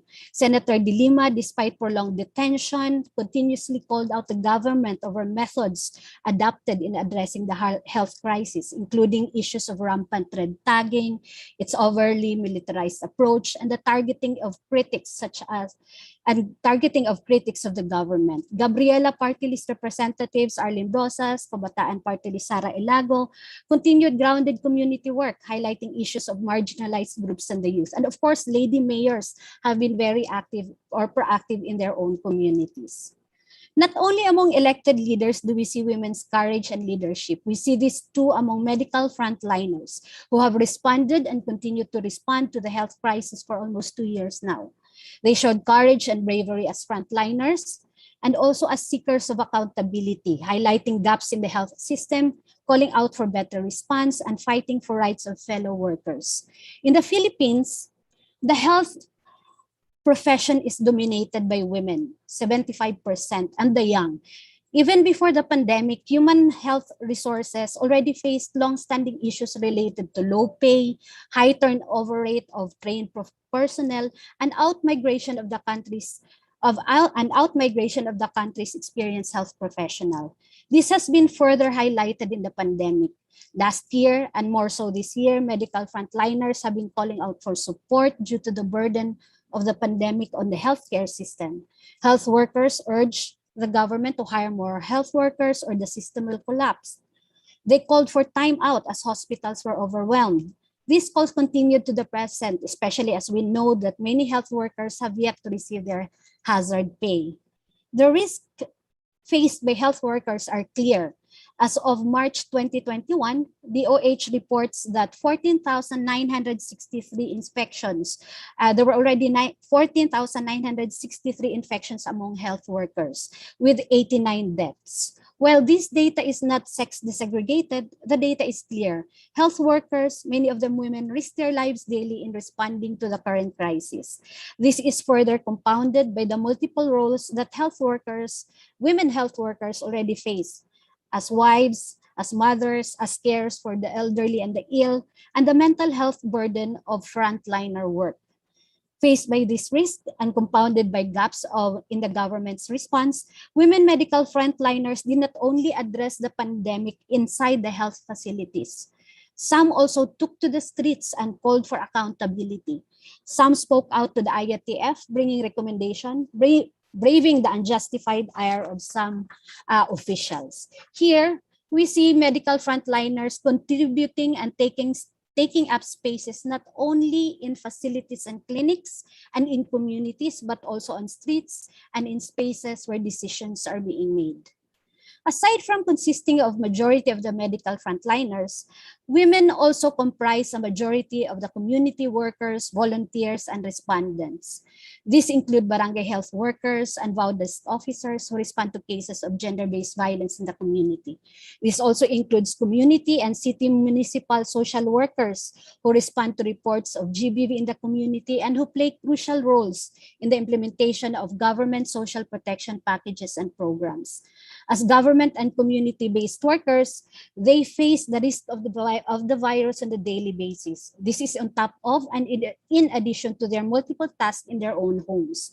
Thus, we have documented accounts and we hear accounts of BHWs tracking COVID cases in their barangay or in their community and still helping out in packing and in distributing their relief packs in the community. And then we also hear of VAU desk officers and social workers leaving their homes to conduct case management, to assist in the issuance of a barangay protection orders, or even conducting home or house visits. In ensuring continued health GBV response and SRHR services amidst the pandemic, these women have shown tremendous courage and heart for service. We see women share and extend the care from their own household down to the community level. From leaders to medical frontliners, community workers, we also see more stories of solidarity and community-based initiatives. From women-led people's organizations to CSOs and to collectives and networks of human rights defenders, all continuing to push and demand for the fulfillment of the rights of women and marginalized groups amidst the pandemic. Here, we would like to highlight the courage and leadership among women human rights defenders, personifying the Filipino Bayanihan spirit by helping address people's needs as government support came in late or were lacking. For instance, let me cite as an example the work of Luna's Collective, a group of feminist volunteers who responded to the urgent need of responding to the GBV during lockdown. They provided online counseling. There's also the work of Power in Her Story by providing gender-sensitive needs of women during the lockdown. There's the work of Lilac Purple Action for Women's Human Rights, reaching out to indigenous women. There's the work of Amihan, reaching out to rural women, and of course, the community pantries.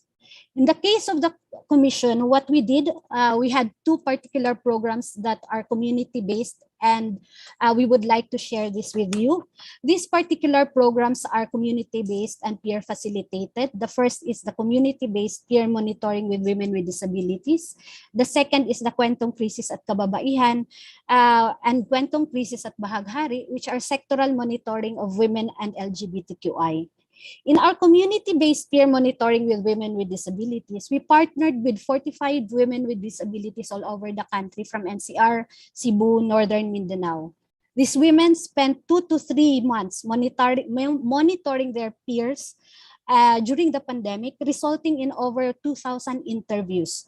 The questions included the impact of the crisis among their peers, the services they were able to access, the recommendations that they have for the government, their experiences of gender-based violence. And through this monitoring, we were able to document how women with disabilities faced multiple barriers during the pandemic. We also came up with a report based on it. And even after the conduct of the peer monitoring, we still connected with our peer monitors. And it's also important to note that as a result of the peer monitoring, we were able to refer many women with disabilities to services, including shelter, medical needs, provision of relief, and all because of the work done and undertaken by their peers who are women with disabilities monitoring their own peers.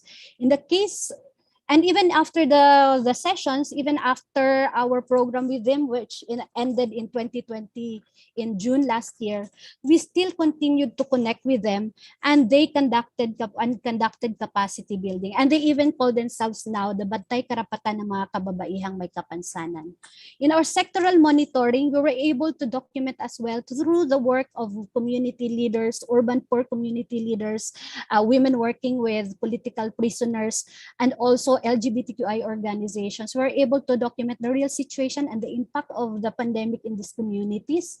And we met here community leaders like Brisilda, Nanaylita, the spokesperson from Kapatids, Mas Fida Slim, who worked with political prisoners. And we could see how women in their communities and in their own acted together and work together in order to respond to the needs of their communities. In our sectoral monitoring called Kwentong Krisis at Kababaihan and Kwentong Krisis at Bahaghari, we documented how LGBTQI organizations support each other, how they provide, for example, initiatives like ARV Bayanihan or Bayanihan, where they share access to ARVs for those who are persons living with HIVs, or help each other through mental health helplines. And even now, as I speak, our current project with UNFPA, World Health Organization, CATWAP, and UP and Caritin Foundation is underway, again led by women and women's human rights and development workers.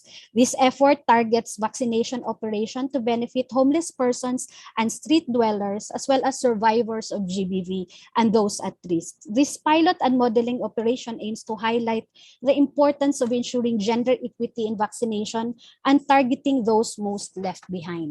From the following, it is clear that women are indeed leaders and movers. Women are in the front lines of addressing this pandemic, not only in health facilities, but also in their community.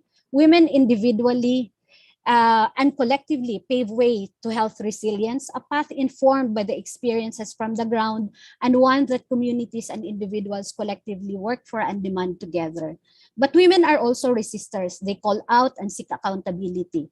Women render visible how the pandemic and its impact remain to be gendered and intersectional, affecting different women different ways, some more than others. And it is here that I want to stress that while women face head-on the challenges posed by the pandemic and its impact, and that while women face head-on the challenges posed by the pandemic, while women show leadership, courage, solidarity, resilience, and resistance, it is important that government must also do its part by making visible and responding to the gendered impacts of the current pandemic, by ensuring that all women and girls and marginalized groups in all their diversities are heard and are able to fully participate in the crafting of recovery programs. It is also important that government ensure that these programs and these plans, including current vaccine rollouts, be informed by women and girls' experiences, especially the experiences of the most vulnerable and marginalized. For while health resilience is indeed a community effort that we work on together, we also have to be clear that it is the state's obligation and it is its accountability to assure the highest attainable standards of health for all individuals within its territory without discrimination. It is the state's obligation to ensure that women and girls continue to be respected, that their rights continue to be respected and upheld during the pandemic, that women's human rights defenders are not silenced and or threatened or red tagged, that women, girls, and LGBTQIs are protected from all forms of violence and discrimination, and that the road to recovery and new normal responds to gender-specific needs and takes into account their diverse experiences and contexts. Thank you very much for your time. Thank you very much, Attorney Twyla, for sharing us the very important and significant context of the response in the COVID-19 pandemic, particularly on gender-specific services that the government should provide. It is indeed important that we encourage the government and make them accountable to provide gender-based program and services, specifically identifying and upholding the rights of girls and women, and defending their rights to be able to ensure their protection, particularly in this time of pandemic. Thank you so much, Attorney Twyla. And now, may I again give the floor to my partner, Sir Michael George Peralta. Thank you, Ma'am Carol. Our next resource speaker is known to most of us. He is a senior reporter and news producer of GMA Networks Incorporated. He is the anchor of Balitang Hali of GMA News TV and the former host of Eyewitness, Reporter's Notebook, and Pinoy Meets World. Among the awards he received are as follows: Best Single News Story National Winner, Lakad sa EDSA, Asian Academy Creative Awards 2020. Best Male Field Reporter, Paragela, Central Luzon Media Awards 2019. Best Male Newscaster, PMPC Star Awards for Television 2018-2019. Silver Screen, U.S. International Film and Video Festival, Inside Marawi 2018. And Best Immersive 360 VR National Winner, Inside Marawi, a report by Rafi Tima, Asian Academy Creative Awards 2018. To talk to us about sustainable media for health resiliency, friends, let us all welcome Kapuso, Mr. Rufino Dompao Tima Jr., popularly known as Rafi Tima.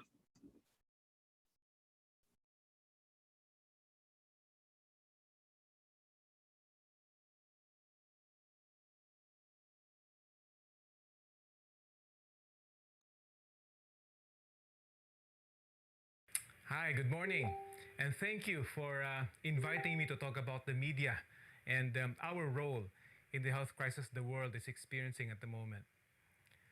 Now, before this pandemic, being considered a war correspondent, I'm often asked whenever I go to dangerous places or cover dangerous stories, am I not afraid?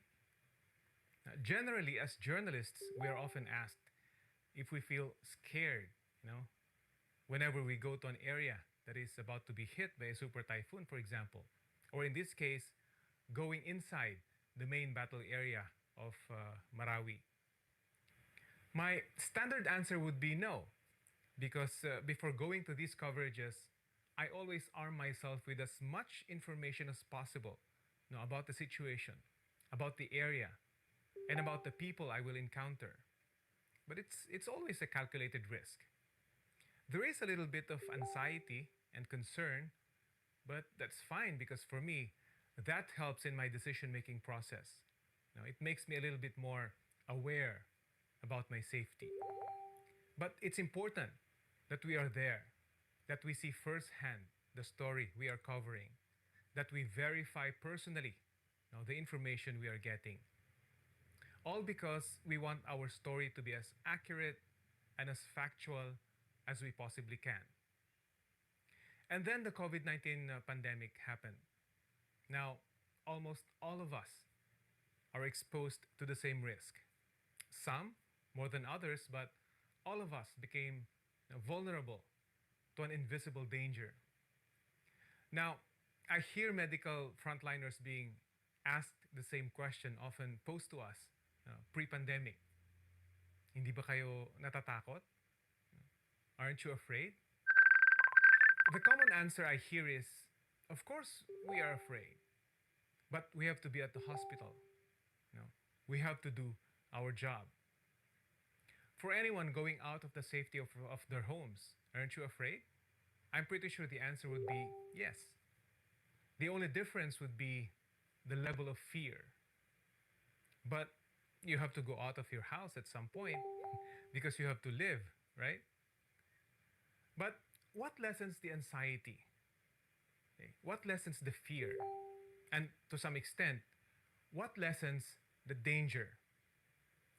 Information. Accurate, timely, and correct information. Now, that's what makes me less fearful in dangerous coverages. Correct and accurate information will not only make my story better, it also makes me feel safer because I know the danger I am going to face.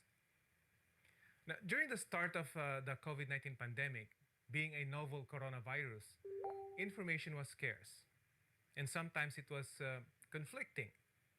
Now, is it airborne? Is it just droplets? Some experts were saying airborne, others were saying it was just, droplets. But what does the government or our policymakers?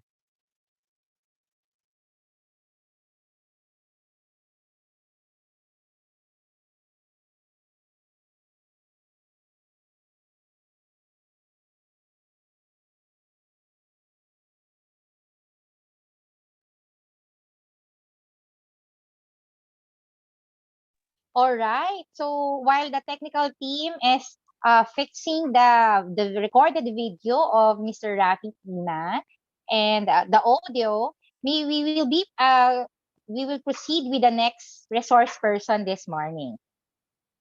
All right. So again, it is my pleasure, friends and colleagues, to introduce to you our resource person this morning. Dr. Lourdes M. Nadala is a microbiologist with a specialization in virology by training. For the last 20 years, she has been working on rapid antigen-based and nucleic acid-based in vitro diagnostics kits for resource-limited settings. She also worked in other areas of microbiology, including food safety, microbial systematics and taxonomy, culture collection, education, regulatory and quality management systems according to ISO. Did you hear me po? I just read that my mic is on mute. Am I loud and clear? Do you hear me now? Yes, you are. Yes, you are. Thank you so much, sir. All right, may I continue? Again, Dr. Nadala is actually working with other areas of microbiology, including food safety, microbial systematics and taxonomy, culture collection, education, regulatory and quality management systems according to ISO 9001, ISO 17025, ISO 13485, ISO 15189, ISO 22870, European IVD regulations on product certification or CE marking. She is currently the Vice President for Regulatory Affairs and Quality Assurance of the Diagnostics for the Real World Limited, a spin-out company of the University of Cambridge, and recently joined the Balik Scientist Program of the Department of Science and Technology, Virus and Vaccine Institute of the Philippines. Again, friends and colleagues, let us all welcome and give a virtual round of applause to our resource person who will discuss to us this morning global perspective, COVID-19 vaccines and the variants, Dr. Lourdes M. Nadala. Thank you very much, Ms. Balmes, for that introduction. Good morning to everyone, and I would like, first of all, to thank the organizers for inviting me. I have enjoyed the first few speakers because it gave me a different sense or perspective on COVID-19. I've been focused on diagnostics, on the science of it, but I just realized that there are so many other things that are impacted by this pandemic. So I would be talking about vaccines and the emerging variants that we have recently encountered. And let me just share with you my slides.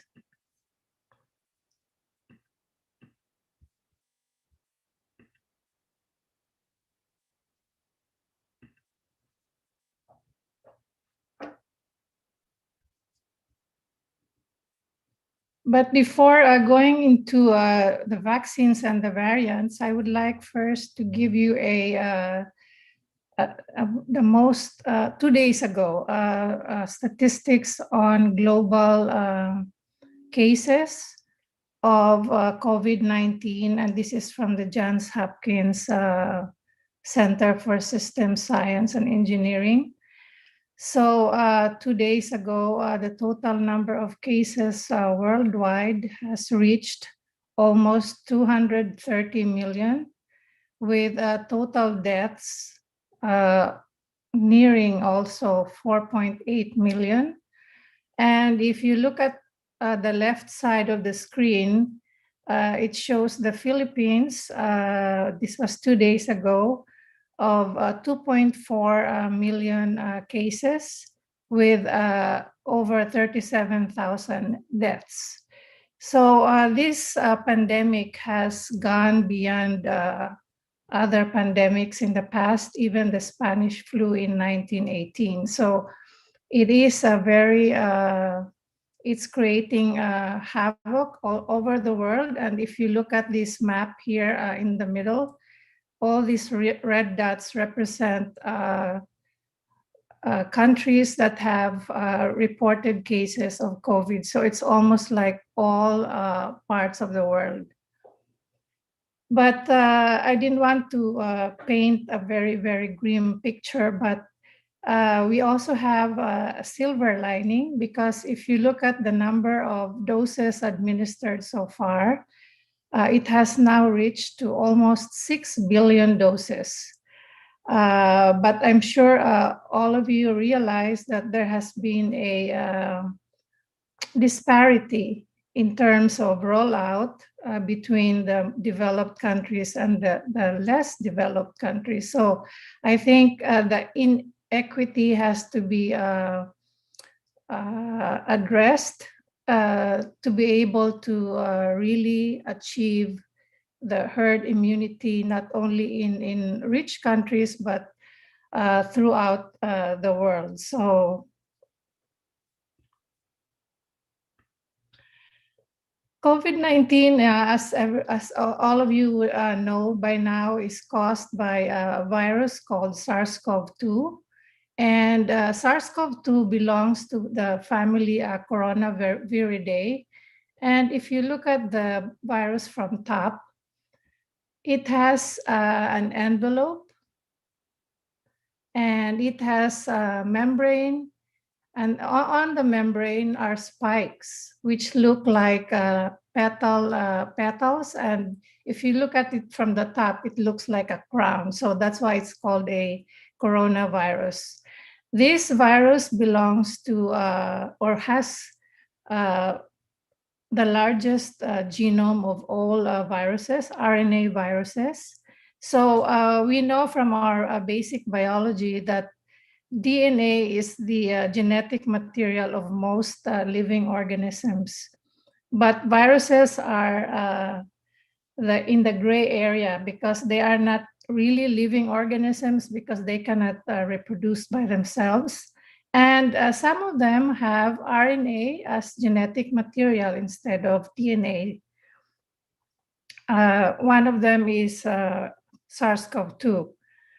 And then most coronaviruses replicate via a unique mechanism, which results in high frequency of recombination. So maybe that's why we are also seeing a lot of variants from the original Wuhan wild type SARS-CoV-2. There are other human coronaviruses. In fact, there are 5 of them, but the first 3 here listed here cause very mild symptoms, like similar to a common cold. SARS coronavirus, which I think appeared like maybe 5-6 years ago, also resulted in some in a lot of deaths, but it was very localized and it was contained quite easily. And then the MERS coronavirus was also localized in Middle East. So these two most recent viruses became more, I would say, aggressive compared to the other human coronaviruses. And now the SARS-CoV-2 is even more aggressive. It's actually the most aggressive of the human coronaviruses. So if you look at this is just a pictorial of the genome of SARS-CoV. I'll try to make it really simple. It has about 30,000 bases. So these 30,000 bases encodes 11 open reading frames. Open reading frames mean that they are translated into proteins. So you have the ORF1A and 1B.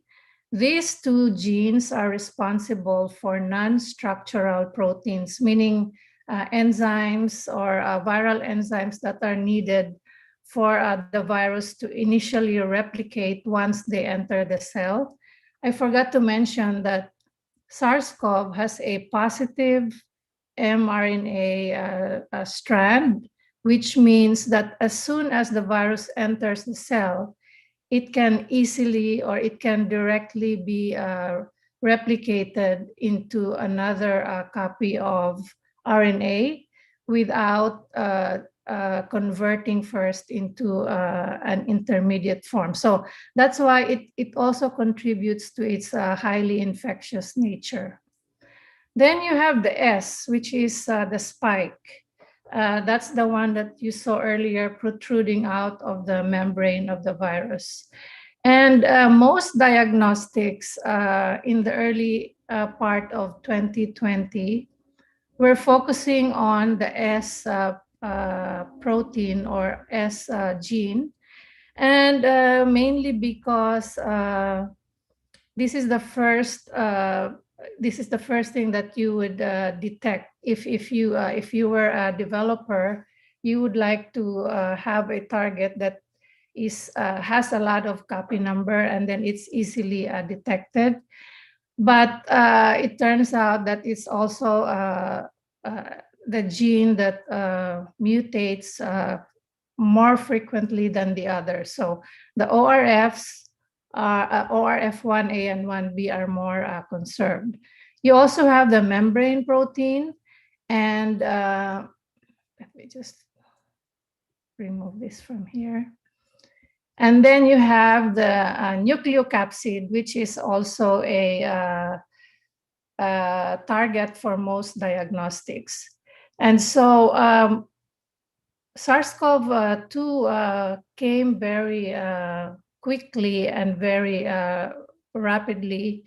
And so I come from the IVD industry. So we make tests for resource limited settings. So we have deployed our HIV tests in Africa for resource limited settings. So we had to develop a test which could withstand high temperature and which does not require cold chain storage. So we already had a platform. So usually it takes like maybe 3-4 years before you come out with a product. But as you probably know, most manufacturers were forced to really come up with a test in like 2 months, basically. And the regulatory bodies also were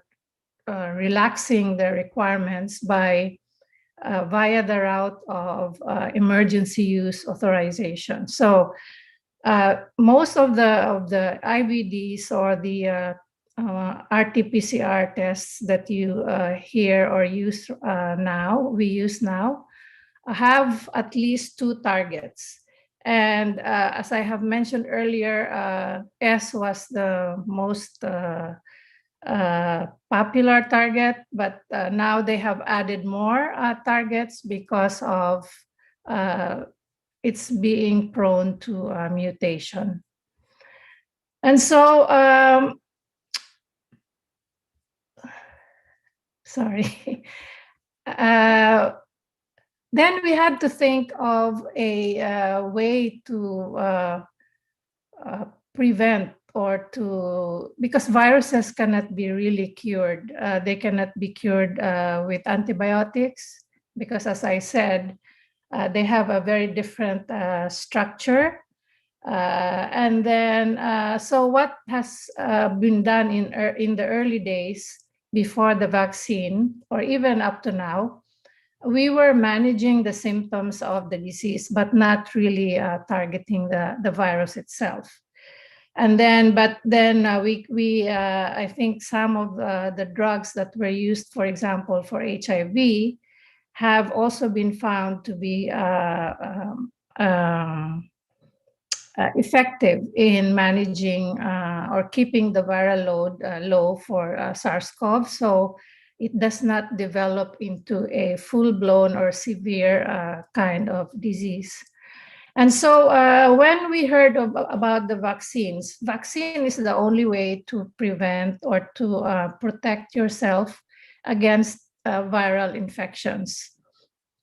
So when we heard about the vaccines rolling out, they were also challenged to come out with products in a very, very short time.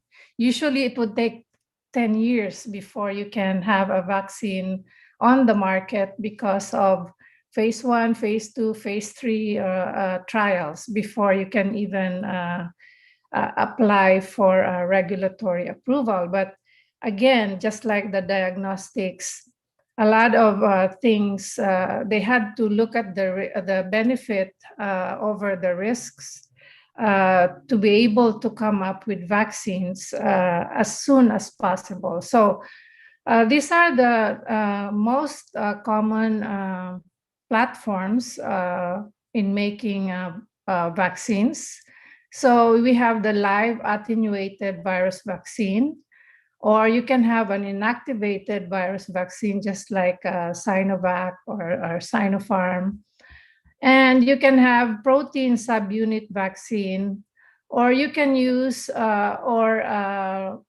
vectors to be able to deliver your specific target, viral target, inside this is almost like a fake virus that you would like to use as a vector to deliver your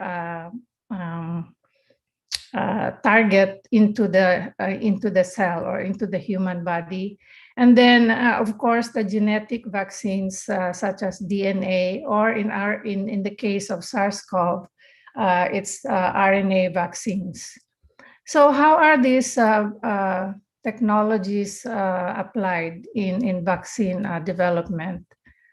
So let me just go through them very briefly. So if you look at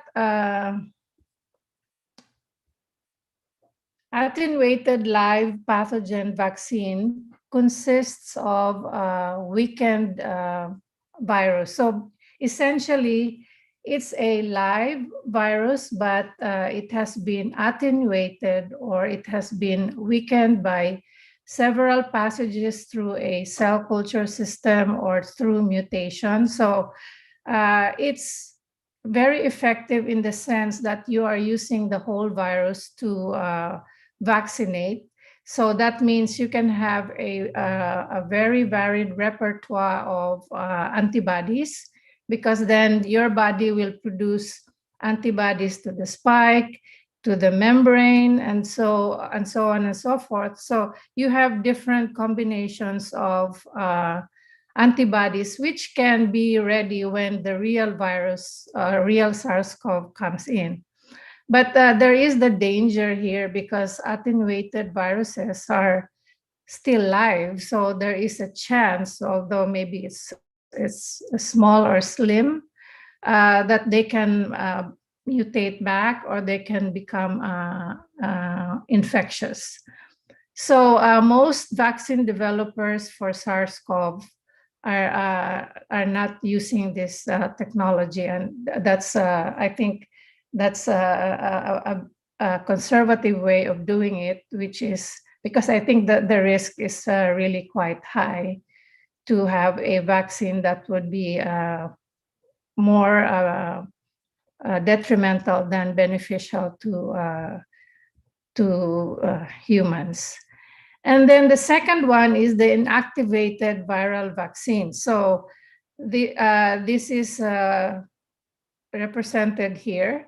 So you have your pathogenic virus. So for example, Sinovac used the original Wuhan strain, and then they grew the virus in vitro, meaning in cell culture. And then when they had millions of virus particles, they harvested it and inactivated the virus. So it is already dead virus. And before they release it, of course, they would show proof that the inactivation was complete. And so just like the attenuated virus, this is also a very good classic technology, which is being used for different types of viruses, because it would elicit a multiple specificities of antibodies when injected to the human body. And then you have letter C, the subunit vaccines. So subunit vaccines, for example, if you want to have only the spike protein, because the spike protein is very immunogenic. So when you introduce this to the body, it elicits a very big immune response. So you can either use the protein itself. So proteins now can be synthesized, or they can be purified from virus. There are several ways of separating the spike protein, for example. And then this is introduced along with some adjuvants into the human body. So that's one way of developing also a vaccine using subunit vaccine. And this is already being used for other viruses. I think, if I'm not mistaken, the hepatitis B virus vaccine is a subunit vaccine. And so it's also a tried and tested technology.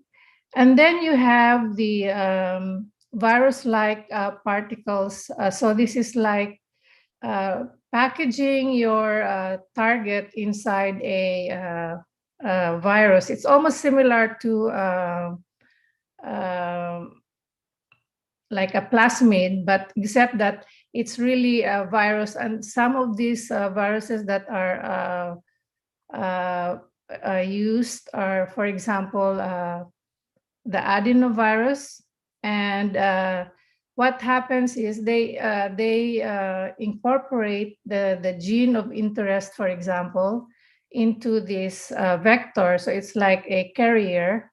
And then the virus itself that's being used to package the target that you would like to deliver into the human body is not harmful to humans. So it's also a new technology, and it's similar to letter E, where you use the adenovirus as a vector, or measles virus as a vector. So these adenovirus and measles virus are, of course, engineered. So they have removed any infectivity or any parts that would cause infection in humans.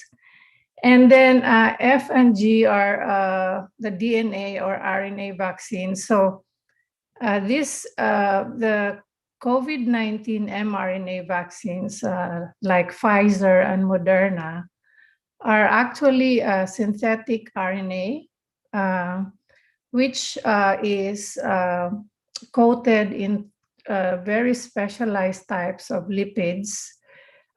which would protect the RNA and which would allow fusion into the cell or entry into the cell. So it's a very pure RNA of the spike gene. And so it also, so once it enters the cell, it synthesizes or it's used to synthesize the spike protein. And the spike protein is presented by the antigen presenting cells in the human body. And our body will recognize it as foreign because it's introduced, right? So our body will synthesize antibodies against the spike protein. And for each dose, there is a specific amount, and it's like millions of copies, because it's the life of the mRNA is finite. It does not stay long in the system. So as soon as it enters the system, it gets translated into the spike protein, and then it gets degraded. So I'm sure you have heard some fake news which would say, oh, I don't want to get the mRNA vaccine because the mRNA will get incorporated into the human DNA. So there is no such thing if you look at the science of it. So it's one of those fake claims. So right now, these are the platforms that are technology platforms that are used by the vaccine manufacturer that are now available on the market. For mRNA, we have the Pfizer and the Moderna.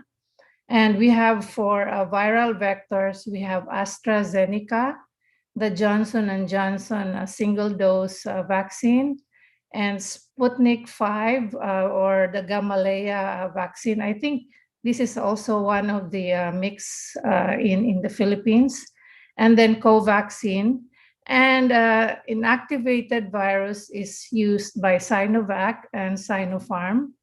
And protein subunit is being used by Novavax. And there's a new one that would be coming out soon, which is called Epivac Corona. So I'll just go very briefly through these slide sets. So of the different vaccines that are, I think they're also found in the Philippines. So the Pfizer vaccine has 2 doses. And so ideally, or during the clinical trial, the regimen was two doses, 21 days apart. And then they had a total of 43,000 participants for the trial. And the efficacy was reported as 95%. And during that time of their trial, there were already variants that were circulating at that time. And these are listed here. And as I will explain later in another slide, this biotech or Pfizer mRNA vaccine is continues to be effective against some variants, most variants actually, but with some variants, they have shown some decreased effectiveness or efficacy. So that's why now they're talking about a 3rd dose or a booster shot.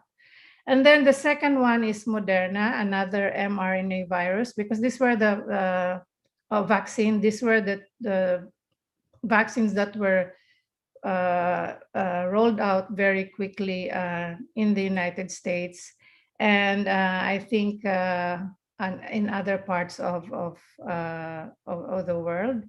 And they also have a very good efficacy rate, which is 94%. And it also requires 2 doses, 28 days apart. And at that time, there were few variants in circulation. But if we look at this slide, these 2 vaccines are really very efficacious and have shown a very good performance during the clinical trials.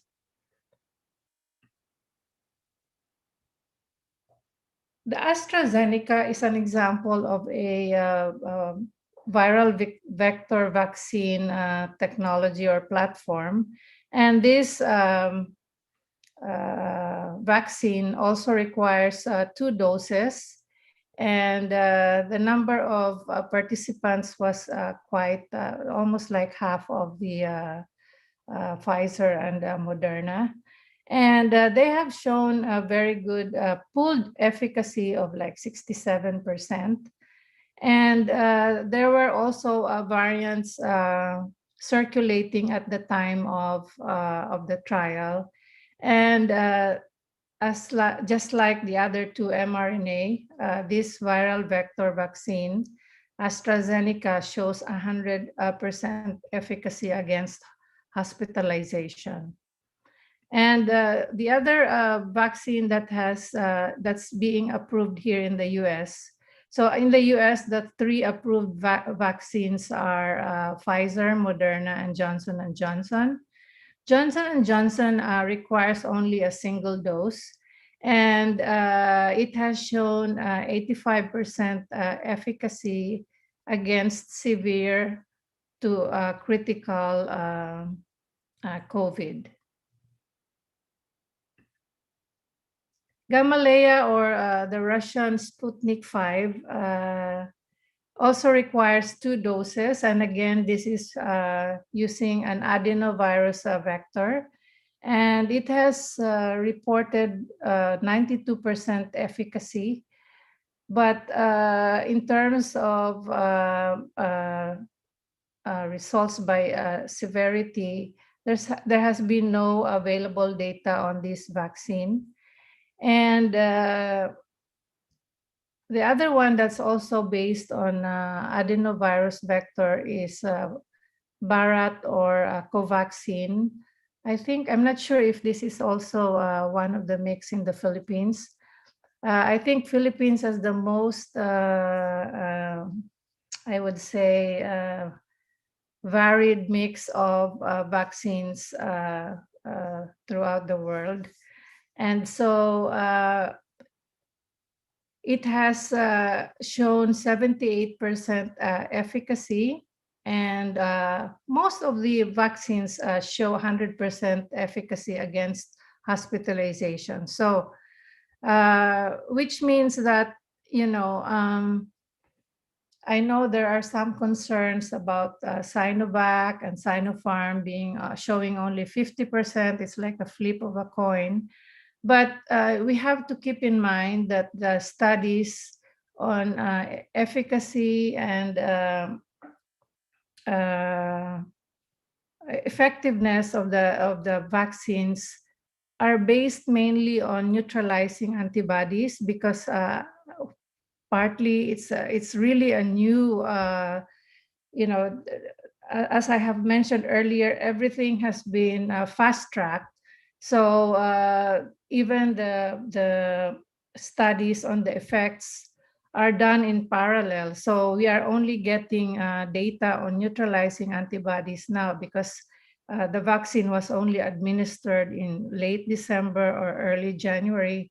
So we are getting preliminary data, but most of them are based on neutralizing antibodies or humoral immunity. So as seen in this slide, the efficacy varied from 50% to Turkey reported 91%. And there were only 2 variants circulating when they were developing the vaccine. By the way, Sinovac also was one of the earliest available vaccine in the field. And if you recall, This is the one where they have an inactivated whole virus vaccine. And Sinopharm is almost the same. It's also an inactivated virus requiring 2 doses, and it has shown better efficacy, or almost equivalent in Brazil, but higher in Turkey to Sinovac. And no variants have been identified from the during the trial. And then as protein subunits, we have the Novavax, and they also require 2 doses. And it has shown a very good efficacy rate of 89%. And there were already circulating variants or mutants at the time of the trial. And Epivac Corona is still wrapping up their trials here. And so there were no data yet available as of June, which was the time of publication of this paper in Nature. So how do SARS-CoV-2 vaccines work, or any vaccine work, any vaccine for that matter? So vaccination, as I have mentioned earlier, confers immunity, and humoral immunity, which is based on neutralizing antibodies. So these are the ones circulating in our blood system. So they are as soon as the virus enters the cell, these are already ready to neutralize the virus. And the other type of immunity is the cell-mediated immunity through T cells. And this is where we are still lacking in data or information about in relation to SARS-CoV-2 vaccine. So maybe next year or later this year, we'll get some information, but this is usually the long-term immunity, associated to long-term immunity. So how does the vaccine protect us? So the neutralizing antibodies, which are produced by our body in response to the vaccine, are able to bind to the S1 subunit. So the S1 is if you recall, is the spike protein, and this is the part of the virus that binds to the host cell or to the human cell.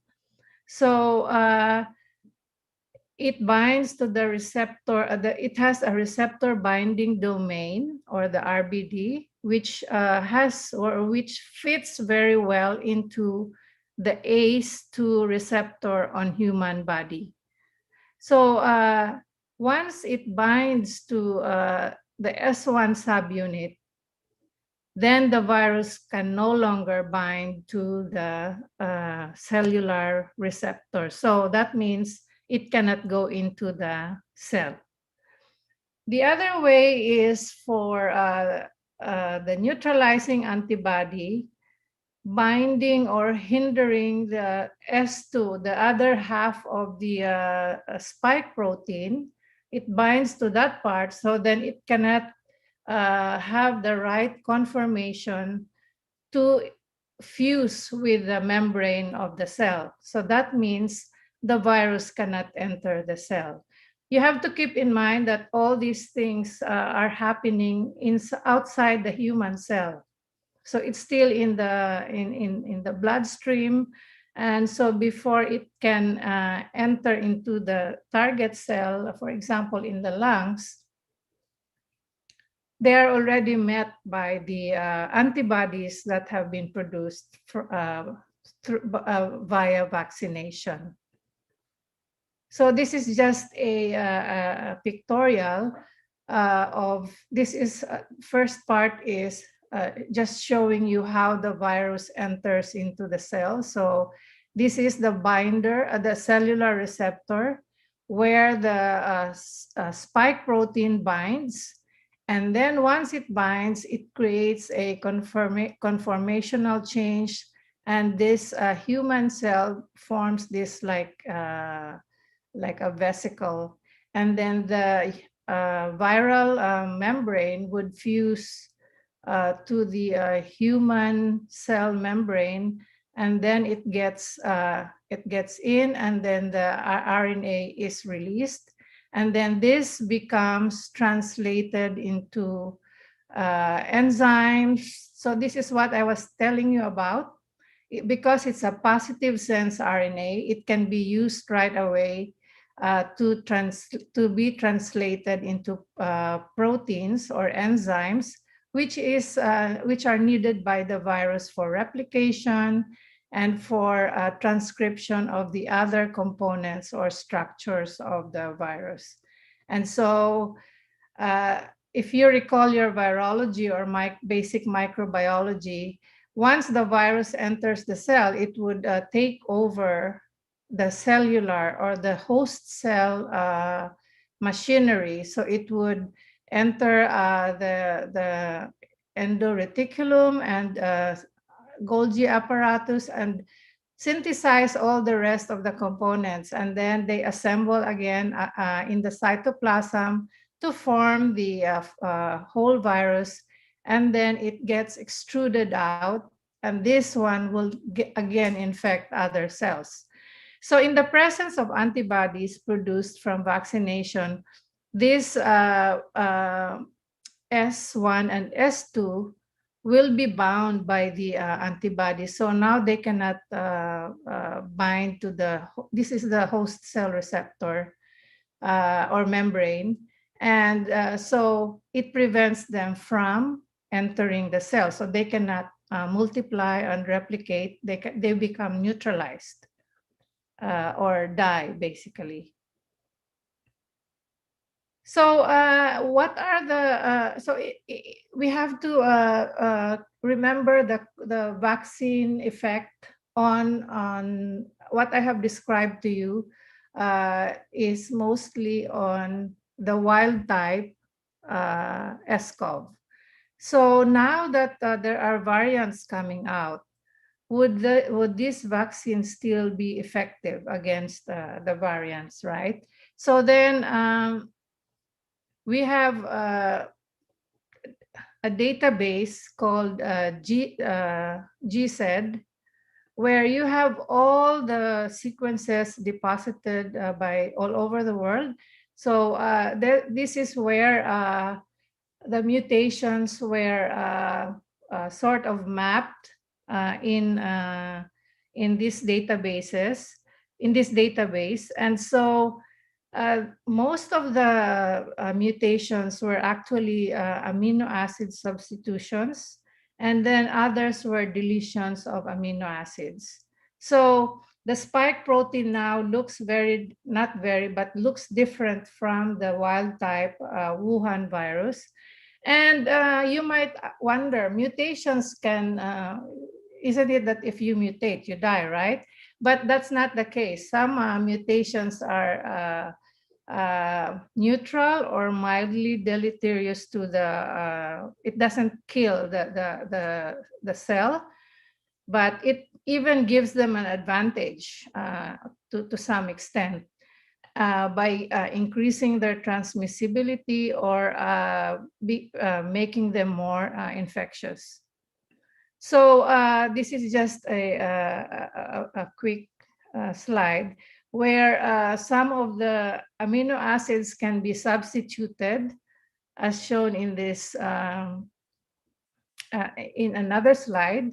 And WHO actually classified the variants or mutants on the basis of their impact as variants of interest, variants of concern, or variants of high consequence.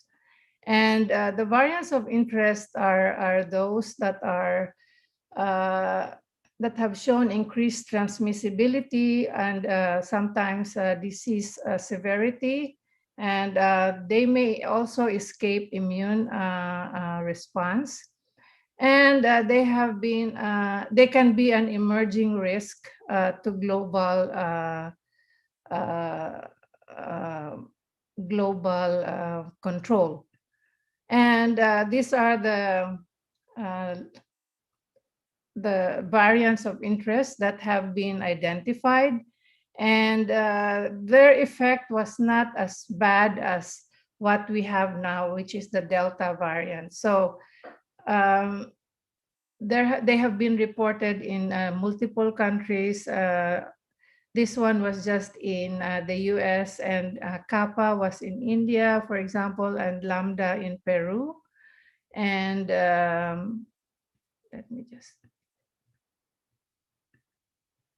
And the last bit here is in Colombia. So if you recall your virology, so some viruses, when they jump from one person to another, and then if the infection is very affects so many millions of people, they tend to mutate. It's like the flu virus. So every year we get a different kind of strain, basically. And so the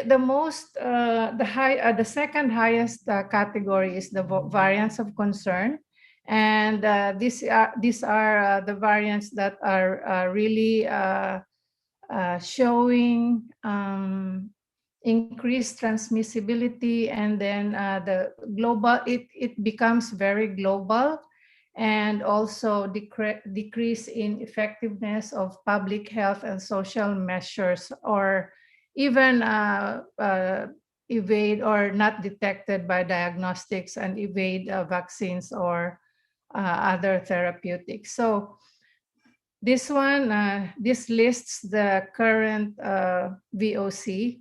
WHO started giving them these names, alpha, beta, gamma, delta, because initially they were named with B.117. So this is very hard to remember, right? So this one is easier to remember. And of course, the most famous one is delta. And what are the key mutations? So the key mutations are substitutions. So for example, N here has been substituted to a Y amino acid, and these letters represent an amino acid which was on that wheel that I showed you earlier. And noteworthy is this D614G is common to all these VOCs. So it's also found here in alpha, beta, gamma, and in delta. And delta initially in April was only a variant of interest, but it became a variant of concern in May this year, when it became really global, because it's highly infectious and it's highly transmissible.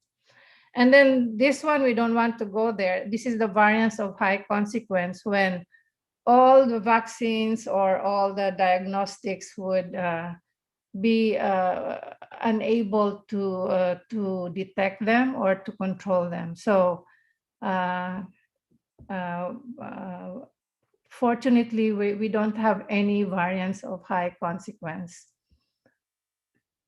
And I'm just going through this. I have only a few more slides. Sorry for the extension. So this is what I was telling you earlier. So it has this common mutation or substitution of amino acid.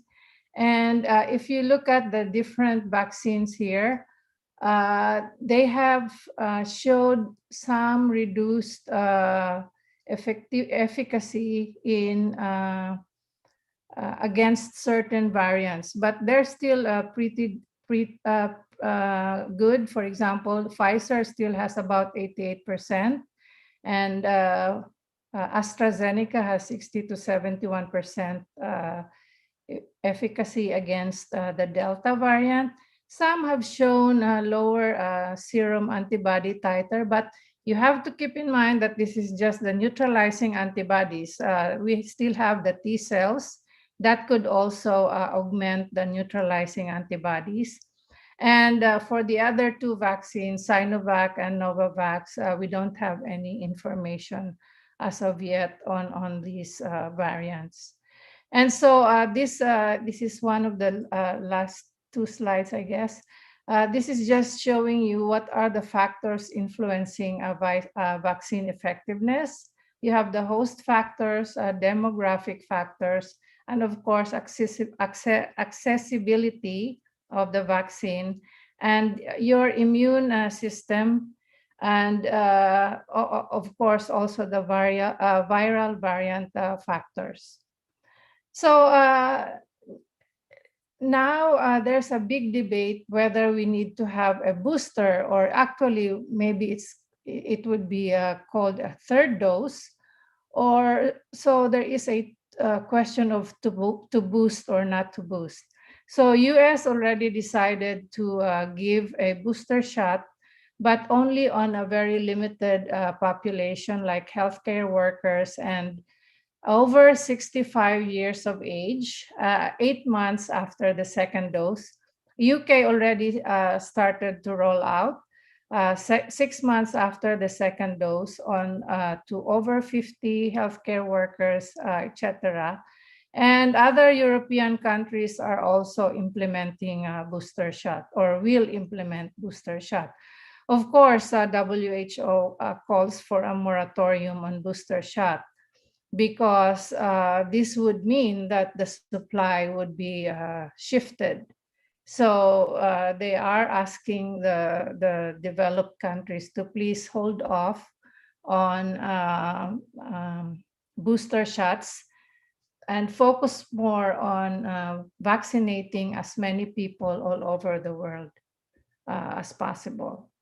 And this is my last slide, just to give or to emphasize that vaccination does protect us from, you may have breakthrough infections, but it still prevent death or severe symptoms or critical symptoms. So these stats came from UK as of between January 2 and July 2nd.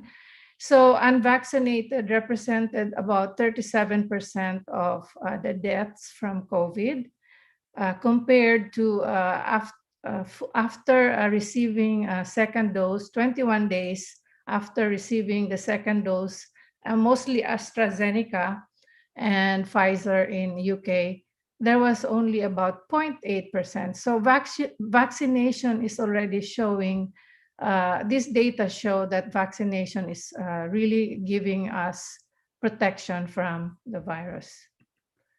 Thank you very much, and keep safe. And I'm sorry for going beyond my time. I hope we still have time for questions.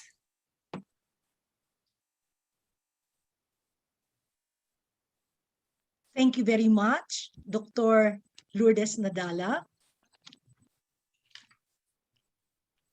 We would like to invite again our speakers, Dr. Emmanuel Luna, Attorney Chrissy Shalina Tuela Rubina, and Dr. Lourdes Nadala, including our moderators for the open forum. Ms. Caroline Balmes, Sir Michael George Peralta. All right, thank you very much. Thank you very much, Ma'am Grace. Yes, indeed, a very enriching session, plenary session that we have this morning. And I think Sir George Peralta will have a question for Dr. Luna. Yes. Yes. Yes, Dr. Luna. Good. Yeah, good afternoon po. First question po. Is the existing government response for COVID management enough? I would say no. There are so many things that has to be done. For example, the health sector. At this time, we should have had enough facilities for COVID cases in terms of temporary hospitals, in terms of oxygen tanks, in terms of medicines, and although in terms of manpower or human power. We should have anticipated that there will be a need for health workers, frontliners, and so even the benefits that the health workers are asking should have been provided for. And this is just in the field of health. In other areas of response, in terms of assisting those people who were displaced, both the poor as well as those who are in the middle class. There are a lot of middle class people who were pulled down to become poor at this moment, and there seemed to be no assistance to them, nothing at all. But the small amount given to the poor are not enough really. So there should be more sustainable assistance for those who are economically displaced. Okay, thank you very much, sir. Okay, partner. Okay, thank you very much, Dr. Luna, for answering that question. Now we proceed with Attorney Twyla for the next question. Attorney Twyla, the question is, how do private institutions or organizations may contribute to the advocacy on gender-based response to COVID-19? Again, the question is, how do private institutions or organizations may contribute to the advocacy on gender-based response to COVID-19? Okay. So primarily, all of the responses tinitingnan natin is in the government, but private institutions and also corporations also have a role to play. I think one is to make it visible and really address and see that impacts of this pandemic is gendered, and it's only not in the health part of it, also economic, as mentioned earlier by the previous speakers. And there are many ways that we could look into how gender plays into and affects access to the services, access to commodities, access to the needed services of people during this pandemic, and the private sector can step in. I think one of the good models is the operation of VP Lenny in during the COVID pandemic response. It was through a lot of donations and response from the private sector that even with very limited budget, her office was able to respond to the crisis, including transportation needs, medical needs, and partnering with these institutions and corporations in order to supply where there are gaps. But again, we would go back to the part that it is really primarily government response, and we need to call for accountability on that as well. Thank you very much, Attorney Twyla, for providing us with that suggestion on how private institutions and organizations may extend help, particularly and especially mentioning the accountability of the government in this response related to gender-based responses on COVID-19. Wow. All right. For Dr. Nadala, thank you po. We have a lot of questions in line for Dr. Nadala, but then again, with the limited time that we have, and it's actually lunchtime, we just wanted to ask Dr. Nadala this question. Dr. Nadala, what is your message to the public that the best vaccine is the one in front of you? Again, what is your message to the public that the best vaccine is the one in front of you? I totally agree. Because even if the vaccine only gives you 50% efficacy rate, it protects you for 100% from hospitalization. So that means it's already protecting you from severe to critical infection. So I think even my brother and my sister, they texted me, is it okay to get Sinovac? I said, go and get whatever is available now. That's the only way to protect yourself from the virus. So I always want to, I'm a vaccine advocate, because that's the only way for us to end this pandemic. There's no, of course, you have to have the other protocols, but vaccine plays a very key role in protecting you against the virus. I wish I could go all over the Philippines, because I try my best to advise rural health units where I grew up in Surigao, and because people are scared, they say, "Oh, I will become tagged, or I will be inserted with." They have all these very bad fake news. So basically, I am all for vaccination for anything that's what's available, basically. Thank you, Dr. Nadala. Sir George, do you still have other questions? Or Yes. Yes. Yes, partner. For for Dr. Luna or anybody, if you have an opinion on this, do you think, sir, that our nursing students or any health-related profession in the Philippines should be allowed to join or conduct COVID-19 vaccination in the community to help our team in every barangay? I'm not in the medical profession, so if the students are really equipped in injecting, in vaccinating, then why not? I think it should be the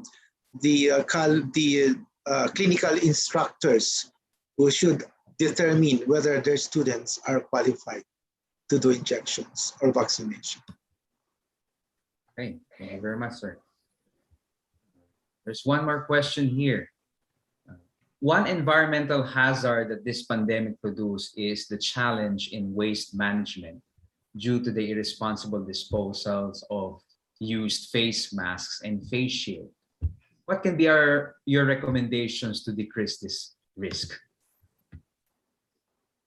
Stop the use of face shield.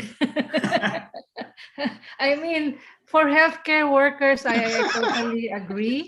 But I mean, for the common tao, for example, unless you're really in a very packed place where people are talking all the time, so it has to be. I think there has to be some judgment call, not just a blanket face shield for everybody at all the time. That's giving us a lot of plastic waste, basically. Thank you, Dr. Nadal. Thank you, Dr. Nadal. Actually, there's another follow-up question. I don't know if Attorney Twyla or Dr. Nadala can answer this question. But the concern on the increasing concern of actually pregnant women getting vaccines nowadays due to accessibility and availability is a raising concern to the community. So what do you think would be the best option for women who are pregnant nowadays to ensure their protection and their children's protection also nowadays, that they are also exposed in the COVID-19 virus, especially that the Delta variant is very infectious aside from that of the previous variant that we have? Maybe I can just respond to the need for information, and then I'll allow Dr. Nadala to do the medical part. Sharing the results of our community-based monitoring, one of the concerns of really marginalized women is access to information, especially for those who are persons with disability. They don't understand why the need for vaccine. Tama po si Dr. Nadala from Mindanao. We had consultations with IP women. There are misinformation that they will die in 5 years, that chips will be inserted to them, that do they really need it? So there's assertion also of self-determination in IP communities, but at the same time, there's also a need for information that they will be able to understand. So this is also layered, an additional layer of needed information if they are with disability, and then they have other comorbidities, and then they're also pregnant. So I think it's important that we address access to information and how we are going to get this across in the communities, especially those who need it, because some of us, there's a digital divide. Only few of us can access internet, webinars. How about the others who really need this information? And we're also reliant on webinars. How do we get to the ground? And so for the medical part, I think I leave it for Dr. I'm not Nadala. a medical doctor, by the way. So I think I agree. I totally agree with you that the information access is very limited, and information campaign, because to me, it's just lack of knowledge, basically. That's why. And then this pandemic caught us by surprise. So there was really no time to disseminate information. But I think if there are, first of all, there are vaccines that are really not advisable for pregnant women, and the doctors would tell you that. So I think the trust also in the doctors and in the medical profession, but I think it's really, it boils down to information. So awareness has to be really raised. All right. Thank you very much for that wonderful insight on the social aspect of the importance of COVID-19 vaccines. And aside from that, other information that provides us on the health aspect of the vaccine. Thank you so much. Sir George, are we okay? We Yes. apologize Yeah. for those questions that we have. We have a lot of questions, and our resource persons will try to answer that. We may try to email them, right, sir? Yes, Or post yes. it in the chat box. Thank you. Thank you. Okay. Bye. And Mr. Caleb and Sir Caleb and Ma'am Grace. Yes, Sir Caleb. Okay. Yes, thank you very much to our moderators and our speakers. Please stay as we invite also Dr. Carmencita Padilla, Dr. Eva Maria Cutionco de la Paz, Dr. Wilfred Tiu, Dr. Howell Ho, and Dr. Sylvia Estrada to join us as we give the certificates of appreciation to our dear speakers. May we also invite Sir Caleb, Dr. Hilton Lam, to join for the photo op. Yes, let me just read the citation. Metro Manila Health Research and Development Consortium, in cooperation with Trinity University of Asia, presents the certificate of appreciation to Dr. Emmanuel M. Luna, to Attorney Chrissy Shafina Twyla A. Rubin, to Dr. Lourdes M. Nadala, for exhibiting exemplary knowledge and competence as speaker in the 2021 MMHRDC 5th International Symposium and 12th Annual Scientific Conference with the theme COVID-19 Pandemic Realities, Equitable Initiatives for a Healthy One, held from 7 a.m. at 5 p.m. of September 24 and 25, 2021. Signed by the Director of the University Research and Development Center, Trinity University of Asia, Dr. Maria Antonia C. Capili, the Dean of the College of Arts, Sciences and Education of TUA, Dr. Howell Ho, the Director of the Metro Manila Health Research and Development Consortium, Dr. Hilton Lam, and the lead convener of the Metro Manila Health Research and Development Consortium, Dr. Carmencita Padilla. Tech team, we are ready for the picture taking.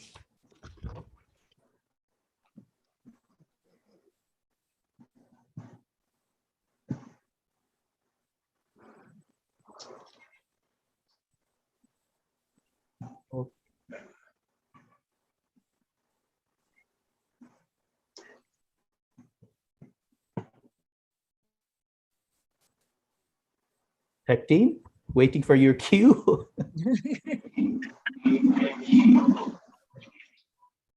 Okay na po. Thank you. Maraming salamat po to our moderators and most especially to our speakers.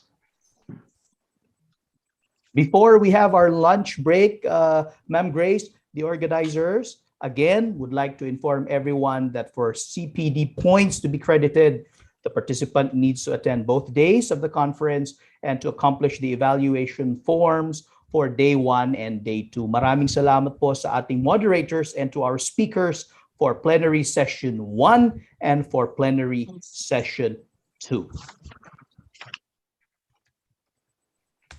Enjoy your meal. Thank you. Bye-bye. Maraming salamat so po. much, ma'am. We will Maraming see you salamat. back at 1 p.m. We will continue at 1.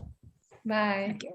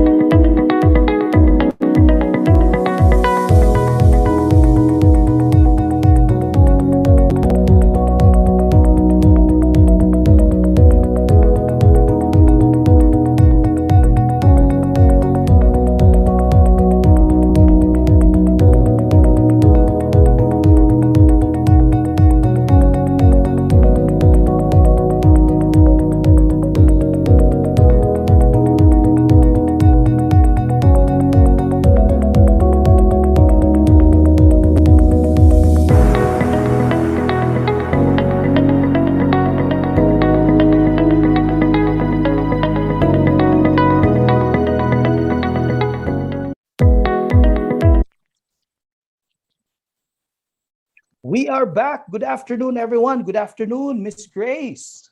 Yes, and we are back. Good afternoon, Sir Caleb. Hoping you had a good meal and were able to stretch your back a little. We now go straight to the plenary session 3, which will tackle about health challenges journey in the context of healthcare, nursing, media, law and order, and Philippine education.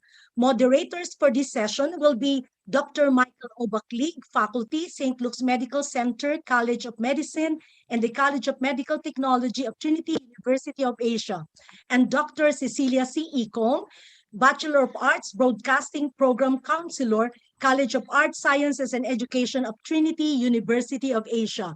Sir Caleb, but before that, I think you assigned me to introduce our special, okay. Thank you. Well, allow me to greet each one again. A pleasant afternoon. Our resource speaker this afternoon is a senior reporter and news producer of GMA Network Incorporation, awarded Best Male Newscaster, recipient of the Asian Academy Creative Awards in 2018, the anchor of Balintahali of GMA News. It is with much privilege to introduce our first resource speaker this afternoon, a proud Trinitian. Friends, let's welcome Mr. Rafi Tima. Good afternoon, Sir Rafi. Hi, good The cloud afternoon is po. yours. Magandang hapon. Magandang hapon. Hi, can you hear me? Yeah, Very clear. the cloud is yours. Okay. Ay, okay po. Mag-share lang po ako ng screen. Ano po? Ayan. Okay, share screen. Pasensya na po dun sa technical difficulties kaninang umaga. Okay. Kita niyo po ang screen ko? Yes, sir. Okay.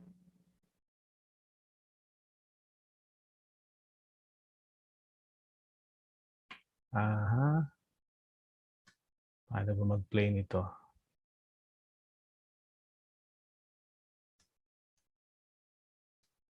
Okay. Ayan, naka-full screen na po ba? Yes, sir. Okay, thank you.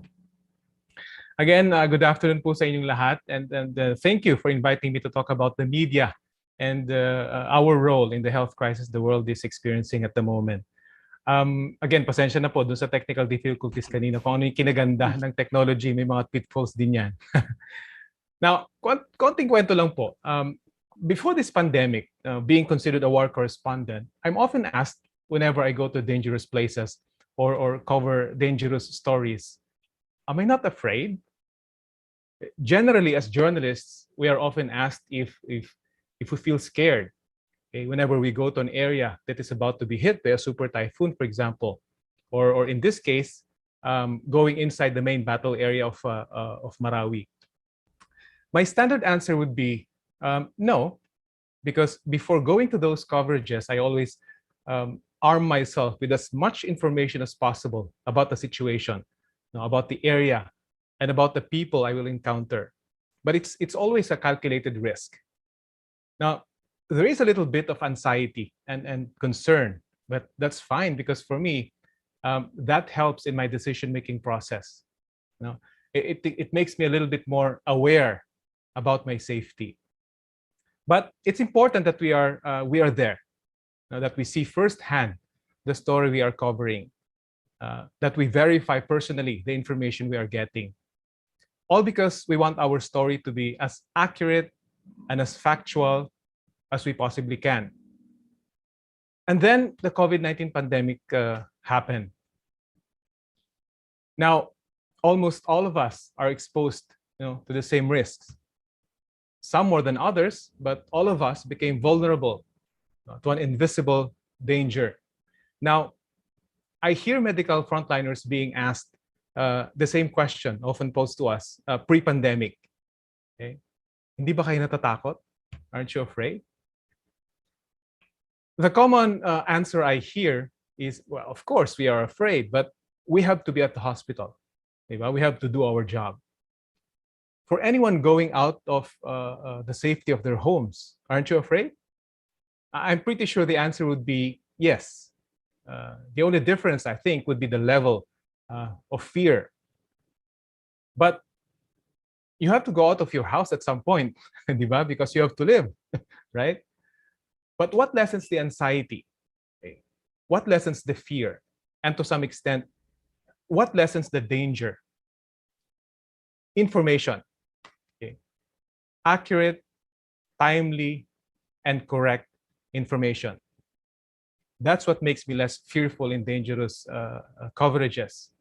Correct and accurate information will not only make my story better, it also makes me feel safer because I know the danger I am going to face.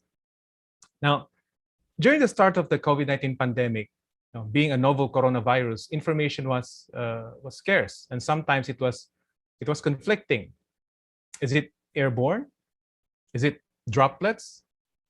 Some experts were saying airborne, others were saying it was just, it's droplets. But what does the government or our policymakers follow? What kind of mask is effective? Should everyone use an N95 mask? Will cloth or cotton masks suffice? Are they enough? And how about those face shields? The debate is still out there, but it doesn't matter because it's required. Well, at least now only in indoor settings and crowded places. And then the vaccines came along. But it was developed way too fast. Will it be effective? Yun yung mga tanong di ba? What is this new mRNA vaccine? How does it work? It's not a weakened virus. No. It was just developed in the lab. But will it be safe? And of course, the ultimate question where where and how did the COVID-19 virus originate? Was it from an animal or was it developed in a lab? Now, all these questions and a lot more came in one after the other. For the average person, it can be overwhelming. People generally reacted to this flood of questions and information in three ways. One, some just followed what the government announced. Confusion and all. Two, some became huge consumers of news for them to be able to get more information. And this as a subcategory. Okay? Some relied on mainstream media, while others relied on social media. And three, some became instant medical researchers. Marami yan. Finding information for themselves using Google and the internet. And some of these people even became instant experts, knowing more than the scientists who conducted the actual laboratory experiments, questioning well-established facts because of what they quote-unquote discovered online. And therein lies the problem. And in a global emergency, when the world is dealing with a new disease, too much information is as dangerous as too little information. And that's where verified, validated, and confirmed information comes in, which is basically our job, right? Journalism exists to provide the citizens with accurate, unbiased information they need to help them make the correct decision about their lives, their communities, their society, and their governments. And we do it in a professional and accountable manner. We don't always do it perfectly, right? We make mistakes, but the majority of the effort in gathering the news is making sure it is accurate. Now, why is it important to make the distinction? Well, because of the rise of social media, right? Nowadays, just about anyone can publish or air or post any information on a variety of platforms that reaches millions of people around the world in an instant via the internet. Something the mainstream media had a monopoly on before the advent of new technologies. But although technologies have changed and evolved, the basic principles of journalism has not, right?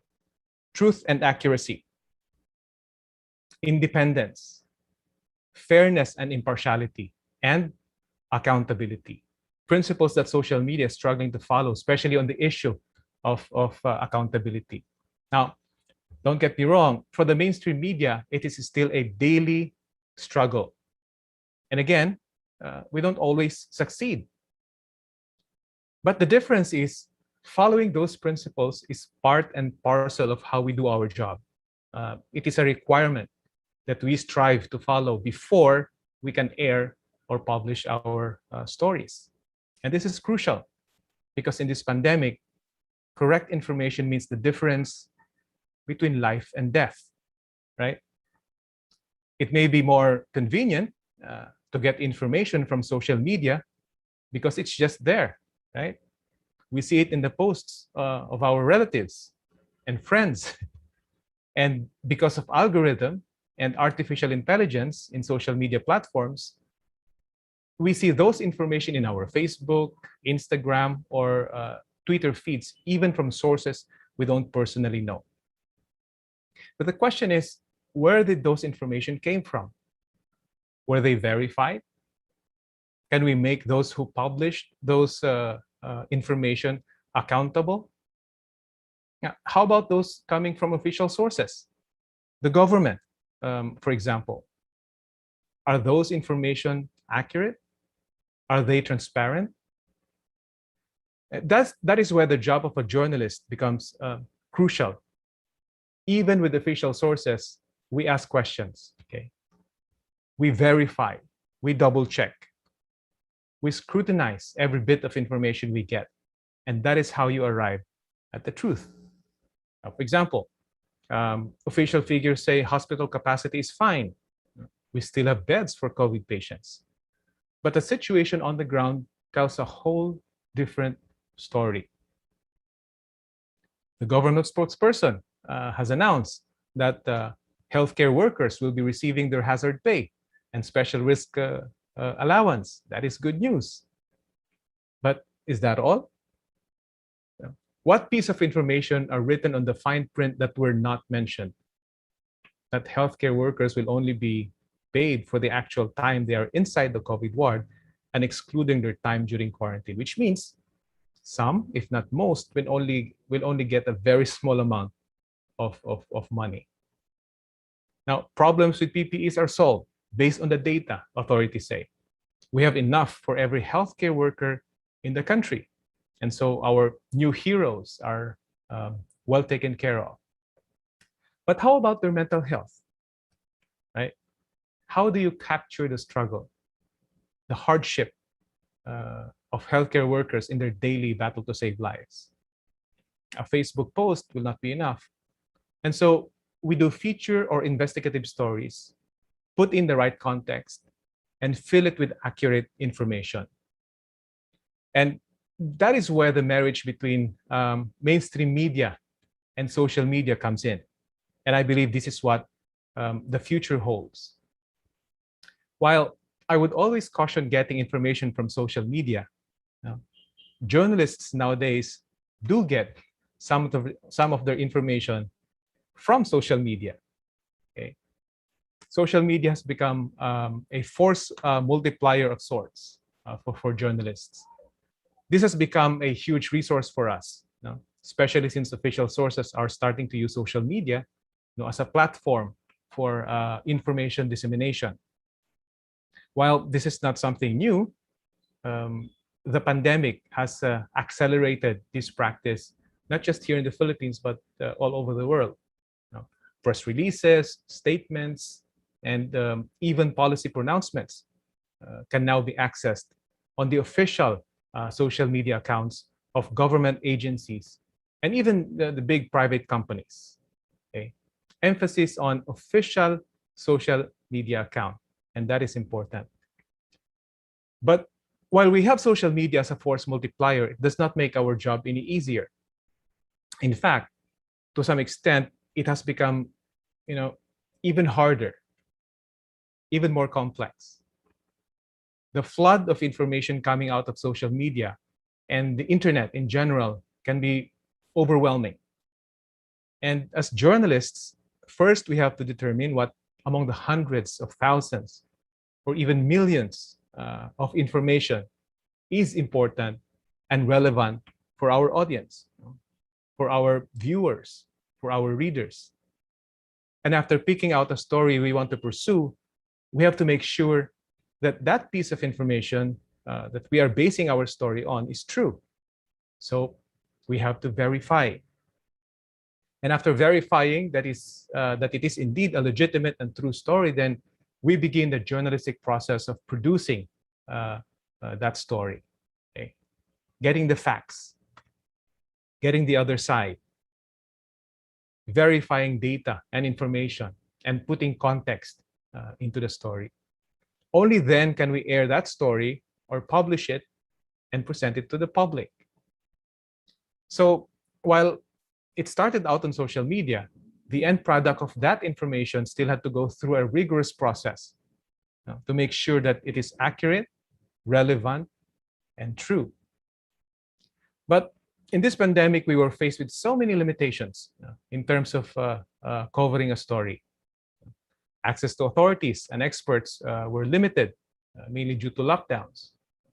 For the company I work for, a policy was adopted for us not to enter hospitals, okay, to work on a story so that we will not unnecessarily expose ourselves to the virus. The solution was technology. Video call or Zoom became the norm. I extensively used a 360 camera, which I gave to healthcare workers so that we can get a glimpse of the situation inside hospitals. Now, being a 360 camera, it is as if I was the one taking the video inside the hospital, getting a 360-degree view of everything happening inside the restricted COVID wards. And so despite the limitations, we can still see the whole picture and report it to the public so they know what is really happening. Now, the pandemic has revealed a lot about our society. And for us journalists, it revealed and reinforced a lot about our limitations and our strengths. Now, moving forward, we recognize the fact that we still need to do a better job, okay, in order to better inform the people. We recognize the fact that we are competing with a lot more platform for information dissemination, like social media, which are more often than not a source of incomplete, unverified, and sometimes outright wrong information. So we have to filter that. But we can leverage technology and even social media to help us come up with a correct set of facts that can help the public make the right decisions. Finally, just a tip for everyone when dealing with information, especially those coming out of social media. First and foremost, our aim should not just simply to seek for information. Okay, it should be to seek for the right, verified, and correct information. Okay, treat information coming out of social media always with a grain of salt, even if it came from people you know. Okay, take time to verify. Make sure you are looking at official websites, okay, or official social media accounts and not fake or parody accounts. Okay. By now, I'm sure you know social media accounts that are verified have blue checks on them, right? Think before you click. Okay? Don't just share information simply because it is interesting. Okay? If the information is too outrageous or is too unusual or unbelievable, it probably is. Again, take time to verify. Search other websites and other social media platforms, especially news websites you trust, and see if they have the same information. Look for attributions. Who exactly said what? Okay. What was the actual quote? When was it said? Now, in the age of Google search, you might find similar information about something about an information, but are different from, but they have different dates and might not be the right information you are looking for. Now, it might be too much of a hassle for some, but again, correct information is crucial in our decision-making process because the right information almost always leads to the right decision. Thank you very much, and thank you once more for making me a part of your program. Maraming salamat po at mabuhay po kayong lahat. Thank you very much, Mr. Tima, at mabuhay rin po kayo. Ma'am Grace? Yes, thank you so much, Sir Rapi Tima, for your enlightening talk. And we are sure of the positive results to better prepare for the changing social media during this pandemic. Thank you, sir. At Thank this you point, we po. would like to call, yes, thank you so much. Product po ng Trinity University of Asia siya. Okay. Okay. At this point, we would like to call in Dr. Michael Obaklig. Sir Michael. Good afternoon, everyone. Magandang hapon po sa inyong lahat. For this next session, we will be focusing our topic about holistic health journey. Together with me is my partner, Dr. Cecilia Ico. So allow me to first read the rationale for this session. Humanity is faced with myriads of health challenges. The health crisis brought about by climate change, inequity in the access to healthcare services due to geo-socio-political control and influences, debilitating non-communicable diseases such as cancer, cardiovascular diseases, as well as communicable diseases, particularly COVID-19 and others. These health challenges are what everyone and wanna deal with their day-to-day lives, and each would carry out initiatives that she or he feels is the best plan of action. Better life and better future are defined by one and wanna as to how many of these daily challenges are able to overcome. To introduce our first speaker for this session, may I call on my partner, Dr. Cecilia Ico. Hello, good afternoon, everyone. Thank you, sir. Thank you, Dr. Bakli, for that introduction. Now, let me introduce to you our first speaker for the plenary session 3. Dr. Mario M. Panaligan is a medical doctor with a specialization in internal medicine and infectious diseases. He is currently the Vice President of UERM, College of Medicine Alumni Association. Dr. Panaligan is the former president of Philippine College of Physicians, or PCP, for the year 2020 to 2021. He is also the former president of Philippine Society for Microbiology and Infectious Diseases, PSMID, for the year 2018-2019. He received an Oblation Leadership Award for his leadership and dedication in the field of infectious diseases and its subspecialty society given last May 2018 by the UPPGH Medicine Alumni Association. A PCP Presidential Awardee for his invaluable contribution as Vice President and Chair of the Committees on Scientific Activities for the year 2019-2020 and Ethics for the year 2017-2020, and a PSMID Gold Awardee on Knowledge Translation through Social Media Mobilization given last 2020. Ladies and gentlemen, it's an honor to introduce to you Dr. Mario M. Panaligan.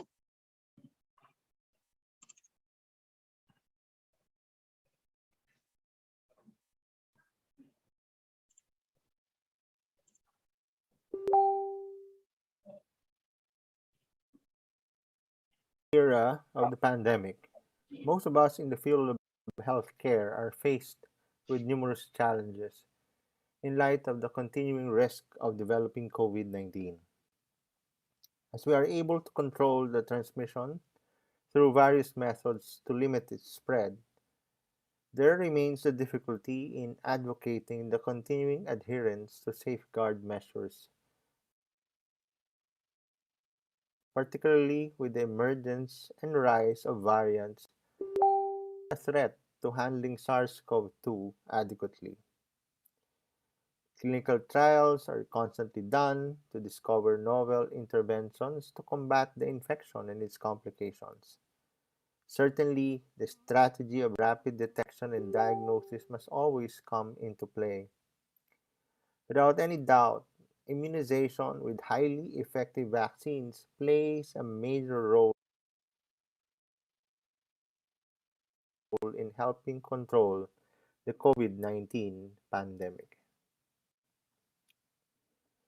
As a disclosure, I need to inform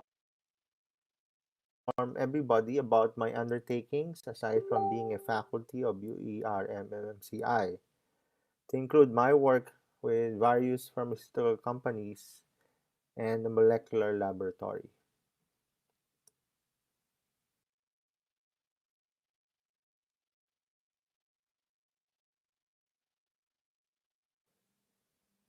This presentation intends to expound on the different challenges related to COVID-19 management and vaccination, and discuss the proper ways in managing the disease.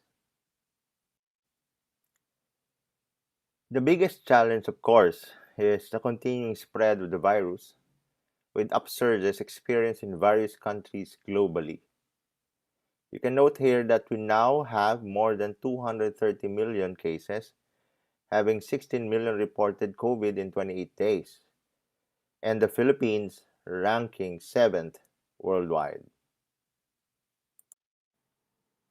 The following are the recognized challenges. First is the continuing spread, which I have mentioned earlier, as demonstrated by the repeated surge of cases. This is in part due to the occurrence of variant genotypes and the unsatisfactory conformity and poor compliance to healthcare protocols that can be interrelated to limited healthcare and quarantine facilities. Thus, sufficient home care health system must be developed and intensified to help minimize the spread. Second is the difficulty with the process of detection and diagnosis. Hence, the private-public mix for the 3T program has been launched and implemented. Third is the COVID-19 management difficulties. In addition to late consults, the lack of effective agents against the virus, plus the corresponding consequences that come out as a result of the infection, make the treatment strategy problematic. Fourth is the vaccination rollout. Good that the DOH has placed access in the website for information dissemination with FAQs and other relevant documents related to the vaccine. However, several problems emerge in relation to the rollout, like hesitancy, inadequate supplies, and the need for boosters. Alam natin, marami na nagtatanong, pwede na ba ako magpa-shot? No? Of course, there are breakthrough infections, and I think all of us know that the antibodies are not permanent, primarily because we have not yet released any live attenuated vaccine against COVID-19. And therefore, we expect that the antibodies will go down. But do not forget that there are still lots of people that have not yet been vaccinated, and certainly we must prioritize them so that we can achieve, of course, what we really want, to make sure that many are protected against COVID-19. And certainly this poses lots of issues and concerns to come out with a successful plan, execution, and completion of the vaccination rollout program. While focusing on health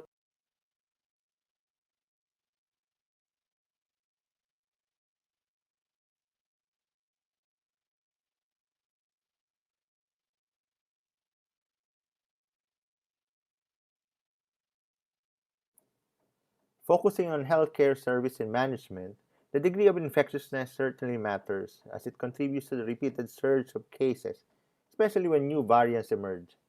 Remember, all viruses, including SARS-CoV-2, change over time.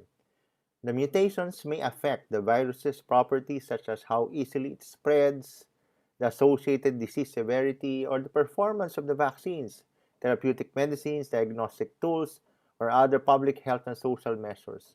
Overall, the impact can be huge, as the most appropriate form of management might need drastic changes to control the disease. Now, home care health system is advocated as this can aid in decreasing the load of our healthcare facilities, as majority of our sick individuals are having mild disease, with some being asymptomatic.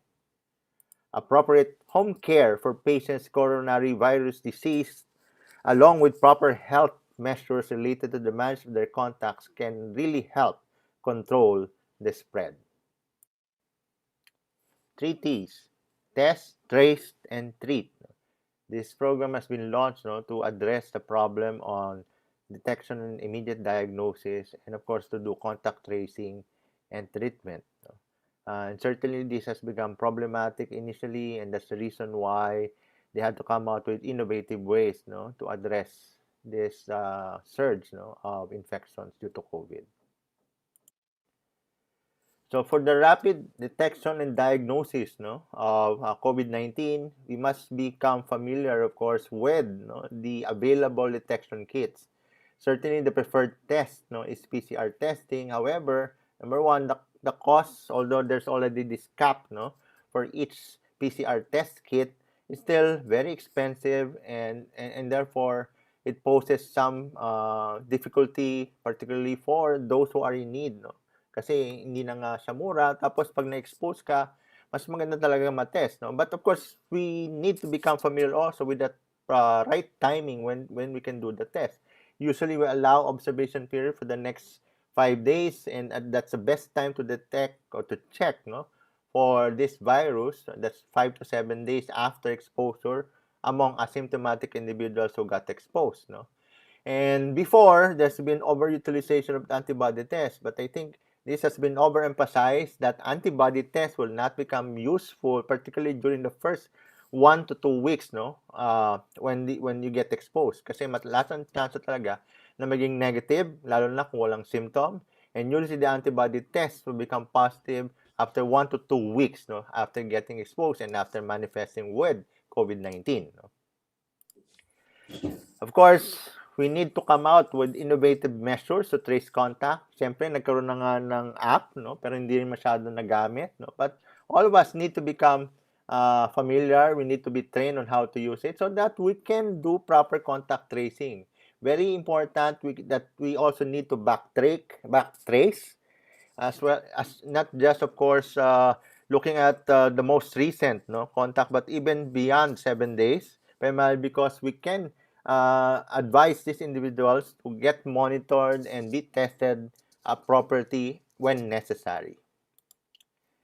And of course, the use and misuse of drugs and other interventions for initial treatment. We have to remember that many of the interventions that we are using, particularly those who are confined or admitted to the hospitals, are still investigational.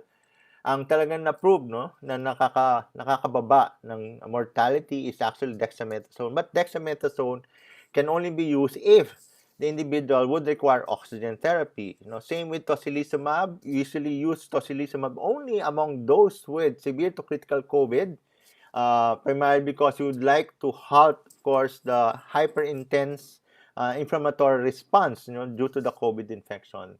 Other than the two, of course, remdesivir, medyo conflicting yung results, but they recommend it only for those individuals who would require oxygen, but still those without any organ dysfunction, particularly in the liver and the kidneys. And for the other drugs, lahat ito wala pang benefit, primarily because wala namang evidence. I have to discourage everybody, of course, ivermectin, which has become popular. Same with melatonin. So there's still no evidence as of this time. We'll just have to wait for the studies to come out and see the results, whether they're going to be beneficial or not. Now, if you're familiar with HPAC, this is the Healthcare Professionals Alliance Against COVID-19. So this is a group of medical doctors and other healthcare professionals that join together to, of course, come out with recommendations based on science and evidence. So recently, of course, they came with an update on this algorithm that will give us a guide on how we can test, trace, and treat. And certainly there are footnotes that can be looked at, particularly when we are interpreting how we're gonna handle our patients suspected to have COVID. Hey, I mentioned about the app. This can be used, again, to facilitate contact tracing for those who got exposed. Management difficulties, particularly those with severe to critical COVID. Again, there are still no proven drugs or interventions aside from dexamethasone and tocilizumab that have been shown to decrease mortality in several clinical trials. So this was released actually last year, and this has not been changed. This can still be downloaded in the DOH website. So there's this COVID-19 referral and triage on how we can actually handle patients suspected to have COVID or even those who are manifesting with signs indicative of COVID-19. And this is actually the link where you can actually contact one hospital command center, so you can have urgent access for consults and referrals, and of course the biggest problem right now is of course the real-time reporting, documentation, and dissemination of information, particularly among the hospitals that can actually be available where our patients can go to, particularly if they already have signs of desaturation that would definitely need aggressive intervention. So most of the interventions and medicines given for patients with COVID are considered novel and investigational.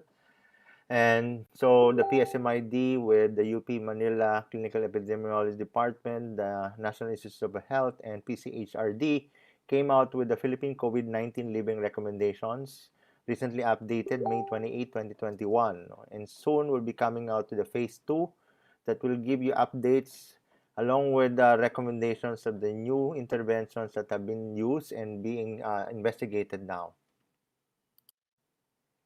So you can download the Living COVID recommendations through the PSMID website, and these are the contents, and all the recommendations are evidence-based. And if you look at, of course, the search as well as the literature that we have looked at, we definitely screened most of the available journal articles and came out with the different recommendations for this areas on screening, diagnosis, treatment, critical care, non-pharmacologic interventions, vaccines, and other prophylactic agents, as well as adjunctive interventions. Last is, of course, the vaccination program. With the Philippines being regarded as one of the few nations with the slowest implementation and rollout of vaccines for COVID-19, there are definite and recognized factors why this is happening. So first and foremost, vaccine hesitancy. Certainly, this has remained an important threat to global health. So hindi lang ito problema sa Pilipinas, kundi sa buong mundo. Alam natin na maraming anti-vaxxers dyan, globally, and even in the Philippines. In fact, we know some people, even doctors, were able to talk to her, discouraging, of course, the receipt of vaccines. Even before the COVID-19, marami na mga anti-vaxxers, primarily because of the lack of knowledge in terms of the efficacy. They actually highlight more on the side effects, And of course, there's a study conducted by Landito Guevara and her colleagues in the Philippines showing that fear of side effects that emerge as the most salient concern, exacerbated by previous negative experiences, including trauma from a dengue vaccine controversy in 2017. So, respondents cited that the dengue vaccine controversy, as they expressed reluctance regarding any new vaccines and suspicion towards school-based vaccination, the distribution channel used for the dengue vaccine. And of course, heads of households opposing vaccines, the perceptions that vaccines are non-essential, and influences from the social and traditional media or neighbors contributed to further refusal and delay. And that certainly can cause problems in terms of what we intend to have. That's what, of course, what we term as herd immunity. Because remember that the vaccination can boost up, of course, the immune status and can somehow help others who are known to be susceptible to get protected. Because if most or majority are already protected with vaccine, certainly they will no longer get the disease, and therefore there is decreased chance of transmitting the virus to other people. And so the government has already tapped the private sector to curb vax hesitancy. Hopefully, this aids up in terms of boosting up the immune status of many individuals. Sana makatulong ito para mas maraming mabakunahan. Certainly, it's important to come out with infographic materials, promotions, utilizing the social media as well to really familiarize every individual in terms of the effectiveness of the vaccine. Although it's important to mention the side effects, which are expected, because remember, when we talk about the vaccines, this would trigger our immune system, and therefore it's just natural for us to react to it. Pero siyempre, pag hindi naman nagkaroon ng reaction, hindi ibig sabihin na hindi gumagana yung vaccine, no?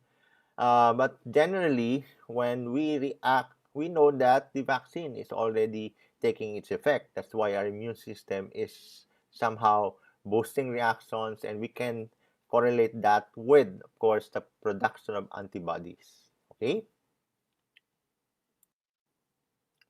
So insufficient supplies definitely remain a problem, particularly in the Philippines. And of course, we have the COVAX facility, which has been created to facilitate equitable distribution of the vaccines, particularly for the countries who are developing or who are not capable of buying lots of supplies of the vaccines. And recently, of course, you have heard our president, Duterte, making a statement against rich countries hoarding the vaccines. And of course, he already gave the go signal for private companies to get additional supplies. But up to now, of course, there's still problems in the overall supplies that can be given to us. So right now, you can see that the total number of individuals who have received the vaccines, 2 doses as well as single shot vaccine, is almost 20 million. And if you look at the different priority groups, there's still a lot, that needs to get vaccinated. While of course you can see that there's already increasing number of people who have received the vaccines. But again, I have to emphasize that there are still a lot of individuals that need to get vaccinated, particularly in the A1 and A2 groups. The need for booster shots, of course, there are factors to consider. Number 1 is the waning immunity. Number 2 is the vaccine effectiveness, particularly in the presence of the COVID variants. I'm sure that you have heard about the Clover vaccine trial results. This was been released yesterday, and certainly effective also against the Delta variant. Global vaccine supply and global national equity, I've discussed that earlier. And when we talk about booster shots, it should be evidence-driven. And we have to remember that duration protection is dependent on, number 1, the vaccine product. Second, the primary vaccination schedule. The age and or underlying medical conditions of the vaccinee. Certainly, when we talk about immunosuppressed or the vulnerable group, we expect them to have limited or insufficient antibody response. The risk of exposure, particularly healthcare workers that belong to the vulnerable group because of the exposure risk. And of course, the circulation of specific variants. We have the Delta variants now, so maybe, of course, there will be Mu, and of course, soon we'll have the P, the Omega as well, until maubos na lahat ng mga Gamma alphabet, or I mean the Greek alphabet, I'm sorry. So these are the WHO recommendations. Increase global vaccination coverage with the primary series. In the context of ongoing global vaccine supply constraints, administration of booster doses will exacerbate inequities by driving up demand and consuming scarce supply, while priority populations in some countries or subnational settings have not yet received a primary vaccination series. So sana mabigyan talaga tayo lahat, no? Marami sa atin mabigyan talaga ng bakuna bago tayo mag-isip ng booster shots. Now, introducing booster doses should be firmly evidence-driven and targeted to the population groups in greatest need. Of course, the US have released recommendation that those belonging to the vulnerable group can receive booster shot after 8 months, no, for mRNA vaccinees. No? Certainly, up to this time, evidence remains limited and inconclusive of any widespread need for booster doses following a primary vaccination series. WHO is carefully monitoring the situation, and they definitely will continue watching closely to obtain data required for policy recommendations.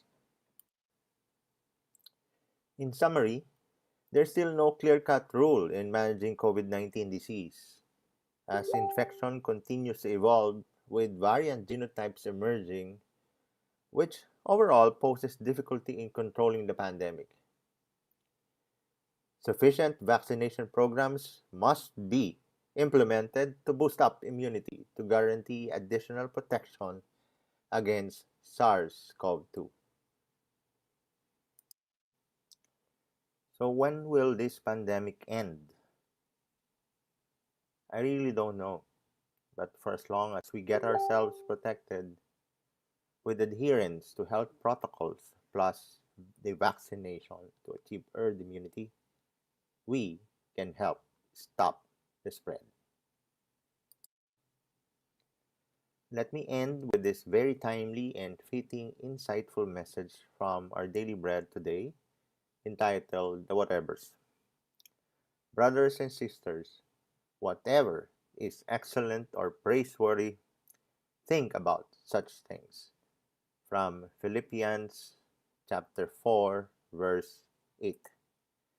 At this time, with the continuing pandemic, for as long as we do appropriate things, addressing the essentials, always thinking of the persistent danger to get sick, every piece will have a right role to achieve a purpose, to help other people, especially those who are in need.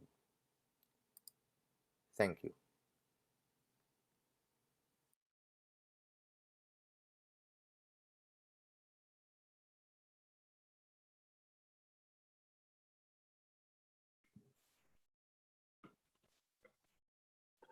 Thank you very much, Dr. Panaligan, for that very interesting and informative lecture.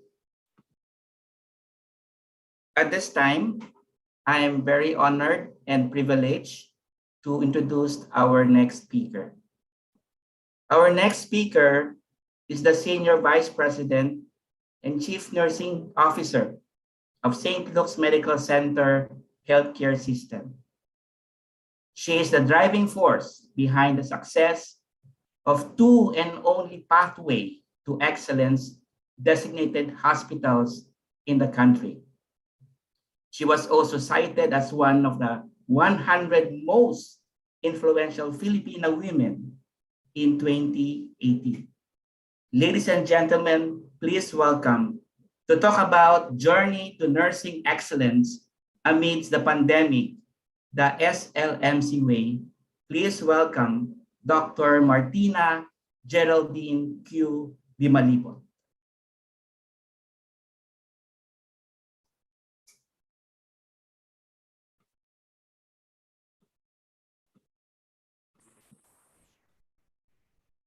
Good day. I am Dr. Maria Martina Geraldine Dimalibon, the Senior Vice President and Chief Nursing Officer of St. Luke's Medical Center, Philippines. Our brave St. Luke's heroes, despite the unknown dangers of the COVID-19 pandemic, are at the forefront to battle with the disease. Our dedicated frontliners continuously perform their duties and even went above and beyond to provide exceptional and compassionate healthcare service since the start of the pandemic. Our organization, St. Luke's Medical Center, is recognized as the leading and most respected healthcare institution in the Philippines. The two facilities in Quezon City and Global City Taguig are at par with the most advanced hospitals around the world. A testament to St. Luke's world-class quality medical service is its accreditation with and affiliation to prestigious international organizations, such as Joint Commission International, and the only organizations that are American Nurses Credentialing Centers pathway to excellence designated in our country. The 6 pathway standards, namely shared decision-making, leadership, safety, quality, well-being, and professional development, guided our institution in responding to the needs of our nurses during these challenging times.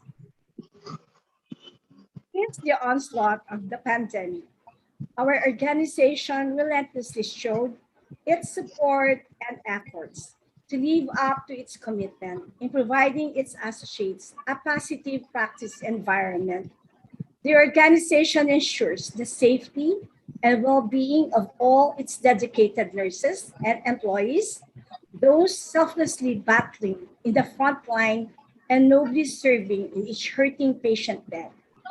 This afternoon, let me share with you some of our initiatives in responding to the needs of our nurses and healthcare workers during this pandemic to continually achieve nursing excellence. First, our organization provided free, complete, and quality personal protective equipment for all healthcare workers, specifically for frontline nurses, such as goggles, N95 masks, face shields, body suits, booties, wires, and others. During the enhanced community quarantine or the hard lockdown, people were restricted to their homes. Also, nearby establishments were temporarily shut down as compliance to the government mandate. This resulted for the public to have limited access to their basic needs that include food. Thus, free meals were given to all associates, which covers all shifts.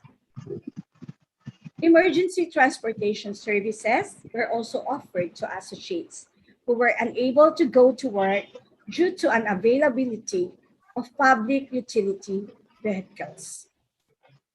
Knowing the exhaustion from their clinical duty and need to rest and recharge, SLMC provided free clean and decent accommodations and free laundry services to all employees. The hospital also procured new sets of scrub suits to ensure an available clean pair can be worn by nurses and other healthcare team members after they do the contamination from the hot zones. During the onset of the COVID pandemic, SLMC was quick to respond to our associate needs, especially on the daily transportation to and from the medical center. One of the transport initiatives was providing them with mountain bikes to help ease their commute during the lockdown. To ensure that all of our associates are fully geared to face the unseen enemy, our organization provided free vitamins for all. Knowing that each associate works hard in continuously providing care to patients while also worrying about their own families and loved ones, SLMC management showed their appreciation for their selfless acts and service commitment by approving early release of salaries, adjustment of additional and special hazard pay for both non-HUD zone and HUD zone areas. In addition to that, a scheduled swabbing was conducted also for associates who are working in the COVID floors. For symptomatic associates, free consultations, hospitalization, and paid quarantine leaves were given. As SLMC fosters a culture of care, the organization provided free groceries not only to the associate but also to their families. Our organization even converted the auditorium and conference rooms as grocery stores. As the Chief Nursing Officer, I spearheaded events which was held in recognition of the amazing contributions of our SLMC nurses during the International Year Nurses Week celebration held on May 12, 2021. Despite the pandemic, the creative organizing team of Nursing Care Group was able to put together activities for the enjoyment and learning of our dear nurses. Despite the virus outbreak, we made sure that our nurses feel that this year, 2021, we continuously celebrate their passion and commitment.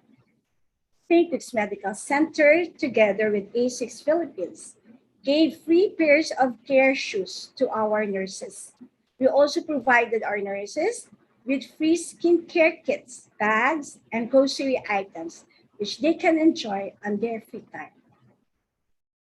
This is a simple gesture of thanks to our healthcare workers for their commitment, reminding them that they are not alone in the fight against COVID-19. St. Luke's Medical Center, Quezon City, and Global City, medical frontliners led by our President and CEO, Dr. Arturo de la Peña, was inoculated with the COVID-19 vaccine on March 3, 2021. The organization continuously supported the vaccination of associates, ensuring they have an additional layer of protection. The organization also recognized the importance of emotional and mental distress encountered by the healthcare team members during this pandemic. The Human Resources Group established the Caring for Others with Positivity and Encouragement COPE program to help out with the mental and emotional challenges faced by our associates and to make them feel that they are not alone in battling the virus. The COPE team from different departments of our organization were oriented about psychological first aid, so they may also be effective and proactive in reaching out to associates through the available COPE lines, COPE prayer hotlines for their spiritual needs, and self-care information tips for their personal care were also imparted to all employees. The COPE team also produced motivational text messages, posters, and videos to boost the morale of our frontliners. They also gave out COPE kits, which included coloring sheets and a journal for our associates who were housed in the medical center. We also have a regular weekly program called Chat Time with the CNO, a session to align each individual nurses with the organization's mission, vision, and values. Also, this is an opportunity for me to meet with the nurses and get a sense of how they are doing in their nursing units. This also serves as a venue to discuss and clarify some of the questions they have regarding unit processes, policies, and procedures. SLMC and CCC teaches and involves our nurses about the organization's values of social responsibility by continuously initiating corporate activities to extend its hand to those in need, most especially during these trying times. Our management donated 48 electronic hospital beds, 30 infusion pumps, and 10 million pesos financial assistance to Philippine General Hospital, the identified government referring center or hospital for COVID-19 patients. In addition, SLMC's community group, Bayanihan, in partnership with St. Luke's Medical Center Foundation, Inc., visited the adopted community in Baisa, Quezon City to give sacks of rice and grocery packs. In partnership with the Department of Health and the National Task Force Against COVID-19, SLMC imparted the learned strategies in handling COVID-19 patients. We designed a nationwide training program to share the best practices that will ensure quality care across the Philippine setting for free. As of today, we already have trained 2,037 of DOH nurses from the 93 government institutions all over the country. And this afternoon, another batch of 861 nurses will start with their free training. Two of SLMC's COVID-19 response programs were highlighted in Press Gainy's 2020 Leading Innovators Program, Keeping a Healthy Work Environment During the COVID-19 Pandemic, and Caring for Others with Positivity and Encouragement. The Press Gainy's Leading Innovators Program recognizes healthcare organizations for the rapid adoption and implementation of innovative approaches that address the many challenges facing our industry this year. SLMC Global City's entry on keeping a healthy work environment during the COVID-19 pandemic highlighted SLMC's culture of care by equally giving importance to its employees' health, safety, and welfare, such as issuance of proper protective personal equipment, balanced work arrangements, free meals and transportation, as well as activities pertaining to psychological and spiritual well-being, among others. Part of SLMC's COVID-19 response is in institutionalizing the caring for others with positivity and encouragement, which is the main entry of Quezon City.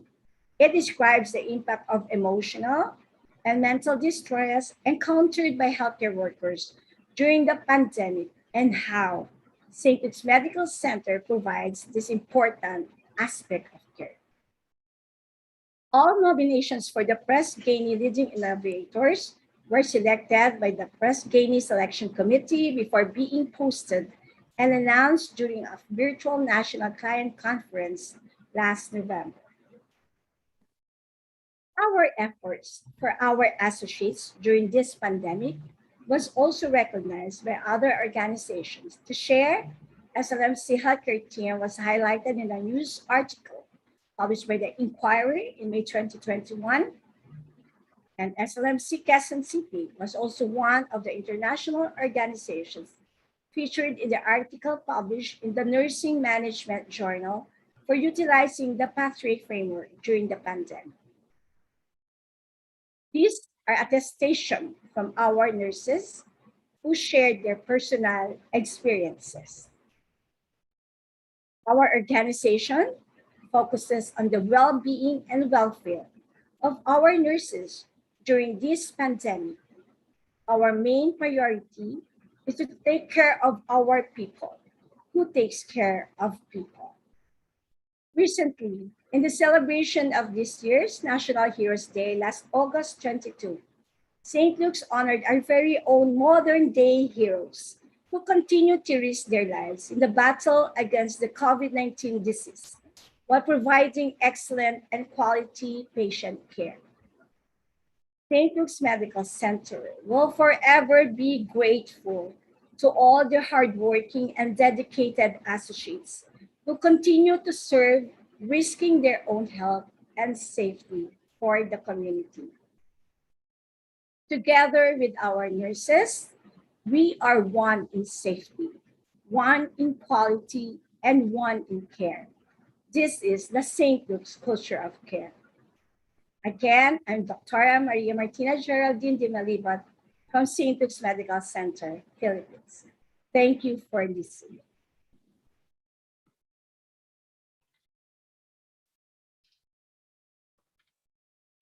All right, thank you so much, ma'am. And indeed, no, our modern day heroes are our nurses. Okay, and I'm glad that the St. Luke's College of Nursing, the St. Luke's College is taking care of our doctors and nurses. All right, so let's proceed with our third speaker. Okay, our third speaker is the Executive Director of the Private Education Assistance Committee, the trustee of the Fund for Assistance to Private Education, or PAPE, and also recently elected Director of the Philippine Accrediting Association of Schools, Colleges, and Universities, or PASCU. She is also an independent trustee of the First Metro Asset Management Incorporated, or FAMI. As a fitting recognition of her work in the sector, she recently received the prestigious Outstanding Fernandino Award, or TOFA, in the field of education given every 3 years by the city of San Fernando. She is currently completing her PhD in education, major in educational leadership and management executive program, also from the OSC. Ladies and gentlemen, to talk about the challenges in education during the COVID-19, let's welcome Ms. Rodora Angeles Ferrer. Ma'am.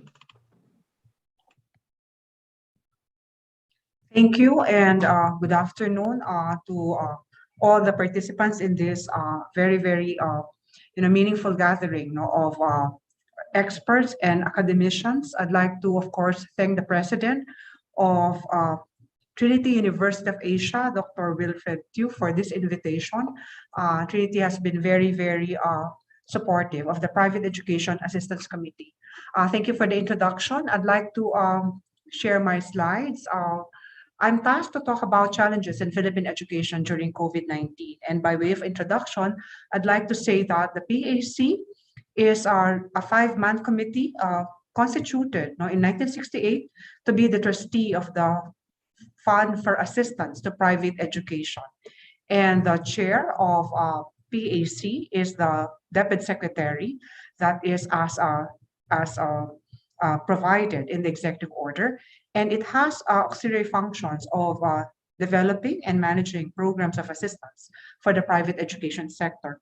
So very recently, during the pandemic, we revisited our vision, mission, and core values. And as part of that, we have actually looked at our Philippine private education system that is integrated, sustainable, and globally competitive. And our mission is to enable quality, sustainability, and innovation of the private education sector in support of national development. But in the last several years, I think everyone has associated PAC with the work it has done in co-implementing the subsidy programs with the Department of Education. These are the Education Service Contracting Program, the Teacher Salary Subsidy, and the Senior High School Voucher Program. I'd like to show you the data that we have of last year, school year 2020-21, just so we understand what the challenges are at this time for the education sector, and more specifically for the private education sector. In school year 2019-2020, we in the private education sector actually had about 4 million in enrollment for all of K-12. In 2020-21, that dropped to 3 million. As you can see, we have 820,000 private school students at the elementary level, and that is only about 7% of the entire pie. 93% of the students are in public schools. For junior high school, we are at 15%. 84% of the students are in public junior high schools. Now, the reason for the increase from the elementary to the junior high school space is the education service contracting, which today has about 1 million grantees. In senior high, this is how we look like. If you remember, when we implemented K-12, which started in school year 16-17, we added 2 years in the basic education program. And school year 16-17, we started with grade 11. And to date, this is how we look like in senior high. We actually have about 37% of the students in private senior high schools compared to 61% in the public school. This is significant because you also might be familiar with the Senior High School Voucher Program, which is also co-implemented by the Private Education Assistance Committee. And in at the higher ed level, you also can see that we are now at 54%, while public schools are at 46%. But the private HEIs who are here also know that because of the Universal Access to Quality Tertiary Education Act, which provided for free tuition for SUCs and LUCs, the private HEIs suffered from a decline in enrollment over the last several years. So this is where we are, private side. But as a whole, what has come out in the news, we lost about 1 million students in private schools as of last year, 2020-21, when COVID-19 hit us and we went on lockdown in March 2020. And to date, no, it has been like different quarantine levels, no, and it has made the schooling and face-to-face as at this time, not only at the level of a pilot, because from school year 2020-21, we had to make use of a lot of online and remote learning modalities. Now, what has PAC done? Okay, we actually conducted a study after we went on lockdown to try to find out in April 2020 where our schools are in terms of their recovery, because we suddenly cut school year 1920. Your own children might not even have taken final exams, and we had to we had to close in March 2020. And at the same time, we were not sure if we could open in June 2020. So what actually happened was most schools opened in August 2020. We conducted the survey, and the objectives of the survey were to look at the common experiences and concerns affecting school recovery and readiness for the school year 2020-21. What were we saying? We wanted to find out if we can recover. What is it that we possibly lost in school year 1920, and are we ready for 2020-21? We also wanted to elicit suggestions for interventions and forms of assistance, especially for the private schools, because all of a sudden, we cannot be business as usual in the education sector. So that study actually allowed us to survey schools, next slide, and allowed us to define school recovery and school readiness. School recovery being defined as the capacity of a school to return to a functional level of operation. School readiness conceptualized as the school's capacity in the new school year to effectively respond to new operational challenges and concerns emerging from or demanded by the current pandemic and health crisis. So in the next slide, you will see the areas of concern in the survey. And because PAC is also mandated by the Department of Education to certify the schools participating in the subsidy programs, what we did was rather systematic, that the areas of concern in the survey were actually aligned with the areas that we look at when we do school certification. So what did we look at? The continuity of student learning outcomes, the mode of delivery of the K-12 curriculum, teacher readiness for online classes, school enrollment and financial situation, school emergency response planning, the mental health of the school community, and elimination of health risks and hazards and threats from infectious diseases. So in all of these areas, next slide, we were looking at 45% of the respondents from sectarian schools, non-sectarian schools at 55%, and a total number of respondents of about 859. We were quite deliberate in that, wanting to find out both the cases for both sectarian and non-sectarian schools. So the next slide will tell us some of the findings and the interpretation scale that we used. What is it that we used to find out level of recovery and readiness of our schools? A recovery rating of 1 actually means that there's minimal recovery needed. And a readiness rating of 4 actually means that there's high readiness, which means there's really not a lot of intervention needed for the school to be able to operate in school year 2020-21.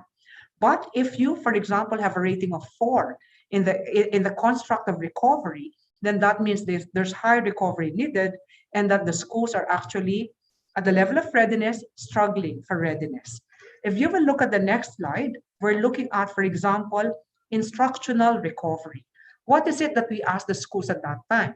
In April 2020, we were asking them, at the time of the lockdown or ECQ, were the teachers and the students able to accomplish the student competencies intended for the school year? And do you think that they are ready for the next school year? The answers were rather positive. In March 2020, the schools are saying our data shows that students are ready to tackle the work in the next grade level, which means that is minimal recovery from the sudden lockdown in school year 1920 specifically March 2020. But if you will look at the next slide on instructional readiness, there you see that the response are low or struggling in terms of readiness, because classes which will be done in an online delivery mode or other modalities other than face-to-face, our teachers and respondents are saying that online classes using teacher-selected social media platforms is their top answer, because the schools actually do not have in place learning management systems and are not exactly ready for online or distance learning modalities.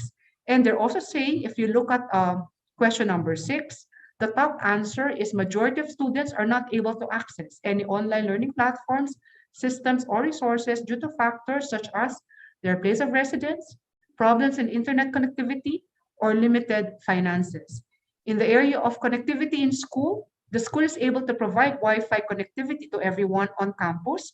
However, teachers who will conduct online learning only during scheduled or designated times will be allowed because of the bandwidth. But the story is so different when you talk about the homes of the teachers and the students in home-based learning. The next slide, we have here faculty readiness. And if you will see, the question asked was, how prepared are your teachers in the conduct of online classes? And the answer is the school is not able to provide regular professional development because, as we said, we were all caught by surprise by COVID-19. Even if some of our schools actually have learning management systems and have started using a lot of technology in their teaching learning processes and in their administrative processes, a big majority of our schools are actually still using traditional face-to-face, and that the school in 1920 or even earlier than school year 1920 were not actually investing on regular professional development for teachers in conducting online classes. And at the same time, there's a positive news that the teachers are positive and open to preparing for and conducting online classes. So you can see, this study actually gave us a lot of insight as to instructional recovery, instructional readiness, faculty readiness. Next slide is on financial recovery. This one, we had to use it in several meetings at the House of Representatives and even in the Senate when we were arguing for support for our teachers. And that eventually was incorporated in Bayanihan 1 and Bayanihan 2, because we also know that the schools felt that they did not have enough funds in order to give salaries, pay the salaries of their teachers. Because what happened was that we disrupted the school year. We normally open in June, but in school year 2020-21, you know what happened? Majority of our schools opened third week of August. And we also were looking at financial readiness. Next slide. Again, this was part of the argument that we made why the schools and the teachers and even the families, especially in the private schools, needed support because there really was a lot of concern about the economic implications of COVID-19. So next slide is on administrative readiness. So again, as I can say, as you can see, how would you describe your school's response to current emergency or pandemic situation? And the answer is the school is not prepared to cope with the sudden closure, but it is able to adjust and meet the different challenges.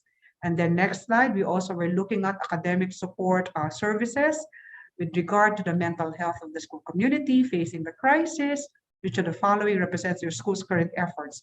So all of this, moving forward, let's move into the slide on the tool. What PAC did on next slide is to actually convert the survey into a school recovery and readiness assessment tool. We wanted the schools to assess themselves in terms of their recovery and readiness for school year 2020-21. And using this, next slide, they can actually write a school recovery and readiness plan, which DepEd accepted as an equivalent document of the learning continuity plan. Because what was everyone saying? All of us share this, that despite the pandemic, we know that learning should continue because we cannot afford not to ensure that we can systematically still make sure that our students are learning, our learners, our children are learning despite COVID-19. So having said that, PAC continued with the work of GASP implementation. Next slide. And part of that work are the in-service training activities that we conducted, the research that we conduct, and next slide, the certification, voucher application. This was all continuing. And I'd like to show you the data last year. This was actually a lifesaver, for a lot of schools. The subsidy that the government, through the Department of Education, grants to junior high schools continued in 2020-21. And you can see that we have almost 1 million grantees in school year 2021. However, the earlier data that I showed you told us that even with this subsidy program, some students actually fell out of school year 2020-21 or opted out of school year 2020-21. In fact, we lost 1 million students last year in the private ed space. We're not sure yet if these are the students that went to the public schools. However, suffice it to say that that is not exactly good news for the sector, knowing that, again, we also are looking at the sustainability of the private education sector as a complement of the public education system. And it is important that we also keep our numbers in terms of student enrollment. What about the voucher program? Next slide. Can we just move this to the voucher program? The data on the voucher program tells us that we still continued with the voucher program with more than 1 million grantees as well, 4,463 schools participating. The funds have been released to our junior high schools and senior high schools. So we're very grateful to the Department of Education for making this program a stable program in terms of support to the private schools specifically. In the conduct of the in-service training activities, our trainers and our consultants actually looked at the challenges cited by the teachers who attended the training programs.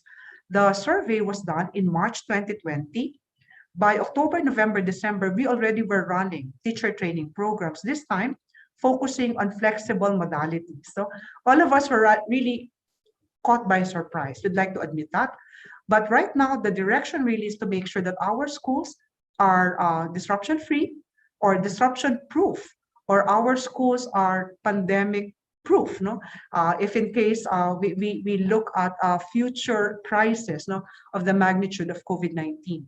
But the schools found it very challenging because of the decrease in enrollment. Teachers were not ready for online and distance learning. We did not have learning management systems. Even if we had them, we also had intermittent to no internet connection.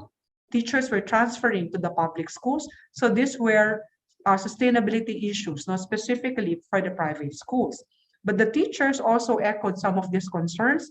Again, it's a validation of the 2020-21 Recovery and Readiness Study. The teachers lack the training for flexible modalities. Online classes and distance modular learning are treated like regular face-to-face with so many requirements. This to me,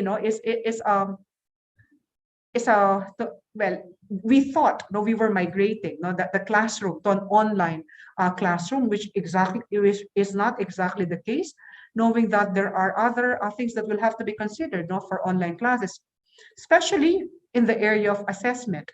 Teachers are not sure if assigned tasks and exams are actually done by students.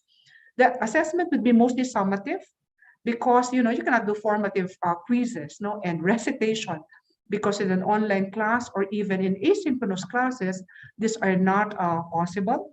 And then we also have other challenges cited: the grading system, the difficulty in providing feedback.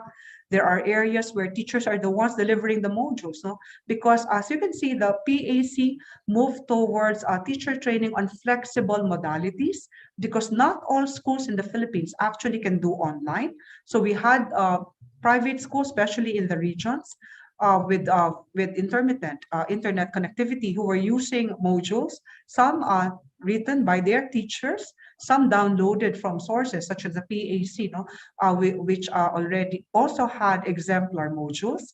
And then we also have the schools offering different learning modalities also found out that their teachers needed to work longer hours to prepare for the activities, and that the teachers are expected to respond to students and parents' queries 24/7. Now, I am sure a lot of us parents here who experienced our children doing in online classrooms, we also are as anxious as the children, as the learners. That's why we also were communicating with the teachers. Of course, that is something that we encourage, that the teacher should be in constant communication with the parents, who at this time, because of COVID and because of home-based learning, are in a very crucial role, no more than what we did as parents when our children were in school. Okay, so having said all of that challenges, we also all know where we are right now. Only the Philippines and Venezuela are the last countries in the world where there are still no face-to-face classes.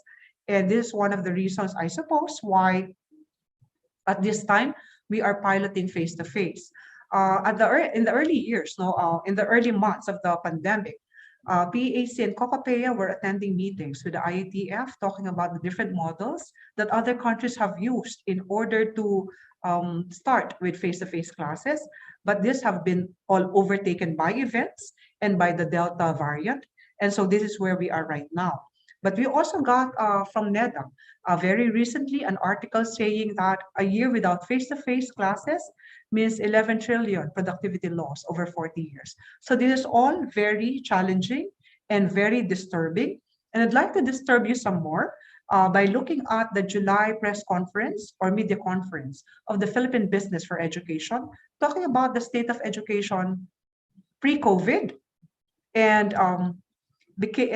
actually exacerbated and made more challenging by the COVID-19 pandemic. What is it that we have in this data? We have from the data of the Philippine Business for Education released in July, 1 out of 4 kinder-age children are not in school. So this is a problem.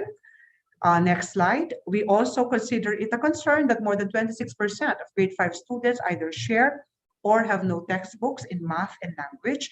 Again, that is a problem. In a recent Senate hearing, we actually heard a report that the budget of DepEd for self-learning modules was actually 1 module to 2 students. So, even the senators were amazed at how self-learning modules will have to be shared because of budgetary constraint. We also have, in the next slide, 3 out of 4 public schools do not have internet access. Next slide. We also have K-3 teachers are not well capacitated to teach in the mother tongue. You are familiar with the K-12 program, which introduced mother tongue-based multilingual education. At that time, you were calling the K-12 reform a revolution in the education sector. And then you add the COVID-19 pandemic. And right now, really, the sector is grappling for solutions and trying to pin a lot of, trying to harness its optimism and its resolve to just continue going despite all the challenges. Next slide, we also have a very disturbing data on grade 3 students having difficulty in reading. Next slide, grade 5 students do not meet the proficiencies of their level. If you remember, in December 2019, the PISA results came out, and again, we were at the bottom, and that was pre-COVID. So we were saying if pre-COVID, the sector was below standard, if you take a majority of the students, especially in K-12, then what more,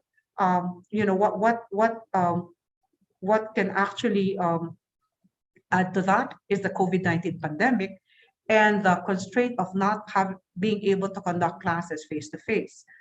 Next slide, we also have junior high students moving up despite having low proficiency, 1% proficient in math, 3% proficient in English, 1% proficient in science, 13% proficient in Filipino, 10% proficient in AP. So this is all very disturbing. The PISA results show us in the next slide, the 15-year-old students perform poorly in PISA and are low achievers in reading, math, and science. And the next slide, which is actually learning adjusted years of school study by World Bank estimate of the Philippines. They were saying that our senior high students graduate with a proficiency level of a grade 6 student. Pre-K to 12, the data that was coming out was that our 4th-year students or 4th-year high school graduates were on the average grade 5. That was why we said we needed K to 12, we needed an education president. And right now, if you look at the data, our senior high students, and we had our first graduates in 2018, are at the proficiency level of grade 6.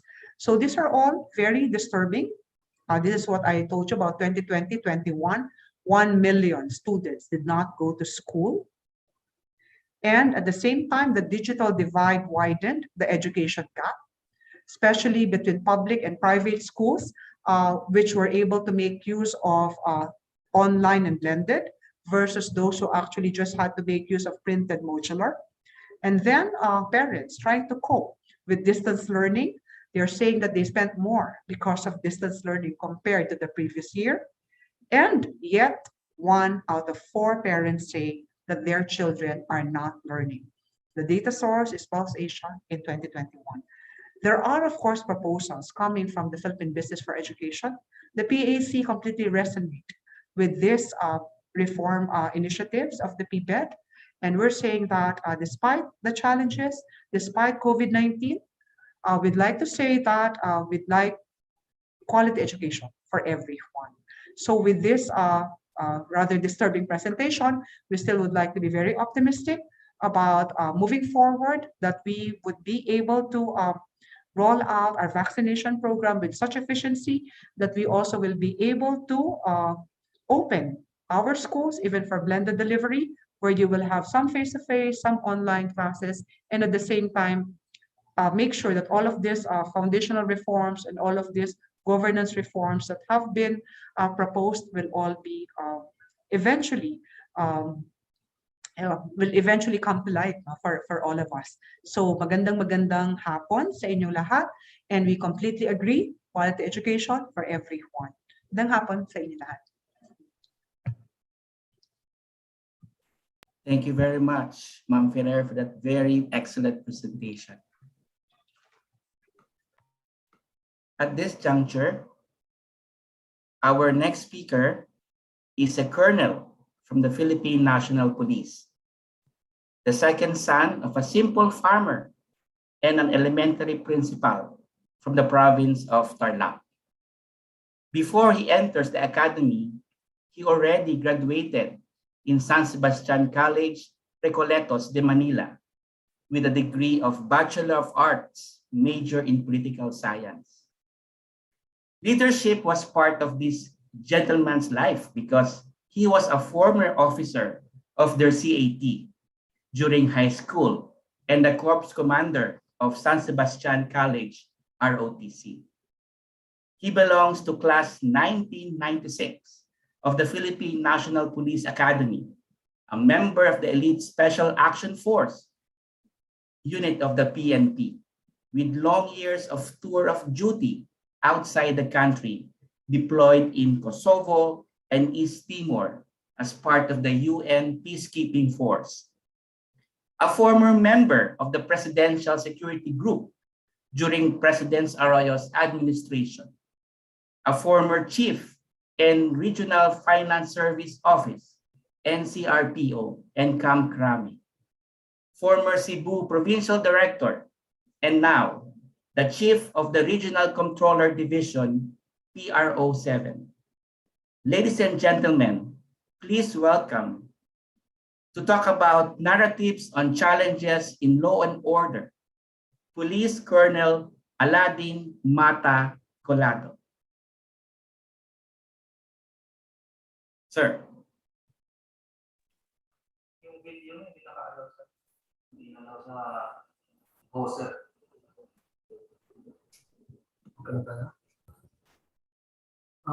Video.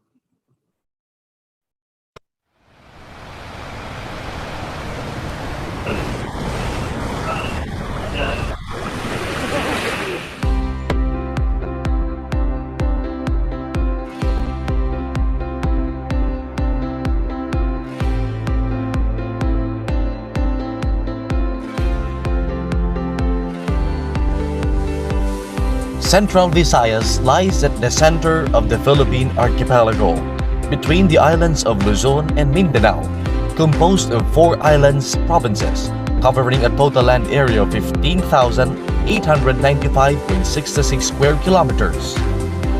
According to the 2020 census, it had a population of 8,081,988, with 13 component cities, 116 municipalities, and 3,003 barangays, and divided into 17 congressional districts. Beyond its historical sites, Central Visayas region offers stunning destinations, a melting pot for food, arts, culture, religion, and island life in the Philippines.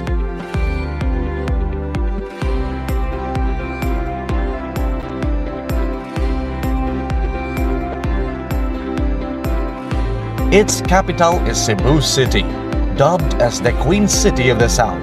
It's the oldest and forefront of the Philippine sustainable economic and tourism movement next to Manila.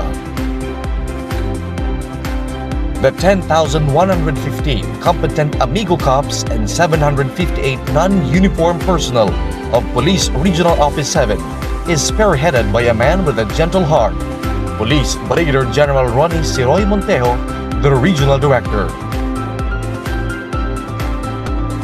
He is ably aided and supported by the Deputy Regional Director for Administration, Police Brigadier General Mafilino A. Bazar, Deputy Regional Director for Operations, Police Colonel Roderick D. Minong, and Chief of the Regional Staff, Police Colonel Noel R. Flores.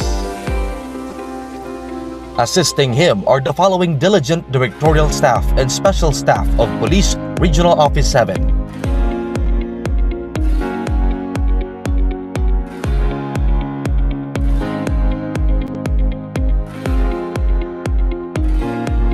Contributing to the peaceful situation and accomplishment of Central Visayas region are the concerned provincial directors, city directors, and force commander of Police Regional Office 7. Bohol Police Provincial Office is led by Police Colonel Osmundo D. Salibo as Provincial Director. Bohol Province has Honorable Arthur Yap as Governor, Honorable Rene Relamlagos as Vice Governor. Cebu Police Provincial Office is currently headed by Police Colonel Engelbert Z. Soriano. Honorable Gwendolyn Fiel Garcia is the incumbent Governor of Cebu, with Honorable Hilario Davide III as her Vice Governor. Negros Oriental Police Provincial Office is Police Colonel Glenn D. Mayam. Honorable Ruel R. Digamo is the current Governor of Negros Oriental, with Honorable Edward Mark L. Macias as Vice Governor. The Provincial Director of Siquijor Police Provincial Office is Police Colonel Raymond Gary R. Mayuga. The Provincial Governor of Siquijor has Honorable Saldi S. Villa as Governor and Honorable Meiling M. Quezon as Vice Governor. Cebu City Police Office is led by Police Colonel Josefino D. Ligan. The City Government of Cebu has Honorable Edgardo C. Labella as City Mayor and Honorable Michael L. Rama as Vice Mayor. Police Colonel Roland V. Bulalakaw is the current officer in charge of Mandawi City Police Office. Mandawi City has Honorable Jonas C. Cortez as its City Mayor, with Honorable Glenn Obersede as Vice Mayor. Police Colonel Arnel B. Banzon is the City Director of Lapu-Lapu City Police Office. Honorable Junard Ahong Chan is the City Mayor of Lapu-Lapu City, with Honorable Celidonio Sitoy as Vice Mayor.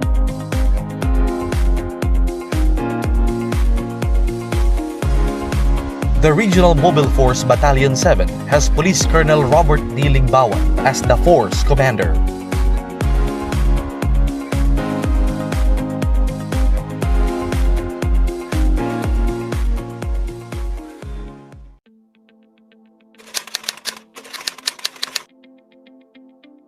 To enhance operational readiness and personal protection during police operations, Police Regional Office 7 has 5,274 protective equipment, 17,051 firearms, 517 motorcycles,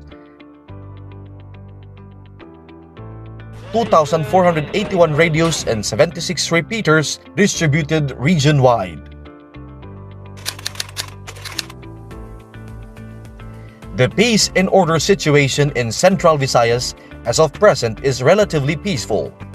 This translates to 23.8% decrease or 4,180 lesser crimes when compared to the same period of the year 2020. Majority of cases under peace and order indicator significantly decrease the index crime by 35.7% and 21.1% on non-index crime. Despite the current situation of our country in facing pandemic outbreak, Police Regional Office 7 is persistent in maintaining peace and order. Police Regional Office 7 able to accumulate 42,404.40 grams of shabu and 307,837.94 grams of marijuana with 121 firearms. 4,402 wanted persons were arrested, of which 393 are most wanted persons. The office conducted a total of 2,896 operations on illegal gambling that resulted in the arrest and the confiscation of gambling money. The Police Regional Office 7 incessantly addressed the insurgency problem in some parts of Central Visayas by conducting 244 major combat operations, 9,393 preventive patrol operations, checkpoint operations, simulation exercises, JPSCC meeting and seminars. The significant reduction of manpower and firepower as well as the affected barangays previously controlled by Comiteng Regional, Negros, Cebu, Bohol, and Siquijor manifest the effectiveness of the Philippine National Police and the Armed Forces of the Philippines intelligence and community relations operations that resulted in the arrest of 10 communist terrorist group members, 216 surrendered and 19 killed, and a total of 88 firearms and 12 explosives confiscated, recovered, and surrendered. In full adherence to the main thrust of the Chief of the Philippine National Police, the Police Regional Office 7 is compliant from day one and continued this facet of intensified cleansing program. Police Regional Office 7 has launched its version of cleanliness by offices by way of KK7, Kalimpyo o Kahapsay sa Campo 7. Task Force Discipline Zone, where a designated area and points chosen to implement strict execution of respective local government units' ordinances and laws to instill regulations among the citizens in the community. A total of 158 discipline zones was established with the local government unit resolution. The Barangayanihan Project is the Philippine National Police modest version of the Community Pantry, a relief operation program wherein goods and other consumer items are displayed publicly in front of the police offices, stations, and strategic locations.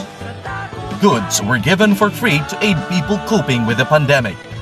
It accomplished 4,934 Barangayanihan activities across all areas in Central Visayas, with a total number of 211,542 beneficiaries, and the total cost of all relief goods given is 20,947,185 pesos.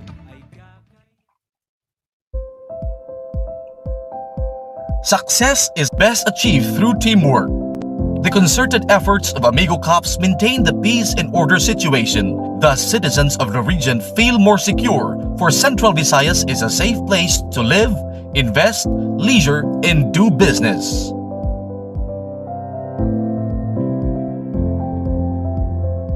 Welcome to Region 7. Explore and enjoy Central Visayas.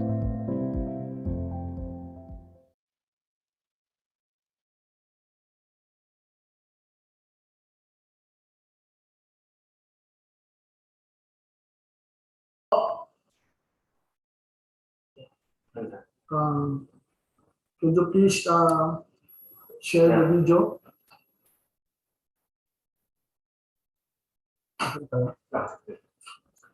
As previously shown the audiovisual presentation of PO7 that shows the capacities and capabilities of empowered PNP personnel of this region in accomplishing the mandates being tasked to them despite of this pandemic, in ensuring Central Visayas a peaceful, safe, and secure place to live, work, invest, and as a tourist destination. To the organizer of this Metro Manila Health Research and Consortium, the 5th MMHRDC International Symposium, and the 12th Annual Scientific Conference, fellow plenary speakers, ladies and gentlemen, good afternoon. According to Aristotle, and I quote, "We give up leisure in order that we may have leisure, just as we go to war in order that we have peace." Law is an equalizer among the populace to maintain peace and order in the community. Without the law that governs the land, there would be chaos and disarray that would lead to oblivion of serenity in a community. The challenges of keeping the peace at bay lies in the commitment of every police officer who sacrifices his life beyond the threat of tangible and intangible foe. With the optimum function to serve and protect the people, law enforcers work round the clock to ensure that everyone are safe in their homes and business to flourish despite the obstacles in implementing peace and order efforts. The past years have been especially difficult because we have to fight the unseen enemy while protecting the entire populace from crimes and instilling discipline to ensure them of their safety. In spite of the difficult circumstance, we persisted to implement laws, curb crimes, and apprehended criminals to keep Cebu and the whole Central Visayas safe to live, work, and do business. The struggle to maintain the balance of safety among the police and the people is like walking in a tightrope, a precarious move that the law enforcers have to make with small percentage of mistake for safety. For the year 2020 and 2021 are challenging years for all of us. But despite the adversities, we were able to combat it with tenacity.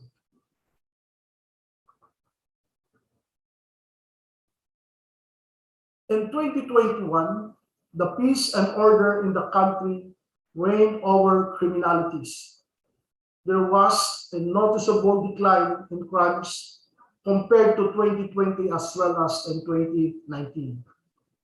Despite the challenging implementation of police operations and protection of people and resources in the country, the policemen of Police Regional Office 7 were able to deliver optimum service to the people. COVID-19 did not hamper the role of the police to protect and serve. Rather, it doubled its efforts to implement the health and quarantine protocols, at the same time uphold the peace and order. Today, I'm honored to be here in your presence for the 5th MMHRDC International Symposium and the 12th Annual Scientific Conference. This is a special day, and I humble to grace this occasion and talk to all of you. When we began the year 2021, we aimed to be consistent with our mission to protect and serve the public through intensified operations against all forms of criminalities. Criminals were brought to justice so that the people in the community are safe and able to live, work, and do business. As we move forward to the new normal, we will continue to inculcate to everyone that in order for us to survive, everyone has a role to play by abiding the IATF guidelines, by wearing face masks, face shields, and maintaining social distancing. A rigid implementation of the local ordinances were enforced in curbing the spread of the virus.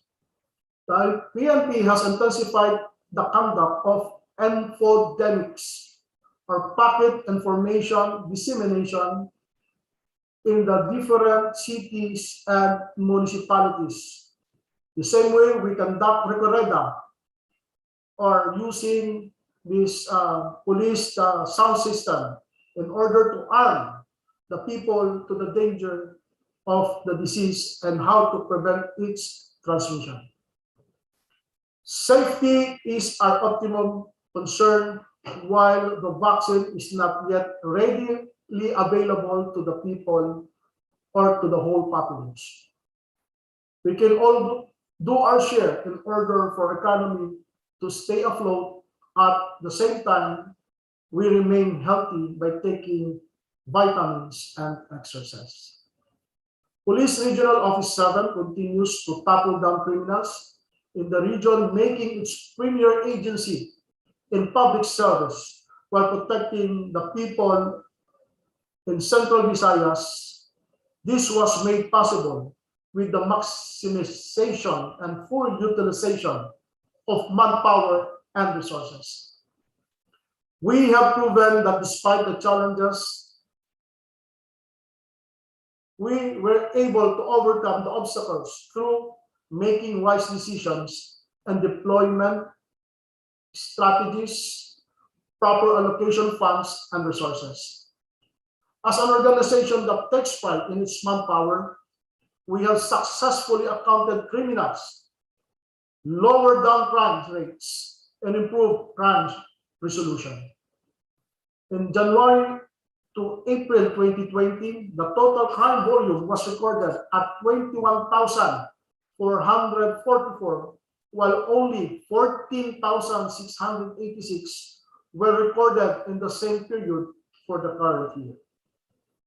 Based on the data from January to April 2020, the crime volume committed on Peace and Order Index were 13,011 versus the same period in 2021, which only recorded 8,887, with a downtrend of 31.7, or a difference of 4,121 crimes.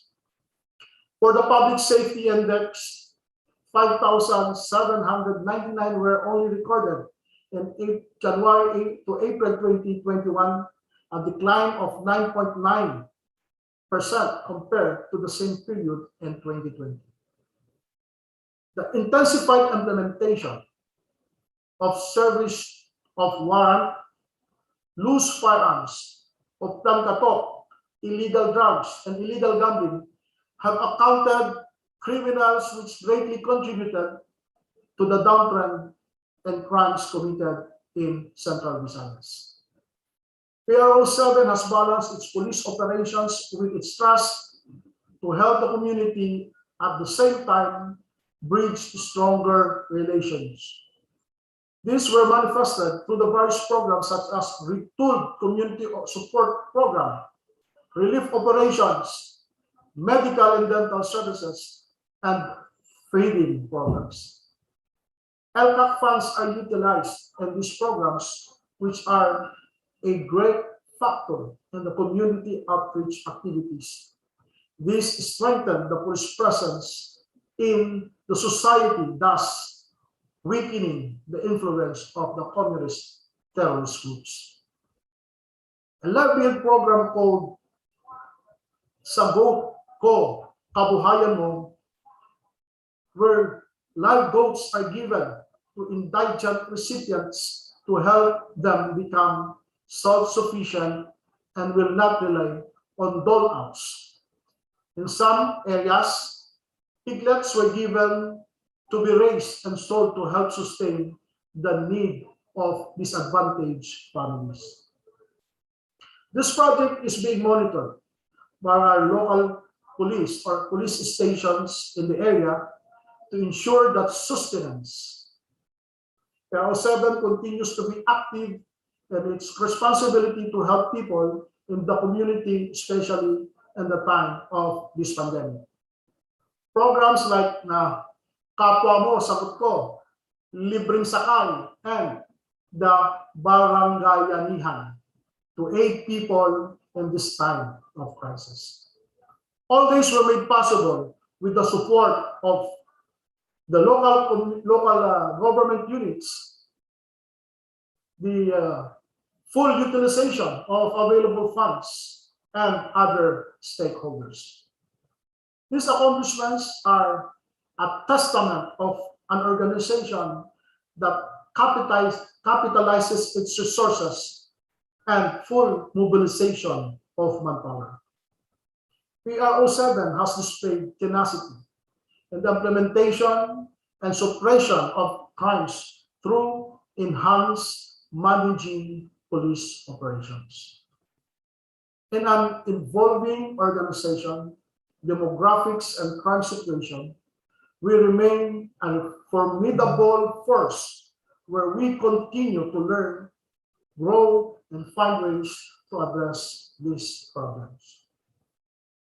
The pandemics may be challenging, yet PRO 7 embarked on battling the unforeseen or unseen foe, channeling it in focused energy the men and women of this police force move forward with the state of mind to beat the disease by maintaining the stronghold of its authority to hold the line in implementing quarantine protocols. PRO 7's role in beating the disease was instrumental in lowering the cases in Central Visayas, with our I-5 strategy being implemented. The I-5 in PRO 7's counterpart to the T3 to control the spread of COVID-19, wherein enabling the efforts of the police force to address the disease with the measures through inform, identify, isolate, intervene, and integrate. PRO 7, along with the other government agencies, has implemented strict protocols by putting up our quarantine controlled points or QCPs, which aided in disciplining the community to adhere to the mandates of the government. It can be said that the concerted efforts of the police officers and other agencies has successfully brought down the cases in Central Visayas. Despite the challenges of this pandemic, the police force has balanced policing and upholding the safety of the people through visible presence of police force in places of convergence, borders, and strategic areas.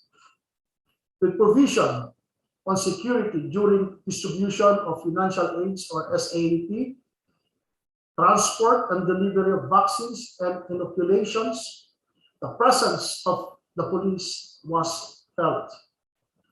Establishment of Makatao Malasakit Center with the collaboration of LGUs of this region has been instrumental in the healing of police officers who have fallen victim to COVID-19. Putting premium on human resource of PRO 7, it has taken steps to protect its prized manpower through enhanced health package welfare and protection. This has empowered everyone to boost their health to fight the deadly disease as everyone continued to protect and serve the community. The road to healing and overcoming the disease is still a long way, but with concrete directions and strategies, the horizon is clearer with close cooperation with our friends from medical sector.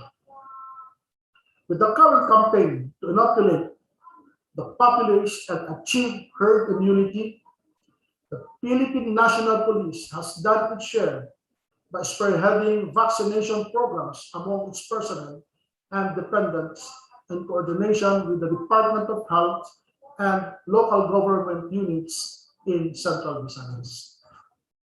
Apart from COVID-19 vaccines, pneumococcal and flu vaccines were administered to boost protection in order for the PNP personnel to be fully protected and prevent serious illness and death from COVID-19. The current leadership allows the members of the PNP to revisit the basic teachings and values of every police officers. The main thrust and program of our Chief Philippine National Police, Police General Guillermo Lorenzo Tolentino Illasar, with this intensified cleanliness program, or ICP, is instilling discipline and cleanliness, which factors for an honest police officer. When a man is able to do things correctly in simple things, he can also do it right with greater responsibilities. With this concept of leading the men and women of the Philippine National Police, he has inculcated three basic principles: clean hiring with no influence from others, clean working space, and lastly, clean ranks free from corruption and illegal activities. He has not created grant programs because these are already in place. What he wants is to streamline services and clean the ranks and organization of all practices that affects the entire organization. With the clean environment in mind, we will be at peace and will produce productive workers and honest police officers.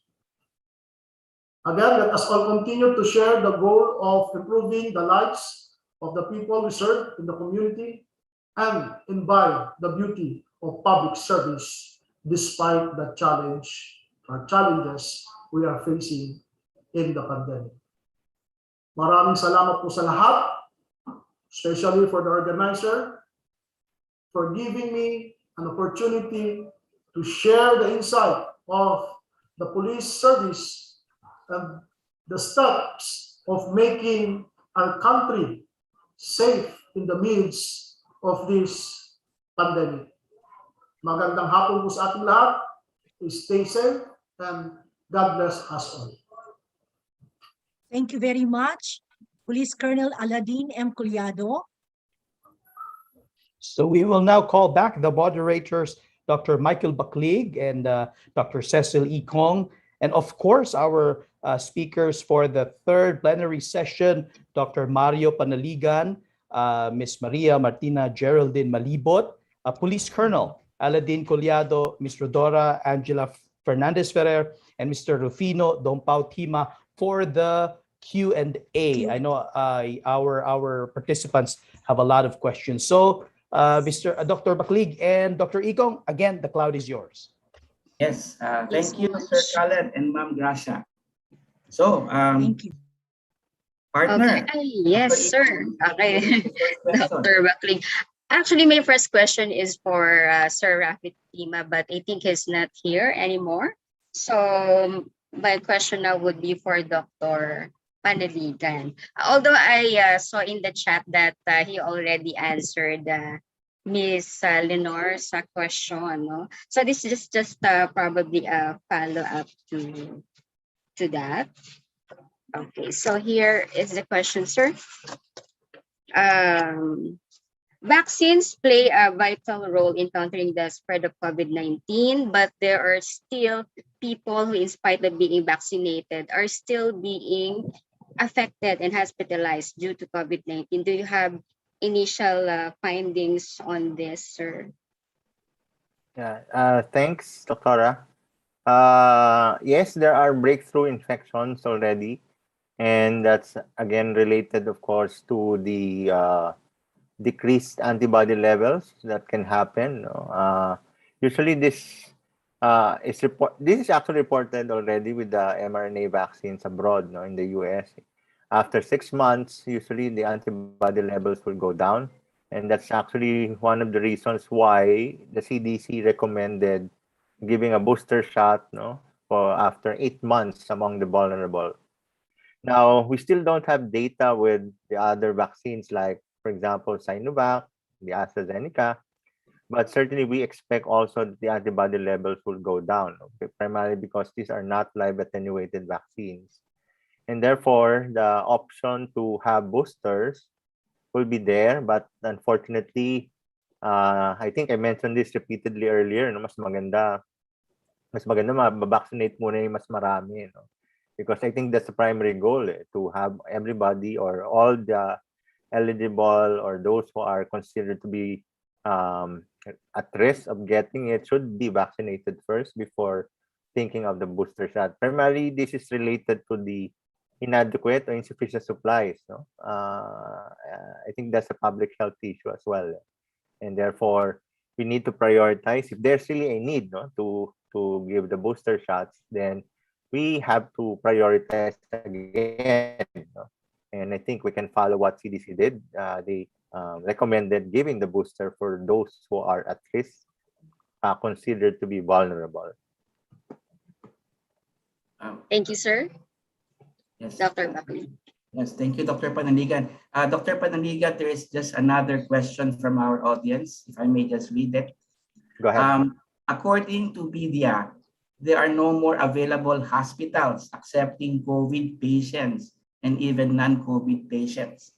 So the question is, how will the ordinary Filipino, one and one, be able to get medical health services at this moment? One big program of the government is one hospital network. No, so they can actually contact that. I place it in one of my slides. No, the different numbers that they can call up. No, certainly we can offer them, no, the quarantine facilities if it's possible. No? But right now we are also recommending home care health system. But definitely there's a need to familiarize them on how to monitor all these individuals whom we suspect to have COVID. In fact, before we usually ask them to buy the pulse oximeter so that the oxygen saturation could be monitored as well, not just signs and symptoms, but also whether they actually need oxygen supplement. No? And then, of course, if they see that there's really a need, no, for this oxygen supplementation, and that's the time that they call again the hospital network so that they can be properly coordinated and be advised on what hospital they can go to. All right, thank you so much, sir. Now for the next question, so this is addressed to Dr. Di Malibot. The question is from Jillian of Quezon City. According to her, it's nice to hear that the St. Luke's is having such good incentives, okay, and the nurses, the doctors are really well taken care of. Ma'am, do you have a move daw po with other nurses who are not receiving such initiatives? Because I believe you're also part of some hospitals doing some projects. Well, as far as St. Luke's is concerned, we also really provide some assistance, in different ways to our fellow nurses. So for example, there was really a clamor in terms of there are nurses who coming from some provinces who have that kind of desire to be trained, because they don't have critical intensive units, but sometimes the patients are still with them because of the lack of hospital facilities in their provinces or in their areas. So that was one thing that was that we have initiated in partnership with the OH, of course, that we give them those kind of training programs so that we can contribute in a way in enhancing their skills and updating their knowledge when it comes to managing the COVID-19 cases. Okay, thank you, ma'am. Thank you, Dr. De Malibon. We have a question to Ma'am Ferrer coming from our participants. Ma'am Ferrer, just want to know if the survey conducted includes students in homeschooling, and can homeschooling improve the education of our students? Okay, first, the survey that was conducted was actually for schools. We had about 800 schools which were the respondents to the survey regarding how they can recover 1920 and be ready for 2021, because in March 2020 we all know we went on ECQ, specifically NCR, so we were in lockdown. Home-based schooling until now, there's really a lot of discussion about it, and it depends at the grade level even in terms of how exactly should we look at this. No, in the past there were universities that were doing a lot of online, right? They had learning management systems. They developed their own, virtual learning programs, etc. Or virtual learning. I remember I was enrolled then. There was an IVLE, integrated virtual learning platform that was used. And this is only working for adult learners, or those learners which are at a certain level of maturity that they can do independent and self-directed learning. That is why it will really be very different for different grade levels. But right now, what DepEd is doing is piloting face-to-face in the areas where there's a minimal risk. We also know the anxiety of the parents about this, because vaccination is still key. That will give us a lot of confidence if our teachers and even some of the students will be qualified, not certain age levels, to be also vaccinated. But we also know what is lost, especially for K-12 students, if everything is online, right? And if they're confined in their homes. So I really just think moving forward, we just keep on learning on the best practice. What are the best practices? What work? What is not working? And that we should all be patient, the parents and the teachers, on how we can best support our learners. So some parents are complaining. Now, why do we have to enroll our children? Kami rin naman pala ang magtuturo. But all this time, we've always said that the teachers and the parents are partners, right? And why are we complaining about the welfare of our own children? If the teachers are second parents, then the parents are the parents, right? Therefore, bottom line is, we are in an extraordinary circumstance. We did not prepare for this. We don't have the literature that will actually support us as to how should the curriculum, the instruction, and the assessment be, right, for the various modalities. But we should not give up on the learners. So I really just appeal for a lot of patience, and I suppose more work that will have to be done, because our children deserve that kind of commitment from us. All right, thank you so much. Ma'am, just another question. Okay, would you be favoring the face-to-face initiative this time, because we're the only one of the two countries left with no face-to-face classes? Actually, COCOPEA, the Coordinating Council of Private Educational Association, and Trinity University of Asia is a member of AXCO, who's a member of COCOPEA, has been submitting all of these proposals to the IETF on limited face-to-face at various grade levels. In fact, at the university level, there were already some schools like Our Lady of Fatima University showing proof of concept that there can be limited face-to-face, for certain subjects, as I said, at certain levels. Those were I think those in the medical sciences, health sciences needed the face-to-face. So there's no one size fits all, to my mind. That's why it's really a lot of work for an administrator, who understands their circumstances as an institution, their capacity, to complement and to actually implement several modalities all at the same time. Kaya ang ginagamit nating term ngayon, flexible learning modalities. Kasi kung anong kaya ng bata, yun ang gawin mo. Wala siyang internet, wala siyang device, bigyan mo ng printed modules, di ba? Kung meron siyang device at may online connectivity, then you should also be ready for that. That's why it becomes more challenging for the teacher, because you go back to the bottom line. Are the students learning? So palaging babalik ka doon eh. I know some schools no very advanced about this. Some of their students who say na walang connectivity, then they're given modules.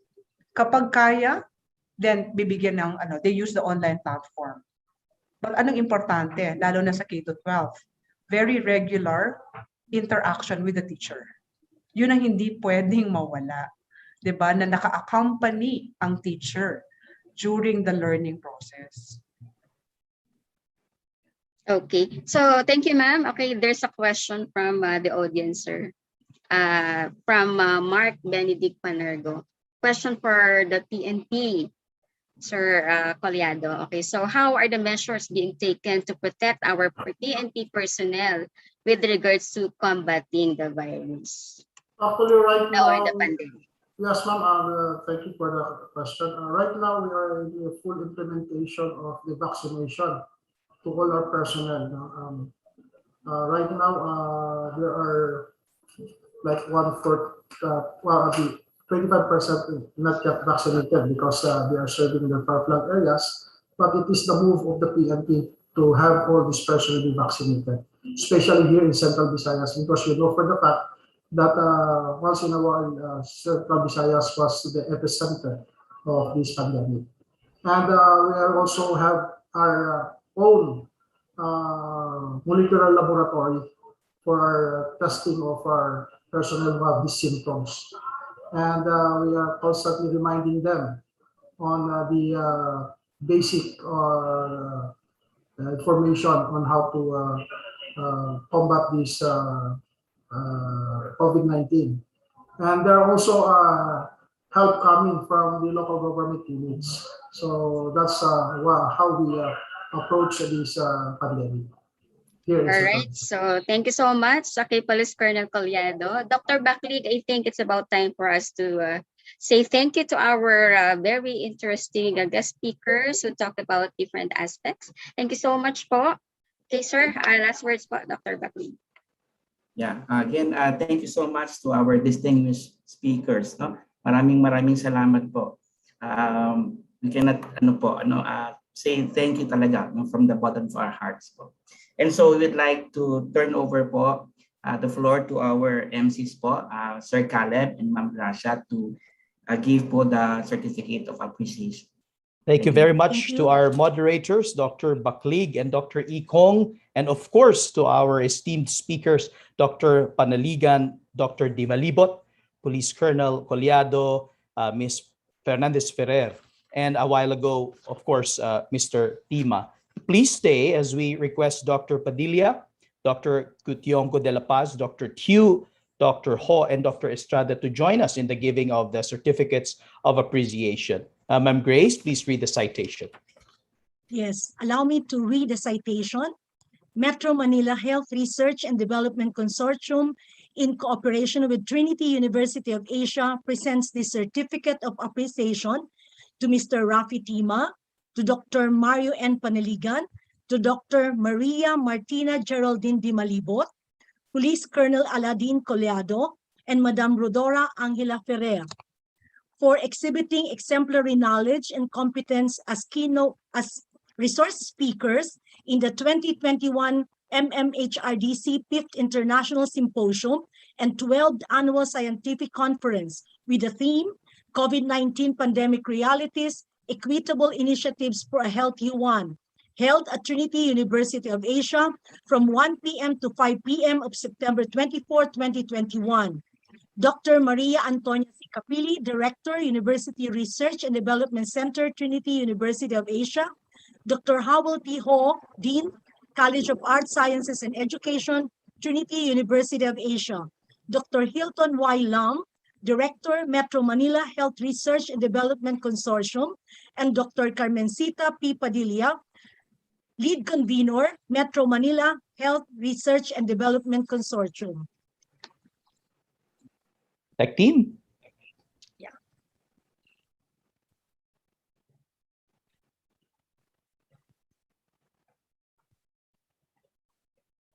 Thank you, dear speakers. Thank you. All right. Ma'am Grace, and to all the participants, before we get to the fourth plenary session, please watch this intermission number. Okay. Let us be entertained.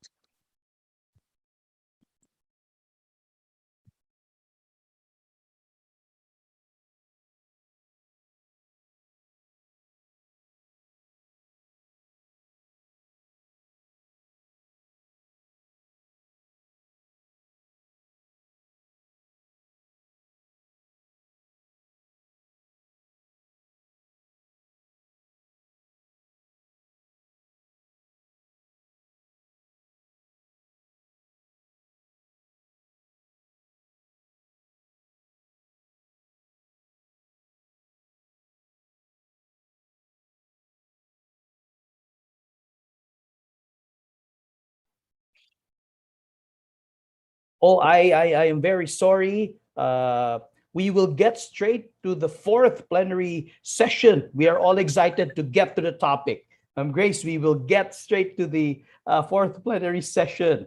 My apologies. I got so excited in introducing the intermission number. The fourth plenary session for day one will be on our health promotion journey in the field of events and of leisure. And to moderate, please welcome Dr. Fernando Trinidad III of Trinity University of Asia and Miss Catherine Romero of St. Luke's Medical Center.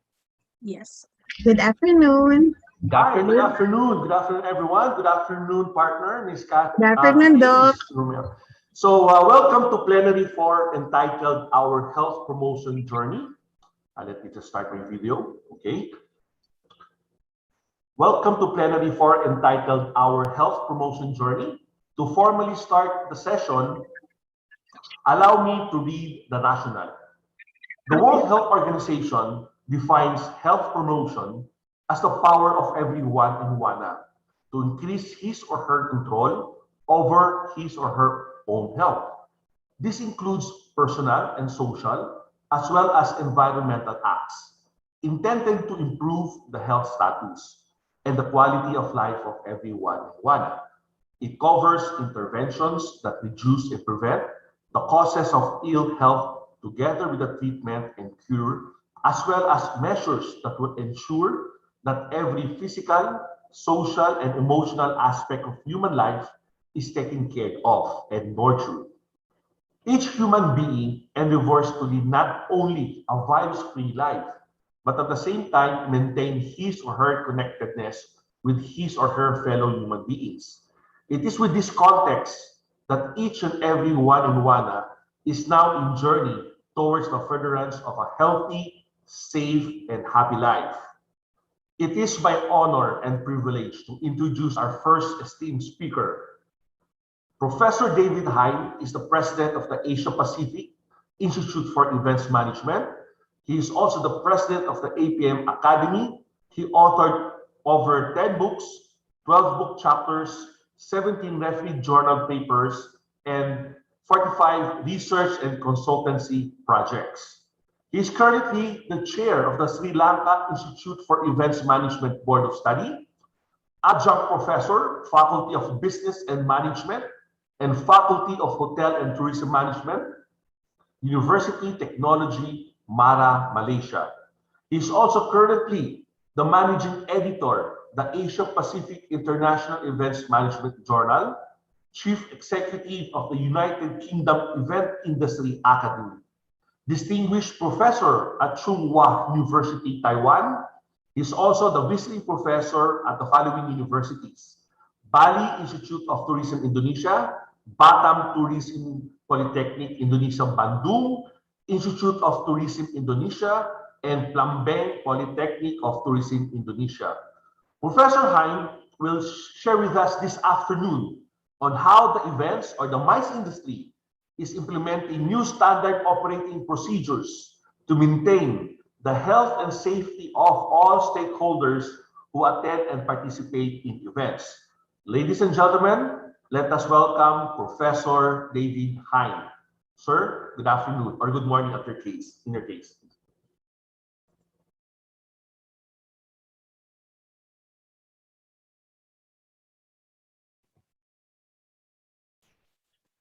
So good afternoon to all of our wonderful participants in the Philippines. And thank you very much, Dr. Fernando, for your very kind introduction to me. And I'm always humbled whenever I have an introduction like that. And thank you so much for giving me such a warm welcome to this wonderful international scientific conference. If you allow me to, I'm going to share my screen to provide my PowerPoint presentation. So I hope that you can see the screen in front of you. And if at any time the PowerPoint presentation freezes, please just do let me know and I'll take action to overcome it. And the title for my short presentation today is Global Perspectives, Safety and Event Management. And I'm going to be speaking really from a United Kingdom perspective. And I'm speaking with you from a United Kingdom perspective from my home city, which is Leeds in the United Kingdom, which is right in the heart of the United Kingdom. So apologies, I can't be with you in the fantastic Philippines today, but I'm with you virtually from Leeds in the United Kingdom. A few words about the Asia Pacific Institute for Events Management. We are a membership organization and we have members all over the world. And we also have our centers of excellence that are universities, polytechnics, colleges that offer an events management curriculum that we have accredited as being of an international standard. And I'm delighted to say that under Dr. Fernando's leadership at Trinity University Asia, TUA is an APM International Center of Excellence for its events curriculum. So I'm always delighted to visit TUA and to meet with the students and to meet with Dr. Fernando. For further information about APM, please visit our website. And we're active on Facebook. We have a closed Facebook group called APM Student Membership. Please send a friend request to join that one. And also follow our open Facebook page, APIEM. I'm now going to start my presentation. And there are two objectives for my presentation this afternoon. First of all, I'm going to explain the current situation of the pandemic in the United Kingdom. And then secondly, I'm going to assess the implications of the pandemic for the United Kingdom event industry. So those are the two objectives that I'll be covering in my speech today. And the first thing I'm going to do is just to share data with you that we receive on a very frequent basis here in the United Kingdom. And this first graph indicates the number of infections from COVID-19 every day. And every day in the United Kingdom, it's about 38,000 people who are tested positive for COVID-19 every day. 38,000 people, and it's fairly stable at that number. Every day in the United Kingdom, about 860 people are admitted to hospital because of the coronavirus. So every day, about 860 people are admitted to hospital because of coronavirus. And every day, tragically, about 160, 170, 180 people tragically die because of coronavirus. So these numbers I've quoted to you are fairly stable at the moment. They're not increasing, excuse me, dramatically, they're not reducing, they're pretty stable.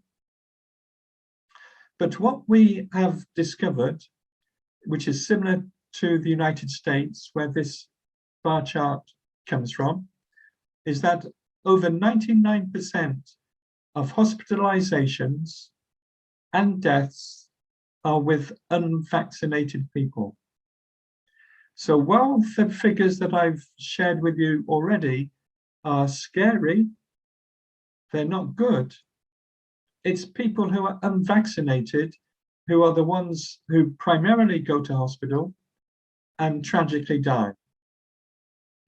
And the reason why we are optimistic, and I'm going to be using this word throughout my presentation, the reason why we are optimistic is because of the success of the vaccination policy.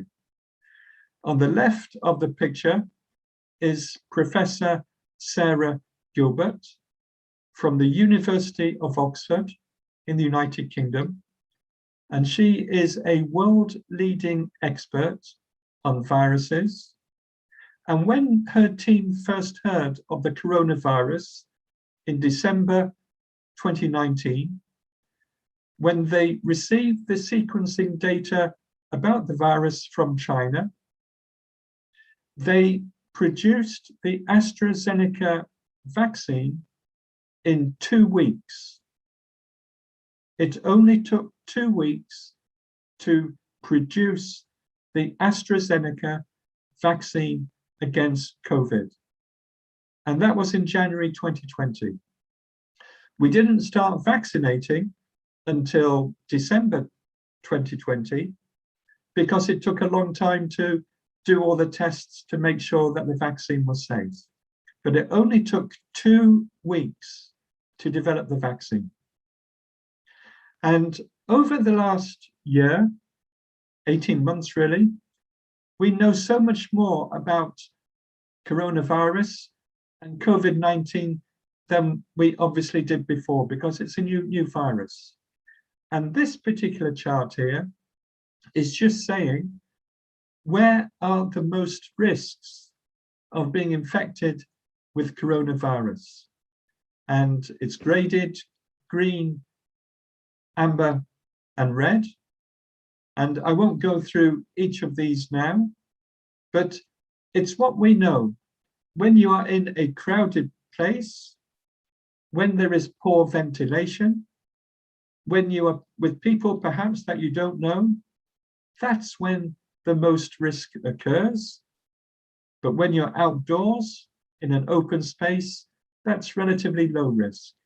So over the last 18 months, our scientists have brought to us so much information about COVID-19 and coronavirus that we are now well placed to move to the recovery stage. But we still need increased hygiene checks for health and safety. And these are some of the images which we've all become accustomed to seeing. And these were in the new normal era. In the new normal era, before we had the vaccine, these scenes were commonplace all over the world.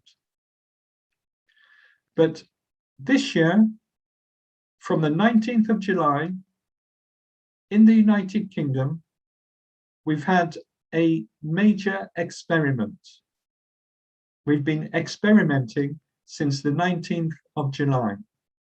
And since the 19th of July, our events industry has reopened. We can now go to a nightclub with many other people, sing, dance, get excited. That's possible without any restrictions. There are no restrictions in place. We can go to wonderful banquets with many other people, enjoy the hospitality, enjoy the conversation with no restrictions in place. We can have exhibitions, major international exhibitions with no restrictions in place. and our sporting world has returned to what it was in 2019. 60,000 people, 70,000 people attending a sports arena with no restrictions in place. And this has all occurred since the 19th of July, 2021. And it's occurred because of the vaccine and the success of the vaccine that we've had since the beginning of 2021, for 9 months, we've had that vaccine. But where are we now? What's the latest news from the United Kingdom? Well, the government now is planning for winter 2021, when we expect to have a number of other viruses circulating within the population. But the message from the government, and what we all now accept really in the United Kingdom, is that we have to live with coronavirus. It's not going to go away. It will be with us forever, and we all will be infected with it at some time. But if we have had our vaccinations, the risk of serious illness will be reduced. And so the government in the UK has put the vaccination as our first line of defense. And over 80% of the population in the UK has been fully vaccinated. We're now vaccinating children, and we're also working on the third booster jabs, which have started this month for people who are over 50 years of age. So the government is putting a lot of trust in the continuation of the vaccines.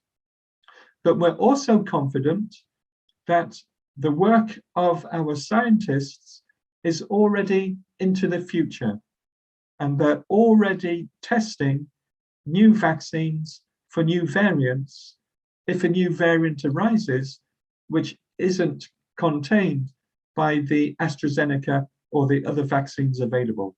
So that's what our government strategy is. Trust in the vaccines, but if the vaccines don't work as we want them to do, and if our National Health Service becomes overwhelmed with patients or untreatable new variants, what is our plan B? And this might sound a bit strange for some people, but we will return to wearing face masks in certain situations. So face masks are part of our everyday behavior in the United Kingdom. It seems strange to us to wear them, but if we have a spike in COVID infections, we will have to start to return to using face masks.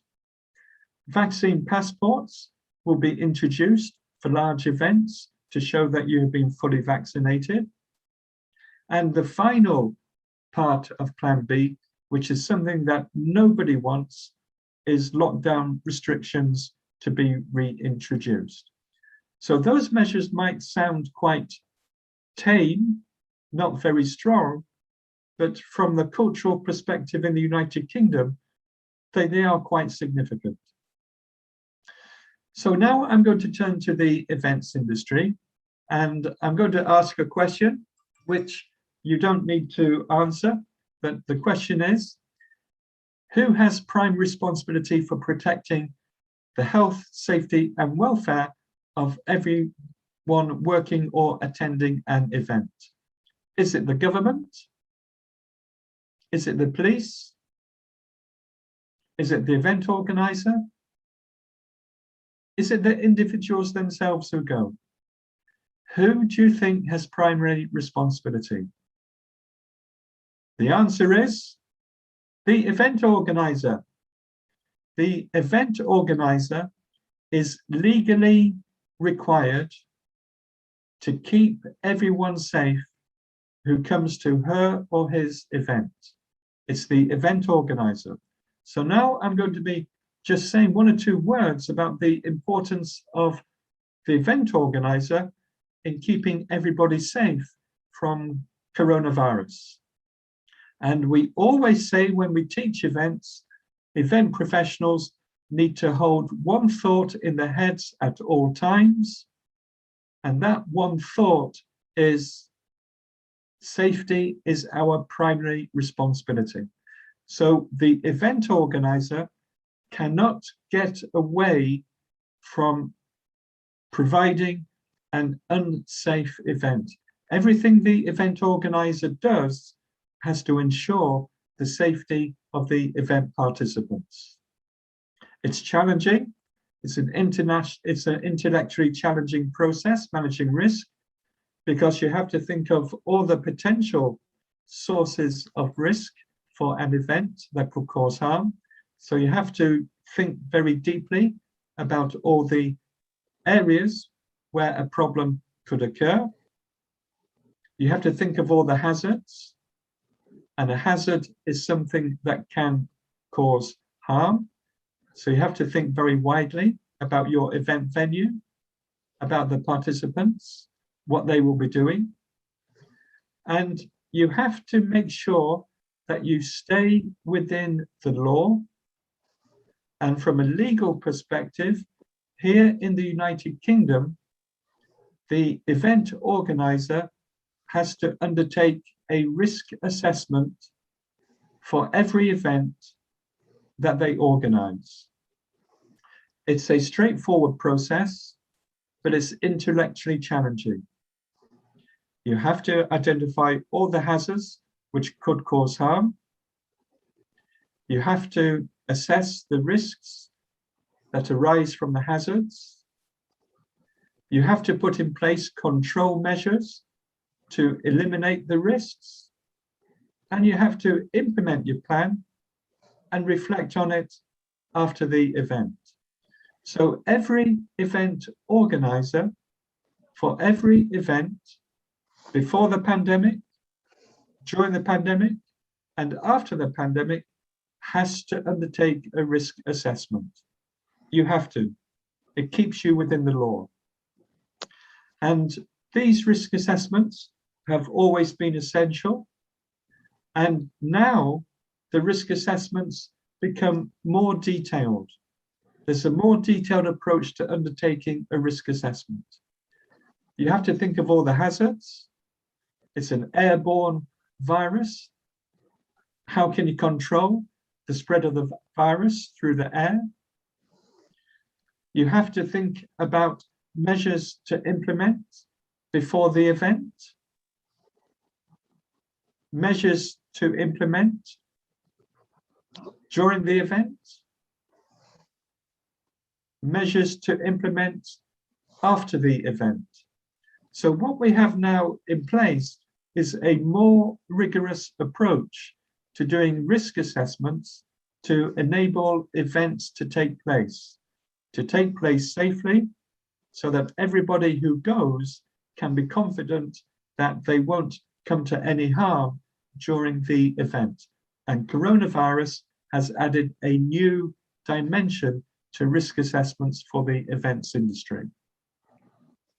So I'm coming to the end of my presentation, and the view in the United Kingdom is that coronavirus will be with us forever, and we have to live with it forever. We will all catch coronavirus at some stage in our lives. If we have been vaccinated, the serious illness that we had before the vaccines hopefully won't affect us. And mitigations can be put in place to reduce the severity of infection. And these mitigations continue to improve all the time. So that's the position in the United Kingdom. We're also comparing coronavirus fatalities with other fatalities. And when we look at coronavirus, it is significant, but there are other illnesses and diseases which cause greater fatalities. So we have to live with coronavirus as we do with other diseases that we have in society. So thank you for listening, and I hope that you found my presentation to be of value, and I'll stop my screen sharing and return to our wonderful MC, Dr. Fernando. Thank you, Professor David Hyde. Indeed, we learned something more about the case of UK leads regarding events management. What do you think, Ms. Case Romero, regarding the presentation of David Hyde?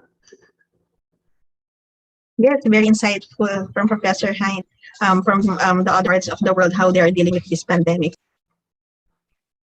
Definitely. So I would like Thank to you, give Professor Hein. Thank you, Professor Hyde. We will have our Q&A in a while. I'll give the cloud to Ms. Case to introduce our second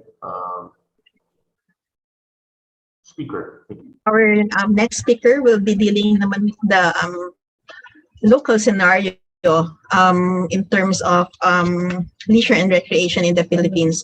Our speaker is Mr. Julian Peter M. Gutierrez. He is the Director of Sales of Hilton Clark Sand Valley Resort, Clark, Pampanga. In 2014, he joined Marriott Hotel Manila as Senior Sales Manager under MIC Department. In 2016, JP joined the Lynn Boracay as Director of Sales. He was responsible for the driving rooms and banquets revenue for the resort by managing production of business-to-business accounts. He also ensures smooth operations of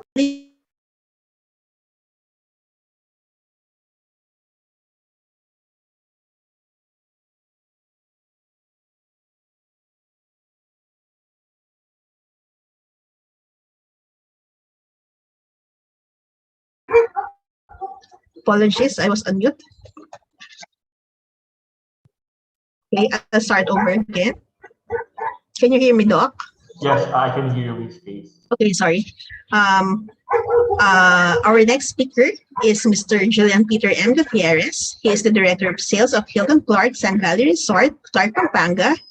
In 2014, he joined Marriott Hotel Manila as Senior Sales Manager under MICE Department. In 2016, he joined the Lynn Boracay as Director of Sales. He was also responsible for driving rooms and banquets revenue for the resort by managing production of business-to-business accounts. He also ensures smooth operations of the events management team with focus on events planning, upselling, and implementations with coordination to other key departments on site. JP earned his bachelor's degree in tourism management from the University of the Philippines, Diliman in 2008. Ladies and gentlemen, let's welcome Mr. Julian Peter M. Gutierrez. Good afternoon, everyone. Good afternoon, Mr. Gutierrez. All right. So I'll start sharing my screen. Good afternoon again to Ms. Ace Romero and Dr. Pong Trinidad. Good afternoon also, Professor David Hyde. And I'd like to also extend my warm greetings to the organizers, attendees, and other panelists for this event. Thank you very much for having me over. So first off, I'd like to share with you a perspective on leisure and recreation amidst the ongoing global pandemic. First off, I'll be painting a picture of the tourism industry. I'll give you a situationer, and we'll be discussing some of the key metrics that has affected the hospitality industry, particularly the travel and tourism industry. So first off, I'd like to show some figures which were conducted during a study by the World Travel and Tourism Council, or the WTTC, and the economic impact that the pandemic has brought about because of COVID-19. So first off, in 2019, the total global gross domestic product contribution, or GDP contribution, of the travel and tourism industry contributed to 10.4% of the total GDP. So that's about $9.1 billion.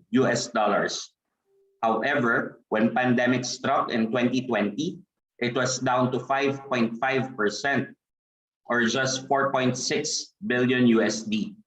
That's about 49.1% decrease year over year, or about 4.4, almost 4.5 billion USD in decrease. So that's quite significant. Now, for jobs and employments that are directly associated with the travel and tourism industry, in 2019, the industry employs 334 million people, or 1 in 10. That's about 10% of the total working class globally. But due to the impacts of COVID-19 in 2020, there was a significant drop of about 61.6 million. So that's just 272 million. It still contributes to a lot in terms of global scale, because it's still 1 in every 11 jobs. So it's quite drastic in terms of impact. A lot of people really lost their jobs, affected livelihoods, and several employees were on furlough. As for leisure versus business spending, just some information. In 2019, travel and tourism contributes to $5.9 billion in terms of spending. That's both leisure and business. But in 2020, this has dropped by almost 3 billion, or about 51.3%. So the total now is the total for 2020 is just 2.87 billion. You can see also here that with the data, there is a bigger spending in leisure versus business travel. Now, in terms of domestic versus international tourism spending, it is still it's still primarily driven by domestic spending. However, the international spending has really dropped in 2020 because of travel restrictions and lockdown policies. With the next slide, this is a study conducted by the United Nations WTO, World Tourism Organization, and this is the latest data as of July 2021.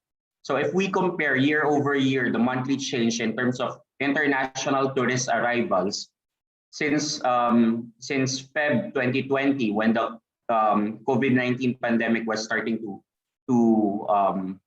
wreak havoc among globally, it started really dipping in terms of international tourist arrivals, and it had its really lowest dip in March and April 2020, or the peak of the lockdown globally. So it's about 97% decrease year over year in terms of international tourist arrival.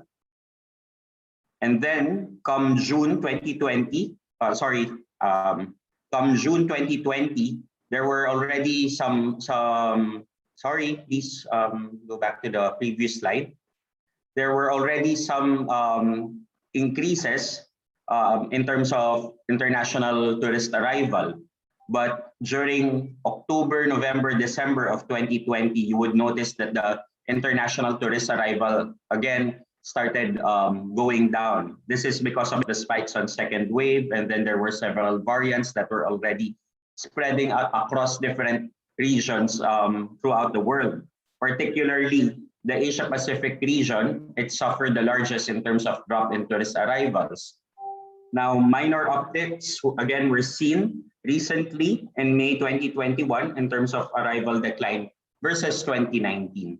So there are some economies that are starting to open up to international travel. That's why there is a bit of an increase relative to how it was in Q1 or Q2 of 2020. Okay, next slide, please. Now, in terms of the local setting here in the Philippine tourism industry, we have been in the longest lockdown since March 2020. The impact on the Philippine tourism industry, it has decreased by 61.2%, the contribution of the tourism industry to the Philippine GDP.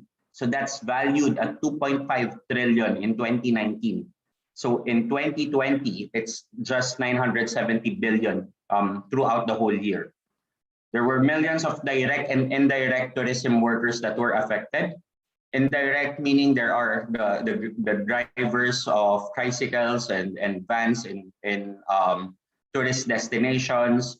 There are the souvenir vendors. So these are indirect tourism workers that has been badly affected. Similar and quite proportional to the global GDP is the decrease in the contribution of tourism receipts. So from 12.8% of total Philippine GDP, it is now down to just 5.4% in 2020. The Department of Tourism has tried to work on several domestic campaigns that are geared towards safely traveling to stimulate domestic spending. But given the recent Delta variant increases, it has been severely limited once again. If I could request for the next slide, please.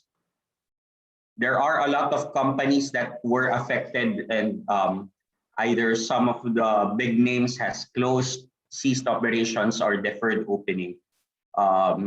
Two industry names that has been affected would be the Marco Polo in Davao and the Makati Shangri-La, who has announced some temporary closure. And then some deferred openings would be the Novotel in Aqua in Mandaluyong, the originally planned Dusit D2 Hospitality School in BGC, including my own property. It was supposedly scheduled to open by May 2020, and we had to open December 30 of 2020. So there were really a lot of impact locally on different types of players in the industry. So what is now being done in terms of addressing COVID-19 locally or in the hospitality industry? Okay. Next, please. So a lot of the companies need to adjust their business models in such a way that it would be able to survive throughout the pandemic.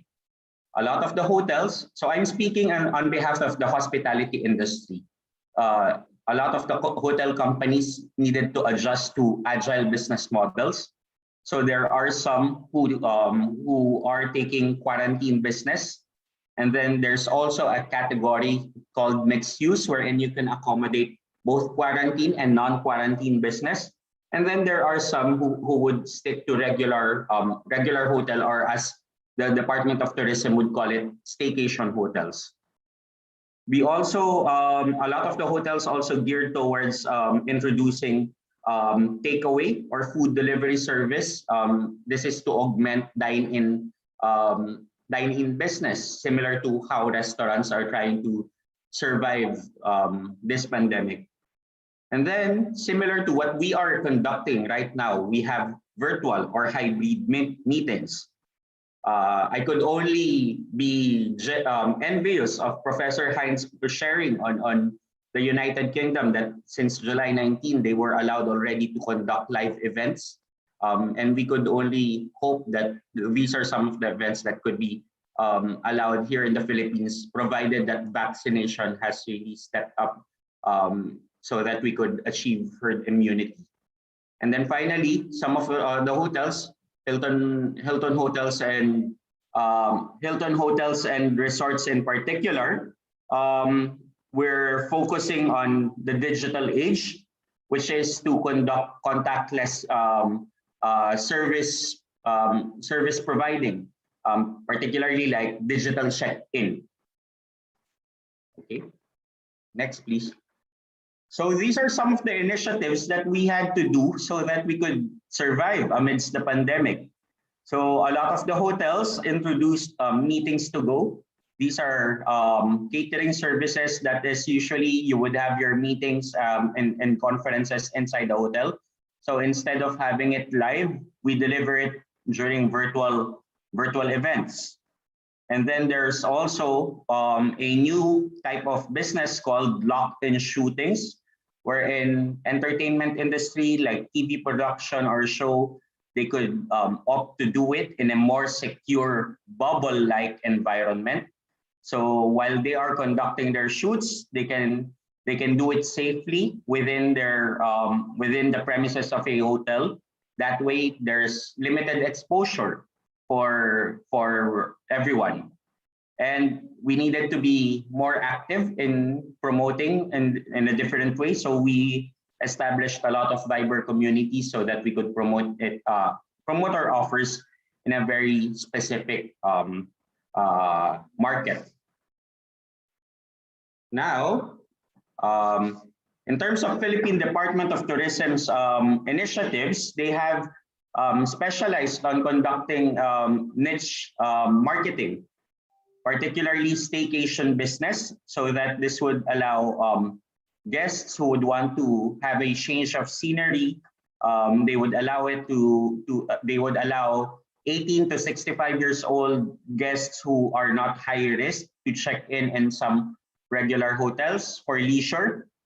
As for the very important MICE industry, or meetings, incentives, conferences, and exhibitions, they're starting to conduct hybrid events, which is a mix of live and virtual attendees, and a lot of products that are with ventilation or open air. So there's the farm tourism or culinary tourism, which is conducted for smaller groups of people, not the big tour group business, and some sports tourism. The following slide would also show the Safe Travel Seal that is being promoted by the Department of Tourism to ensure that establishments or DOT accredited companies has been inspected and ensured that they are adhering to COVID-19 protocols to ensure that their guests and their team members are well protected. Now, also in our hotel, we have introduced some initiatives, which I will show a video later on, to ensure peace of mind for our guests, including providing individual hygiene kits upon check-in, and that the Clean Stay program. And then they are, the Department of Tourism is also promoting outdoor activities, particularly bike programs. All right. Now, what are the initiatives that we have set here at Hilton Clarkson Valley Resort as we address leisure and recreation amidst the pandemic? So here at Hilton, we believe at Thrive at Hilton, which is what the culture of our team members is all about. So for us to look after guests, our team members need to thrive in body, mind, and spirit. In these uncertain times, physical, mental, and spiritual thriving is of utmost importance for us to remain safe and healthy. So for guests to, as you know, everyone is almost stuck in their homes for the past 18 months, and there's really an urge to escape and to explore. So our property is promoting drive tourism, which is to escape to an accessible destination and contribute to addressing cabin fever, or just to keep people sane. And then also we've introduced Meet with Purpose, which is one of Hilton's products, wherein events, groups and events are focused on mindful meeting, mindful eating, and mindful body. Again, these are anchored on our aim to promote safe leisure activities. Okay. Now I'll be showing a quick video about Clean Stay, which is one of our programs.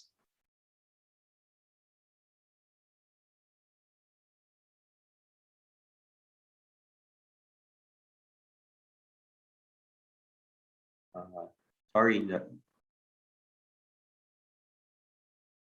video is not rolling.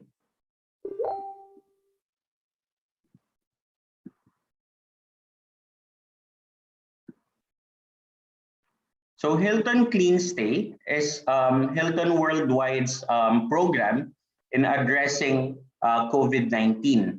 So this is implemented in 6,500 properties worldwide. And these are some of the initiatives that we are doing in all our restaurants, in all our guest rooms, and in all our hotels and resorts throughout the globe.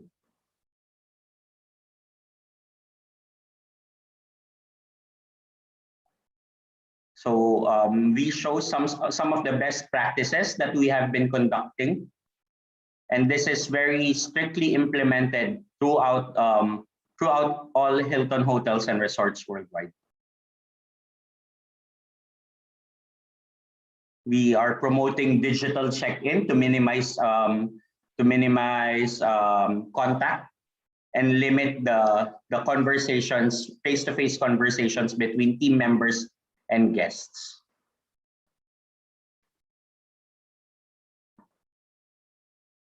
Next slide, please. So, for example, the Hilton Clean Stay program, we focus on 10 high touch points within the guest room, and our housekeeping team members need to ensure that these areas are thoroughly cleaned. So we already have very strict hygiene standards pre-pandemic, but it has been intensified to ensure minimal cross-contamination if there is someone turning positive. So this is a partnership with Reckitt Benckiser, the makers of Lysol and Dettol, and Mayo Clinic. And then again, it focuses on guest high touch points. And the highlight would be the Clean Stay room seal, wherein once a room has been thoroughly cleaned before a guest arrives, the room will be sealed to ensure that it has been properly disinfected. Now, similar to Dr. Hines' groups and events, our program To address safe group travel practices and evolve today's event experience, Hilton introduces Event Ready with Clean Stay. Shaped by extensive research and feedback, Event Ready with Clean Stay is designed to create event experiences that are clean, flexible, safe, and socially responsible. Each event is backed by Hilton Hospitality. The program expands on the elevated sanitation standards of Hilton Clean Stay by addressing every touch point of the event experience. This includes Clean Stay room seals for guest and event rooms, an event-ready room checklist, sanitizing stations in public areas and event space, and disinfection of common touch points. Our team understands the importance of flexibility in planning events and will work together with you to align on shared objectives. Event Ready also supports you in this with the proprietary Event Ready Playbook, which provides curated solutions and resources. Hilton is Event Ready. Contact your HWS or hotel representative to plan your next event. So as Dr. Hind has mentioned in his presentation, it is also the joint responsibility of the venue and the event organizer to ensure the safety and security of its guests. So if Hilton Event Ready, on the next slide, is backed by our Clean Stay standards, which features a venue room seal, numerous sanitizing stations, and a checklist for sanitation, physical distancing markers, and these are the things that we set up within a conference venue. Also, our agreements are completely flexible in case there are force majeure situation, and it is safe and socially responsible. Again, it also keeps in mind that we need to be looking after the mental well-being of our guests. So we have activities that promote our guests from getting sunlight. And yeah, so those are some of the initiatives that we are conducting in our property and also in all Hilton hotels and resorts worldwide. That includes Conrad Manila and Hilton Manila. So that sums up my presentation for today. Again, thank you very much for the opportunity, and I wish everyone a great Friday. Thank you, Mr. JP. Cheres. So we're open for open forum. For the interest of time, we might ask one question per speaker. So let me give the floor to Ms. Case. Go ahead, ma'am. Hi, Sir JP. Actually, I have two questions yet. First, since the pandemic, how the hotels and its staff prepared to become quarantine hotels? Since you will be leveling up the disinfection, the use of PPE, dealing with medical conditions. This is not the usual way that the hotel operates before it, and then it becomes like a semi-hospital quarantine facilities during this period. How were there trainings or were there changes in the processes that has been implemented?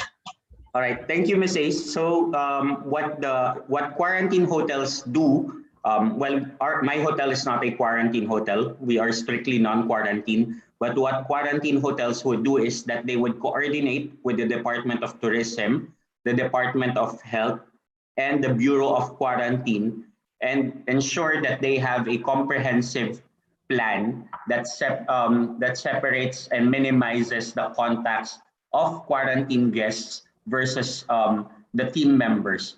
So the operations of a hotel would really need to be augmented to ensure that guests will not step out of their rooms, and then that food service is delivered in such a way that there's no contact, there is no daily housekeeping. So the supplies that will be given, replenished every n number of days, would just be dropped in front of the room. So there is an extensive checklist that the Bureau of Quarantine and the attached government agencies are sharing with a quarantine hotel, and they need to be qualified first before they are included as a quarantine hotel.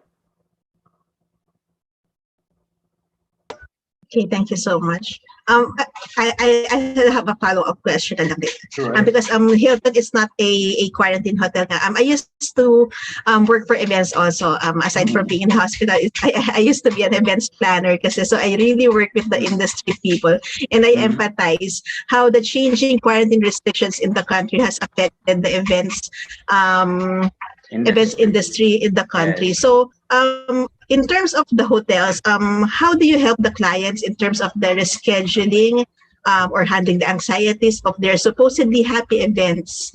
Because usually the restriction will, they are set with the GCQ already, and then 2 days before their event, it will become something like this restriction, no gathering guests, 30% again of the restrictions. They have to lessen the guests or something. So I know the hotels have been greatly affected also with this changing quarantine restrictions, as well as handling also your clients. How do you deal with them? Well, for us, for Hilton Worldwide, we have what we call, again, the event ready with clean stays. So it allows us to be more flexible in terms of payment arrangements as well as cancellation. So for business that is less than, let's say, $50,000 US, we can allow free cancellation up to 7 days before arrival. So that's how we try to extend more flexibility to our clients. But in situations wherein an LGU or the national government would suddenly impose stricter lockdowns, that's considered force majeure. So we would allow our clients to reschedule. So that I am speaking on behalf of my my property, but Professor Hind would agree that these are some of the flexibilities that our companies have to do to ensure that our clients are all happy. Thank you for that, sir. Okay, thank you, Ms. Case. I would like to ask one question to a good friend of mine, Professor David Hind. You mentioned about the event risk assessment, which is a very unique way of doing in Leeds, UK. So my question would be, aside from the event risk assessment, what factors should an event organizer look at when assessing whether the risks are acceptable or not? And to follow up that question, Are event organizers in UK, do they provide COVID-19 testing? So thank you, Dr. Hein, Professor Hein. Yeah, thank you very much, Dr. Fernando, for that question. Yeah, we undertake risk assessments to identify a hazard that could cause harm. And if a hazard is such that it is a significant risk, then you have to put in control measures to try to eliminate that risk or reduce it. So there's always going to be risks. We can't eliminate all risks, but the important thing really, and it comes down to a legal perspective. So this is a legal perspective. If a tragedy occurs at an event and the people who are affected take out litigation against the event organizer, it will be the event organizer. And if it goes to court, the event organizer has to demonstrate and provide evidence that they did a risk assessment and that they did everything that was possible to reduce the severity of any hazards causing harm.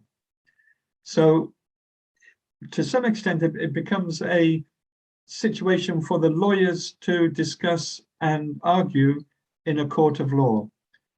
But the event organizer has to do everything possible.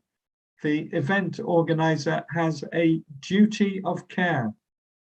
They have a duty of care to make sure that everybody who goes comes home safely.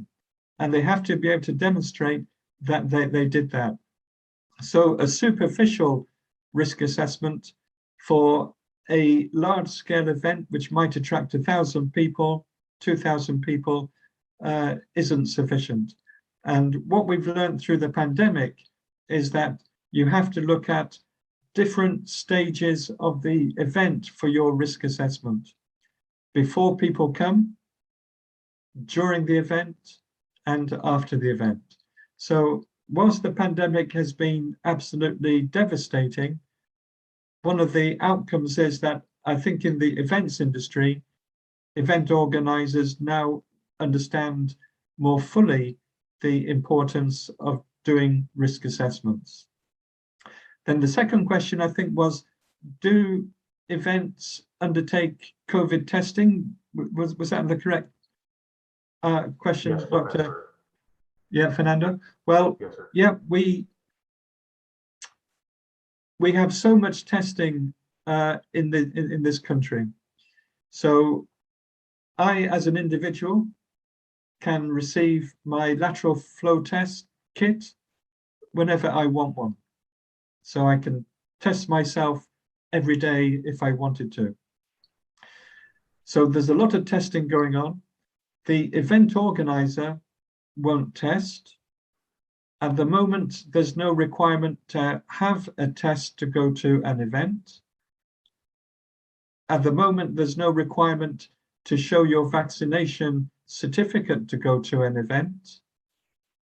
But if the COVID situation becomes worse over the winter, and it's in the winter when it's cold and wet and dark, that virus is spread easily, the government might then put in place a requirement that anybody who goes to an event which has a large number of people, for example, over 500 people, you have to show your vaccination certificate before you can enter.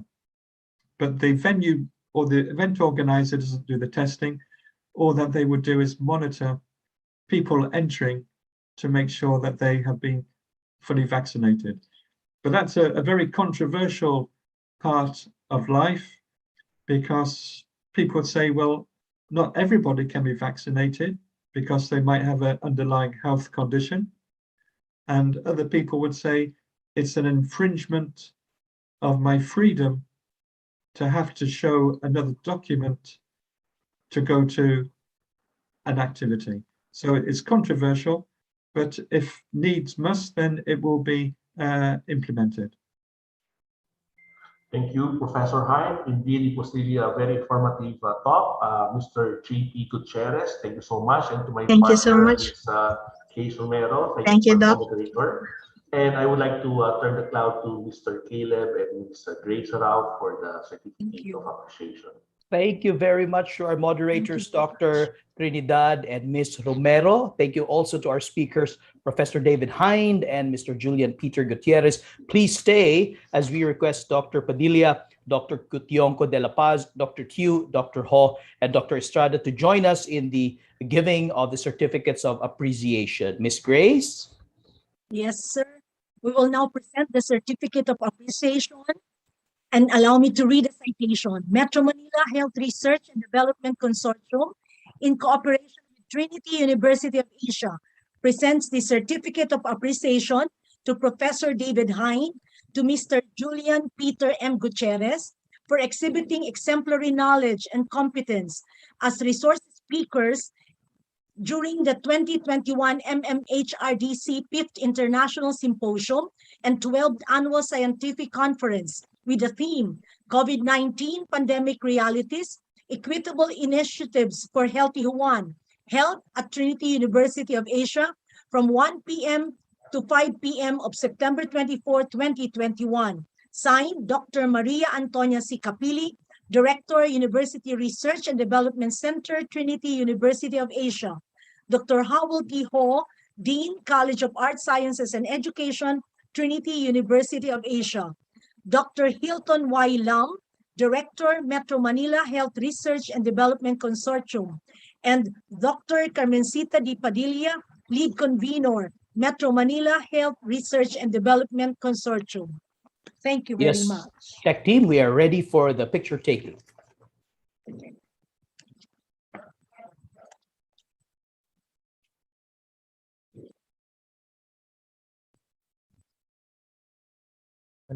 Smile.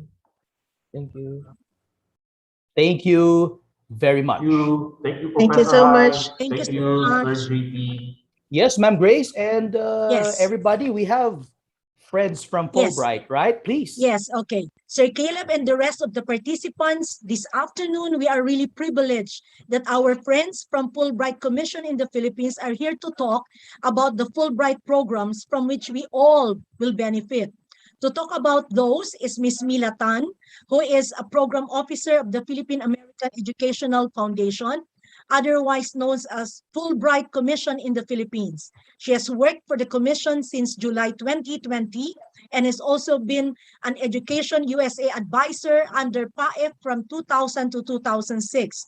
Her portfolio includes the Fulbright Foreign Student Program, the Advanced Research Lecturing, Visiting Scholar Program, and the Fulbright Specialist Program. Joining with her is Ms. Tan, being the project officer, Ms. Joan Pajardo. So let's welcome Ms. Mila Tan and Ms. Joan Pajardo. Good afternoon, everyone. In case you cannot hear me, please let me know. Otherwise, if you can, just give me an emoji of some sort of thumbs up, just so that I can be sure that everyone can hear us. Okay, thank you very much. So this afternoon, we are very, very honored to have been invited, primarily on behalf of Dr. Hilton Lam, who is one of the Fulbright foreign scholar, visiting scholars in the United States at the moment. He is currently based at Brown University, working on a public health research program. And so we would like to thank Dr. Lam for helping us take part in today's symposium. We will be presenting the specifics of the application for the Visiting Scholar Research Program, under which Dr. Lam is in the United States at the moment. If there are any questions, we understand that it is very possible that there might not be enough time to do a full-fledged Q&A, but we will also be encouraging people to attend a similar webinar that we host on October 2, and then we will also be providing you all of our contact details so that in case you have anyone in your faculty or in your institution who is interested in applying for a Fulbright scholarship for research, they might be interested in contacting us, and you can send them our details. I will be doing a very quick screen share, and hopefully it will work. So give me a second while I set this up.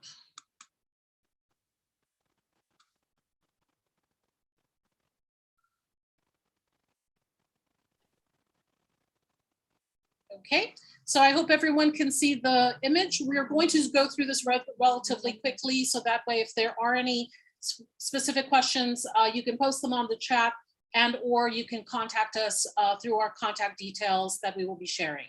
So on behalf of the Philippine American Educational Foundation, my name again is Mila Tan. I'm here with my colleague, Ms. Joanne Fajardo, and we are two of the program officers at the Fulbright program in the Philippines. For those of you who have not heard of the Fulbright, it is a scholarship program and a US government, Philippine government bilateral program that supports scholars from the Philippines to go to the United States and the American scholars to come to the Philippines. This is one of the many Fulbright programs around the world. And in general, we just want to take note that the Fulbright program is celebrating our 75th global anniversary this year. In 2023, we will be celebrating the 75th anniversary of the Fulbright Philippines program. We are the longest running Fulbright commission in the world, so we are looking forward to adding to the roster of leaders, scientists, and administrators from different parts of the Philippines, and we hope that we are reaching some potential scholars in your attendees. So we are primarily focused on the idea of promoting international exchange, as well as empowering the future leaders that will be affecting not just the government, but also the academia and also private agencies throughout the country. We typically host anywhere from, we typically have anywhere from 10 to 40 scholars going to the United States on a given year. I'm just going to run through most of the major programs that we host. So the Fulbright Foreign Student Program is mainly for people who are interested in doing a master's or PhD or a doctoral dissertation program in the US. We will hopefully have another cohort of the Fulbright SHED PhD scholarship program. We will be talking a lot more in detail today about the following advanced research programs. So the Fulbright Advanced Research Lecturing Program, the USSCN program, the Philippine Agriculture Scholarship Program, as well as a recently opened National Archives Science Program. We're hoping that we can encourage more people to apply for this because there is only one spot available for the National Archives Heritage Program to be based in the United States at the National Archives in Washington, D.C. And so for now, we only know of one spot open globally, but if we can see more applications coming through, it is very possible that they may also expand this. And then finally, we also have the Hubert H. Humphrey program, which is a one-year fellowship. This would also be a wonderful opportunity for anybody looking to do professional development, as well as expanding your leadership and community research network in many of the fields that many of you are here for today. So we also have programs for teachers, and also we host American scholars to the Philippines, including students, senior scholars, as well as what we call the specialist programs designed for short-term programs. And then finally, we do send a small number of undergraduates to do a semester abroad in the US. So in general, most of our most of our programs run through the entire year. And I'll take a minute to just leave this up for you to look at. This is the general application time frame from the entire year.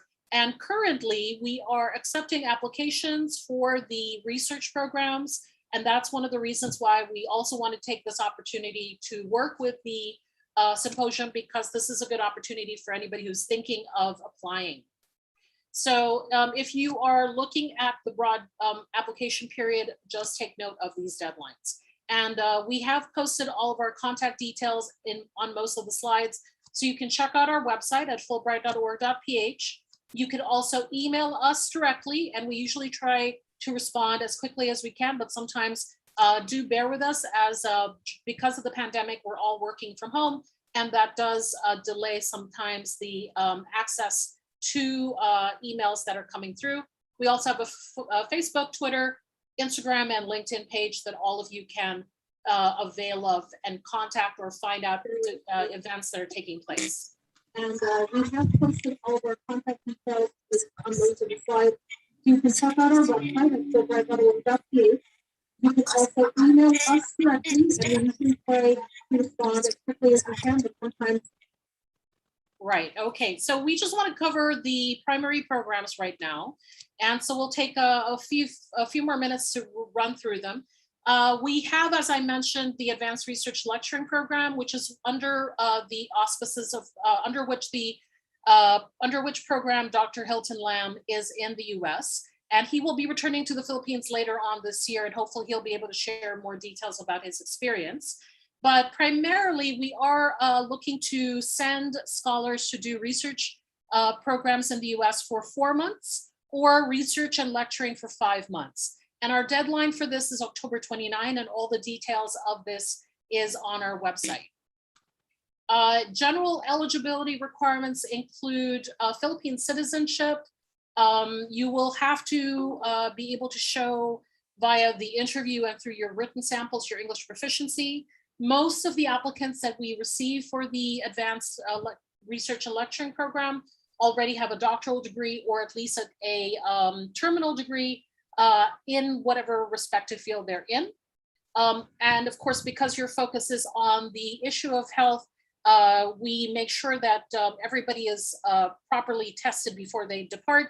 And for those who are concerned about leaving for the United States at this time, we do have quite a few scholars in the US, both from different levels, and all of them are doing quite well at the moment. For this particular program, we normally look at a minimum of 5 years of work experience, especially in the field that you are looking to do. So if you are interested in doing a public health focus, then we're looking at around 5 years of work experience within that arena. Finally, because this is a bilateral program funded by both the American and Philippine governments, you must return to the Philippines. And because the Commission on Filipinos Overseas, which is a government agency here in the Philippines, requires you to indicate your returning plan, your return plan, reintegration plan. You must show proof that your agency institution is willing to let you depart for 4 to 5 months, and that they have a process for letting you come back and continuing what you were doing, whether it be teaching or in your particular position. So general benefits, we won't spend too much time, but this is a general overview of the benefits that we typically provide for the scholars. So there's usually a stipend, some fees are covered, your travel is paid for, at least in terms of the international trip. You're provided US government health insurance, orientation opportunities, and of course we promote and support your work in the US. So we work very closely with our scholars to make sure that their work is given a platform, whether it be through social media and through events. And there is a broad alumni network, both in the Philippines and in the United States. For this particular program, the Advanced Research Program, 1 dependent is allowed, and there is a small subsistence allowance provided, but the dependent must return to the Philippines on the same day or prior to the scholar's departure from the US. Okay. Now, we also have a US ASEAN Visiting Scholar Program, which is separate from the Advanced Research Program. And as of September 22, so 2 days ago, we were able to finally open the application process for this coming year, or for 2022. So please take note that if you're interested in the US ASEAN Visiting Scholar Program, there is a very specific portal for that. And it is outside of the fact that it is also similar to the General Visiting Scholar Program, it is really focused on a broader US ASEAN regional scope. So it must, your project must include not just the Philippines or the United States and the bilateral partnerships, but also have some impact within the ASEAN field. And just so that you have an idea, if you're interested, you can look at some of the topics that have been funded in the past under the US-ASEAN program. And again, all of the details for this are on our website. And we highly encourage everyone to take a look at a particular program that we sponsor and might be of interest to you. Finally, we are also encouraging people to apply for the Philippine Agricultural Scholarship Program for Advanced Research. This is a program that we had for over 10 years. Because of funding, we were unable to continue it for nearly 7 or so years, but we've just received additional funding from the Department of Agriculture. So we're very happy that this has been reinstated. And again, the deadline for application is on October 29. So areas of interest from the Department of Agriculture include the following. So if your area of expertise and research is in a field that might be of use to the advancement of agricultural technology and needs of the country, please consider looking at how you can avail of this program while we are still being supported by the Department of Agriculture in this specific field. Okay, and as noted, these are the general benefits. Please note that with the exception of the dependent visa, everything else is included. But for the agriculture scholars, they are not allowed to bring their dependent, sponsored by the Department of Agriculture. Now, if you are interested in applying, all you would have to do now is take a picture or scan this QR code, and it will bring you directly to our application portal. But I would also recommend that you contact us, and you can take a quick screenshot of this page so that you can find a way to reach us over the next few weeks or months, or perhaps if you're not ready to apply for this year, you could apply by next year or in the years that follow. So as I mentioned earlier, our time frame for the year typically goes through a cycle. So keep in mind that if you are interested in doing research in the US, apply as early as September to late October of each year in order for your application to be reviewed and processed for the succeeding year. If you do have any questions for us today, we'll be happy to take questions for the next couple of minutes until we have been reminded by our hosts that it is time to move on. So thank you very much, and we hope to see you at one of our events. As I mentioned, we are hosting another webinar about the Fulbright Advanced Research Program on October 2. It's a Saturday morning. And if you would like to register, my colleague, Ms. Joanne Fajardo, will post the registration link for you. We will be usually hosting these events every other Saturday. And then for the Advanced Research Program, October 2 is our last open webinar for this particular topic. So thank you again. I'll close the stop share. And we hope that if there are any particular questions, we'll be here for the next few minutes to answer any specific questions that you may have by chat. And thank you again to the organizers for allowing us to join you this afternoon. Thank you very much, Ms. Mila and Ms. Joanne. Tech team, please let me open my video. Okay, there we go. We just have 2 questions. I will go first, Ma'am Grace. Yung sunod yung sa'yo. The first question is, can someone who is already working on a graduate or post-grad program continue the same program overseas if it's available? Or if granted, if the application is granted, he needs to go back to like zero and work all over again? Thank you, Mr. Cunyada. The question, as I understand it, is if somebody is already in a PhD program, let's say or master's, program, right? And if they can continue, let's say, just transfer credits and or start all over again, is that correct? Yes, ma'am. Right. Okay. So typically, when we fund a scholar to go to the U.S. for specific graduate programs, we encourage them to do the entire program in the U.S. So if somebody's already in their first year of a PhD And perhaps they're thinking, I'll complete maybe 1 or 2 years and then transfer. A lot of PhD programs in the US have some difficulty with that kind of processing because there's a lot of credit requirements that may not necessarily be applicable or transferable. And then on top of that, it is also harder to get the kind of funding that you're going to need to complete the PhD, especially the research part and the writing part. So we do have the doctoral dissertation aspect to our funds. So for example, if somebody's already in the first year of their PhD and they're planning ahead, maybe in about 3 years' time, they're ready to start the actual research part. They could start applying, and typically for the DDRs, as we call them, it'll be 1.5 years in advance of the time that they decide to leave. So if they just started, let's say at Trinity University, for their first year of their PhD now, as in 2021, and then they're hoping to go to the US by 2024, 2025, they can start applying by December of 2022, because it'll take an entire year of processing, application process, and then departure. So they would get to the US in time for them to actually complete the major part of their research, and then they can bring back their results and then work it into their final dissertation. So that is something that could happen for somebody who's doing a PhD. If somebody is in, let's say, the beginning of a master's program and then decides to stop and then thinks, well, I'll apply to a program in the US so that I can actually go through the entire program in the US, that might work out. But again, it's an issue of transferability of credits. Don't expect that all the credits that you started and maybe completed for the first few weeks will be transferable. Okay, so hopefully that is clear. Thank you so much. Very clear. Thank you, ma'am. Ms. Grace?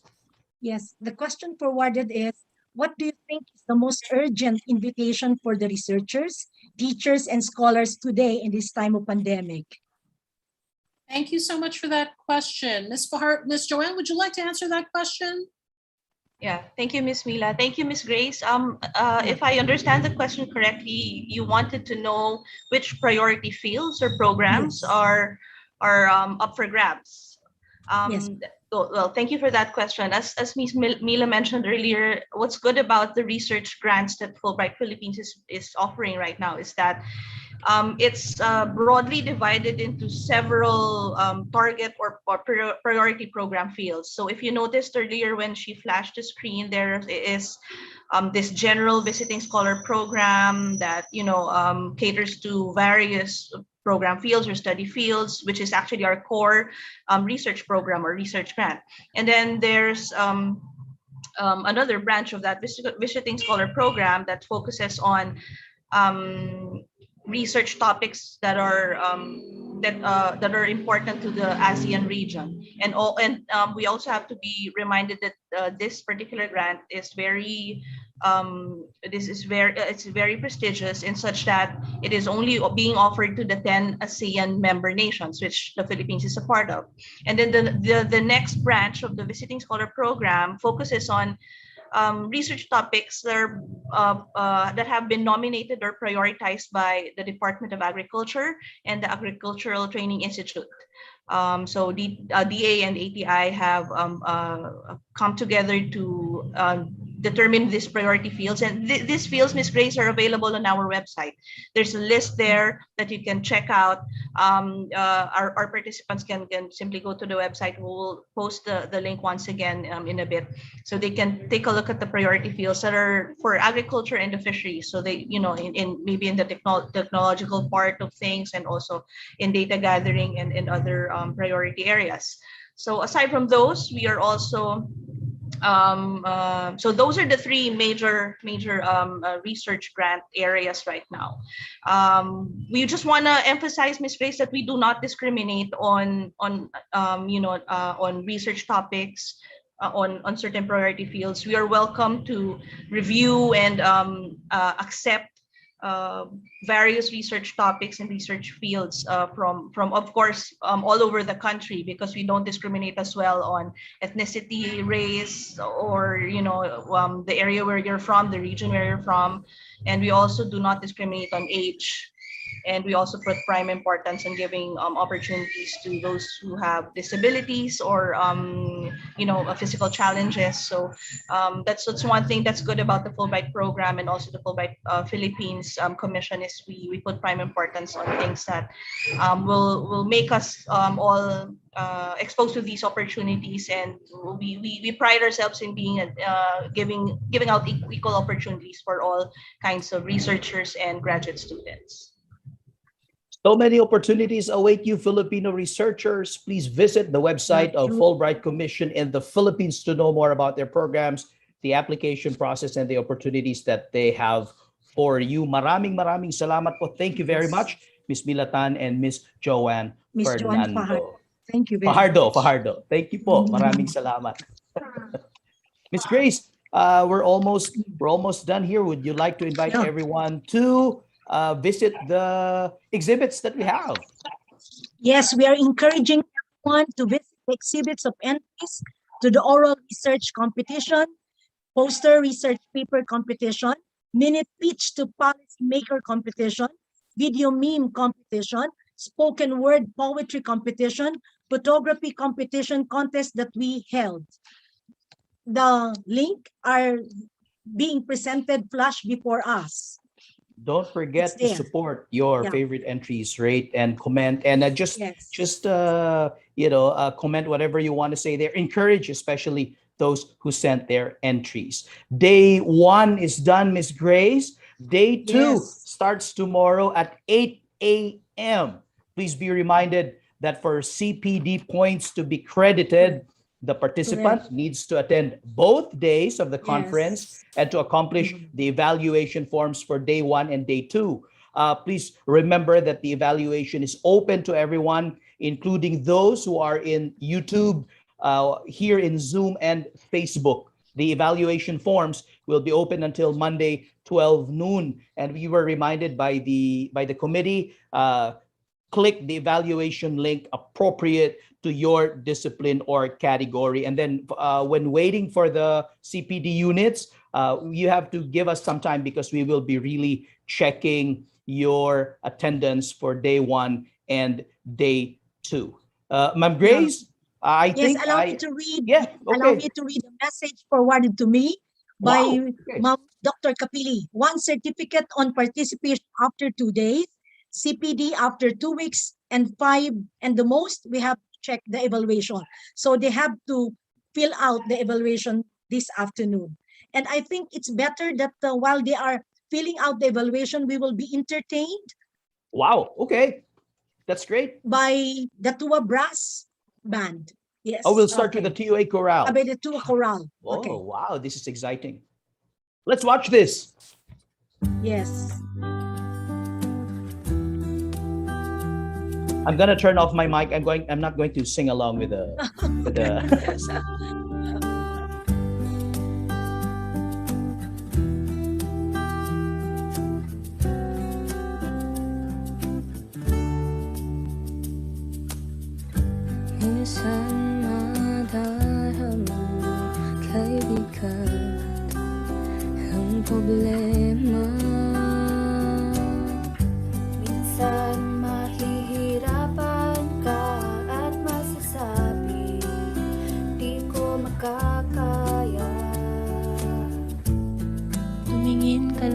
sa langit, baka sakaling may masumpungan, di kaya ako'y tawagin. Malalaman mong kahit kailan hawak kamay, di kita iiwan sa paglakay. Dito sa mundong walang katiyakan, hawak kamay, di kita binitawan sa paglalakbay. Sa mundo ng kawalan, minsan madarama ang mundo'y gumugo sa ilalim ng iyong mga paa. At ang agos ng tinatangay ka tumingin ka lang sa langit, baka sakaling may masumpungan. Di kaya ako'y tawagin, malalaman mong kahit kailan. Hawak kamay, di kita iiwan sa paglakbay. Dito sa mundong walang katiyakan, hawak kamay, di kita bibitawan sa paglalakbay. Sa mundo ng kawalan, huwag mong sabihin nag-isa ka. Laging isipin may nagkakasama. Narito ako, narito ako.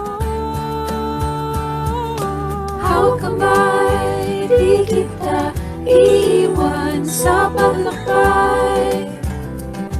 Dito sa mundong walang katiyakan, hawak kamay, di kita bibitawan sa paglalakbay.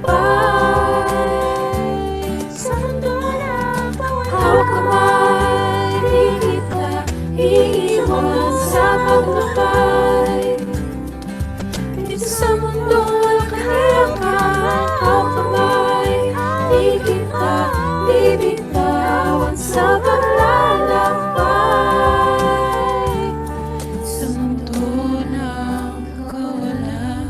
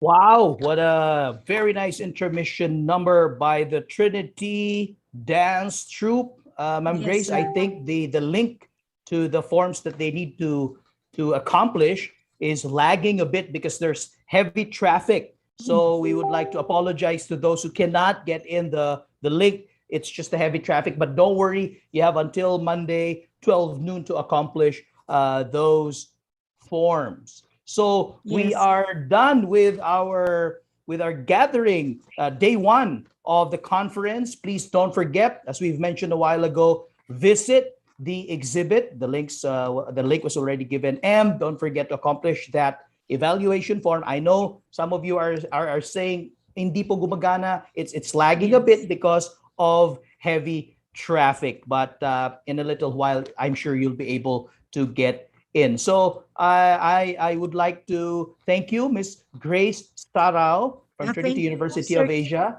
for joining me today in this the very exciting day one of our conference. Ma'am Grace? Yes, looking forward to another insightful and engaging conference tomorrow. Thank you very much, partner, Sir Caleb. Thank you so much. Thank you, everyone. Thank you to the moderators, to the speakers, to the participants. We'll end this day naturally high as we leave you with, again, that special number by Trinity Dance Troupe. Magandang hapon po sa inyong lahat. See you tomorrow. Yes, God bless us all and mabuhay po.